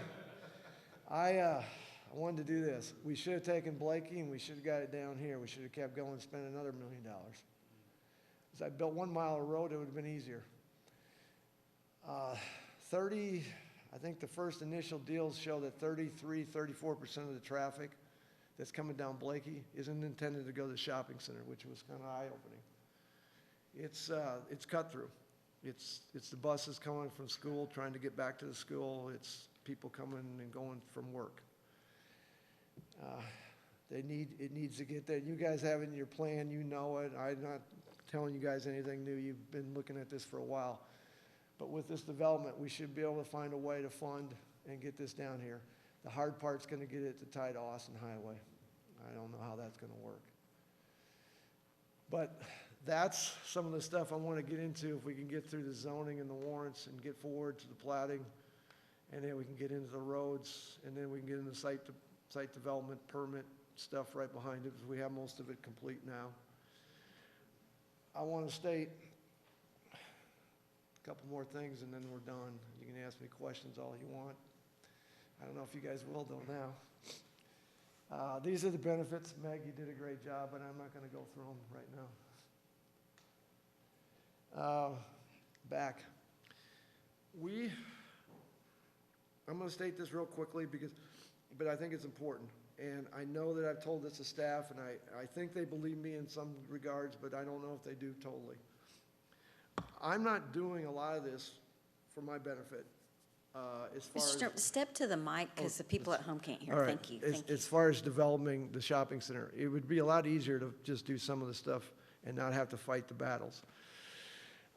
This is what the tenants want, and the tenants don't want it either. It's the customers. The customers want it. And yesterday, I was in Las Vegas for the ICSC convention, and it just really hit home to me again. But I had 12 meetings yesterday, and 5 of them were on Burleson. And I didn't meet with any of my bigger anchors, because I really need to be able to look them in the eye one time and tell them I can do this and I can do it in this time frame, or they won't come. They'll put me down on the list. But I did meet with some of the restaurants, and I did meet with some of the junior anchors. And they are definitely wanting to come to Bastrop at this point. The window is open, but they are the ones that I did the requirements on the parking and things like that, and why I did the driveways, why I'm asking for the warrants, is to meet some of their goals. And it gets that first phase in, and then we can work on the second and move those anchors around. And the first phase is wagon wheel over. But they're getting tired. All 5 of them had LOIs in over a year, and I've been working on it. And I don't say that lightly. They put in offers over a year ago, and I have not responded, because I didn't know how to respond. And now the costs have gone way up, and supply chain issues are further along, and I don't want to miss this opportunity. In 2007, Burleson Crossing, we needed a lot of time, because we had never created Chapter 380, and we were doing roads, and it took a long time. And we had some arguments, and it took longer than it probably needed to. But we closed that loan on December 17th, 2007. And we had Kohl's and Lowe's, and nobody else yet fully signed. And we went forward with it, and on January 2nd, my bank, Capital One at the time, said they weren't doing any more loans. It changed that fast, and I'm worried that's going to happen again. I really want to try to get this done if we're going to do it. If we're not, all right, if the warrants are too much or whatever, and we've spent a lot of time talking about them, we've had a lot of meetings. I've had a lot of meetings with y'all. I just need to know that also, because I don't want the window to close. I don't want to get all the way through this and get it done, and then we don't get the opportunity, because we got that close on Burleson Crossing. And there hasn't been any Lowe's or Kohl's or Targets built. Target was approved at the time. Anywhere in the state of Texas, and that they're just starting to do them again. It went 10 years, and that can happen. And that was pointed in my face again yesterday. Because one of the junior anchors I was dealing with said, Steve, we got to get this done. We're worried that 6 months from now, we may be slowing down on our number of stores. I don't say that to be frightening. I say that to be realistic. So with that said, I hope that we can come to a conclusion on this. I know I'll be back in plating and site plan for probably some more, but I'm just letting you know if we can go forward. But I'm hoping I pick the big ones and we get through this. You got any questions? I'm here. Councilmember Lee? Thank you, Mayor. I do have some questions, and then I'll make a statement to complete my thought on this whole thing. So when is the site plan typically done in this process? Are you asking? I'm asking the city staff. Oh, okay. So, site planning, so we would approve the zoning tonight, if we approved it based off the staff recommendations. That would allow them to move forward. We would then begin some public improvement plans, right? So we need to know where those public streets are going to go, where the water lines are going to be. All the public improvements are designed. After those are done, we start the site planning once the preliminary plat is ready to go. And then you will come in at site plan, you will get that approved, and you'll do a final plat and build whatever improvements are based off of the building plans and the site plans. Okay. So it's a little farther down the line. Okay. If we extend Blakey to Old Austin Highway, part of it was we wanted the cross-section where or the staff's recommendation is for utilities, right? So let me back up to use a couple of his slides here. Oh, no, I went too far. Are we talking about Blakey here? My Yeah, eyes are where it goes down to Old Austin, right there. So that wasn't the staff recommendation for tonight? No. Yeah. The staff recommendation was for the east road, the public street to the east of the property, right? Yes. Right, and that's Yes. where it was stated we needed that street for utilities, correct? Yes. Okay, so if we went with the connection to Old Austin Highway instead of the street to the east, how would that impact the utilities, or where would the utilities go in that scenario? So we'd still need the easement for the utilities. It would just be, an easement, not a public road. What I think is most important to point out here is a couple things. One, we talked about cut-through traffic. There's not cut-through traffic. We manage traffic as a city across the entire transportation network. That is the purpose of the roads at the 720 grid. So it's not cut-through traffic going down Blakey. That's people that live here and go to work and things of that nature. So we have a responsibility as a city to look at a more global traffic impact and not just how it impacts somebody cutting through the site. That is one of the recommendations. Two, we have an understanding of what you get and how a road functions.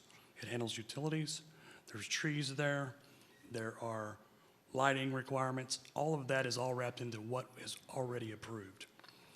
And what's key to administering that is somebody who would review the plans, or my staff would review the plans, is they need something to review against. What you've heard tonight from the applicant is, hey, we'll get to that. Hey, we want to make this better. But everything you've seen on this slide tonight is not binding. This is not a contract. He is asking you to waive certain rights that you currently have for a promise later on down the road. And I think that's a really key point that we need to focus on.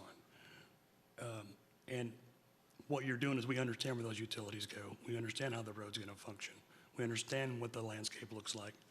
We saw a picture of where there will be grass and where there will be trees. What we don't know is if there'll be one every 60 feet, will they be 4 inch, will they be 2 inch? I can't review against something that doesn't have a standard.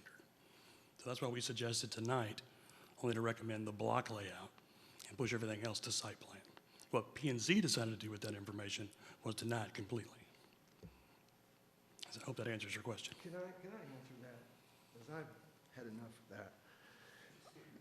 First of all, the eastern road, the driveway, there's no utilities in it. I mean, we're not looking. We might pull something down to one of the buildings, but we're not really looking at to be a major city street where you're pulling utilities somewhere. On the other side of the building, we're pulling the utilities from where they're at now, which are along Edward Burleson and the frontage road. And we may pull them down the backside on a couple of the buildings. But the tenants or the people on the other side already got utilities. And you're totally correct, Cheryl. Blakey is where you would pull your major utilities if you're trying to get them out for more people out in that area, not through the shopping center. As far as me saying the warrants, I very specifically stated what I would do in regard, the secondary regard on the warrant. If 4-inch trees is 2-inch trees, 30 feet, cluster 3 within 90 feet, 10 feet, or 100 feet. I've clearly stated in the warrants what we would do. So there's a standard going forward.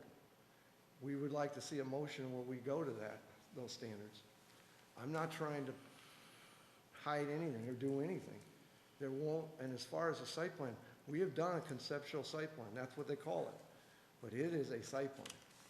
Because we had to do all the engineering, figure out the utility lines, the grading plan, landscape areas. All those things had to be submitted. And the only thing we didn't do was an elevation. They requested that too at zoning, but because we were using the shopping center across the street as our elevations.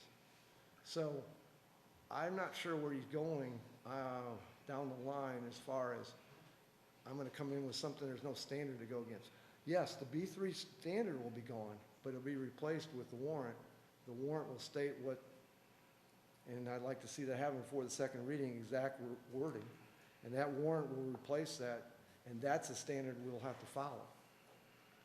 Trey, you shook your head on the conceptual site plan. Are you saying there was no conceptual? So there's what's called a concept plan. And I want to be very clear on this. What that means is there's a conceptual drainage plan that's done. And it's a very high level, can we manage the drainage on this project and have this much impervious cover? The answer is yes. Can we get utilities to the site? Are they available? Yes, they are. The exact location of those utilities hasn't been determined. That is determined at the public improvement plans, right? And it's always better to have a looped water line than stop it at a store. So as part of the requirement, again, why we have a grid requirement of the 330 is because we like our water lines to be 330, right? It's better for the system, it's more connected, helps with water quality, helps with fire flow. What we've conceded to is we think we can do that in the 720.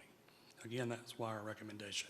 So there has been a very high level concept of yes, we can get utilities to the site. Yes, we can absolutely take care of the drainage, take care of the wastewater, because there are utilities available in the area. We all agree with that. How they're going to be constructed, we don't have that information. We showed you the size lines, the buildings, where they go to the buildings. But it's not a set of plans. Well, sure, it's not construction plans, but you have to do all the math. You have to figure it all out before you can put that on a line. Sure. So again, the recommendation is with those conditions. I think we can absolutely get there. We're not against parking in the first layer. We can meet that intent of the code and get this done. We showed you examples that are in real life. This would be our recommendation for the 720 grid and allow the 330 to function as a private road, but to allow you to do your fronting or your face, your building orientation on there in that first layer, but also move all of that to site plan. So with that, I'll take any questions about the recommendation. Councilmember Lee, you still have the floor. Thank you, Mayor. I guess from this point, I did my own, research, and we've talked a lot, or I've heard a lot about the like warrants. I tried to find what a like warrant was myself and was unable to find anything on that. I feel like my understanding was if they weren't able to meet the code, then come back with something else. And I feel like based on this presentation, which being on P&Z at the time, we did not see this full presentation. And had we seen this, maybe there would have been some type of different outcome to present to council. But I do feel like if we're just take like warrant by at face value, that they have now presented us with alternative options, which is what, if I'm understanding Trey correctly, we push those options out. That's right. To the site. We did. That's our recommendation. And Mr. Derman actually mentioned something that's really important. The 380 agreement earlier had that level of detail. So the 380 agreement that was actually executed for the original piece of Burleson Crossing, which did not include this 19 acres, had the level of detail of the landscape standards, where everything went, how it fit in. It was not a PUD, it was actually a 380 agreement with the development standards written into it, which is a little odd, but that's how it was written. Those development standards we don't have that level of detail for this 19 acres. Again, so that's what we're recommending, pushing it to site plan. And so then my last comment, I guess, would be, so to me, it seems to me the main issue at this point is to determine if we're gonna do the East Street, and public or private, to build that 330 grid. And then,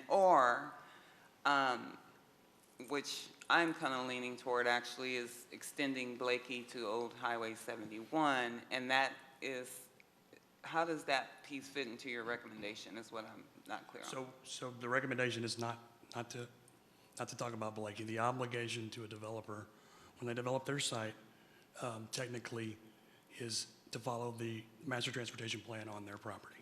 They're not required to build something off-site. And then approval tonight, not based on any commitment from the developer, would probably be a bad idea. Say that again? You don't have a written development agreement or a written agreement that would make sure that road was built. But what you would do tonight, unless you made your motion contingent upon, right, the approval of the road or the approval of some type of agreement where we figured out those standards, I don't think that would work. That's why it's not in my recommendation. Councilman, you said about the Eastern Drive. I want you to be clear what we're talking Mr. Durham, if you'll step to the mic. What we're trying to build. We're going to build a 30-foot wide drive, which is wider than the recommendations they have for the city street.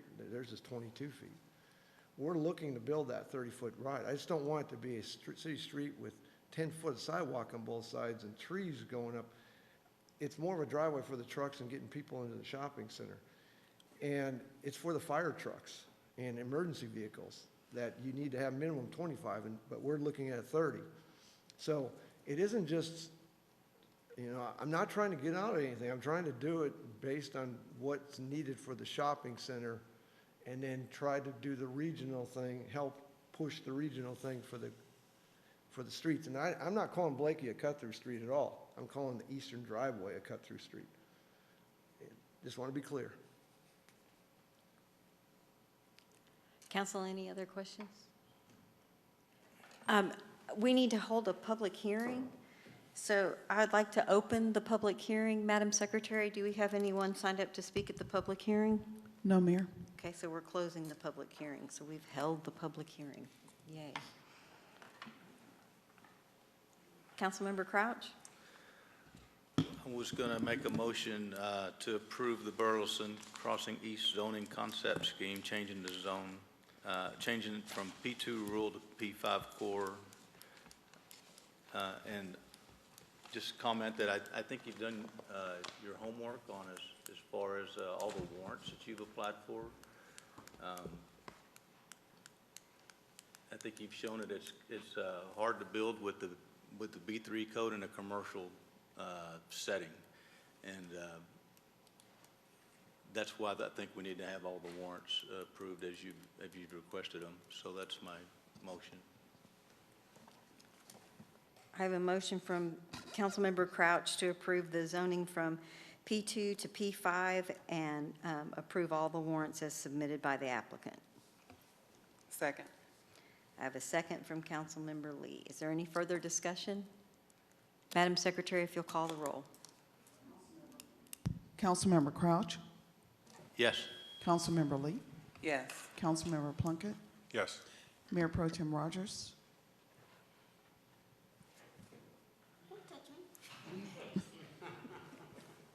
I thought you were asleep. I'm not that sure, never mind. Yes. Councilmember Kirkland? Yes. Motion passes unanimously. We are now, it is 11:31, and we are at item number 10. Move to adjourn. I have a Second. motion to adjourn from Councilmember Plunkett, a second from Mayor Pro Tem Rogers. It is 11:31, and we are adjourned.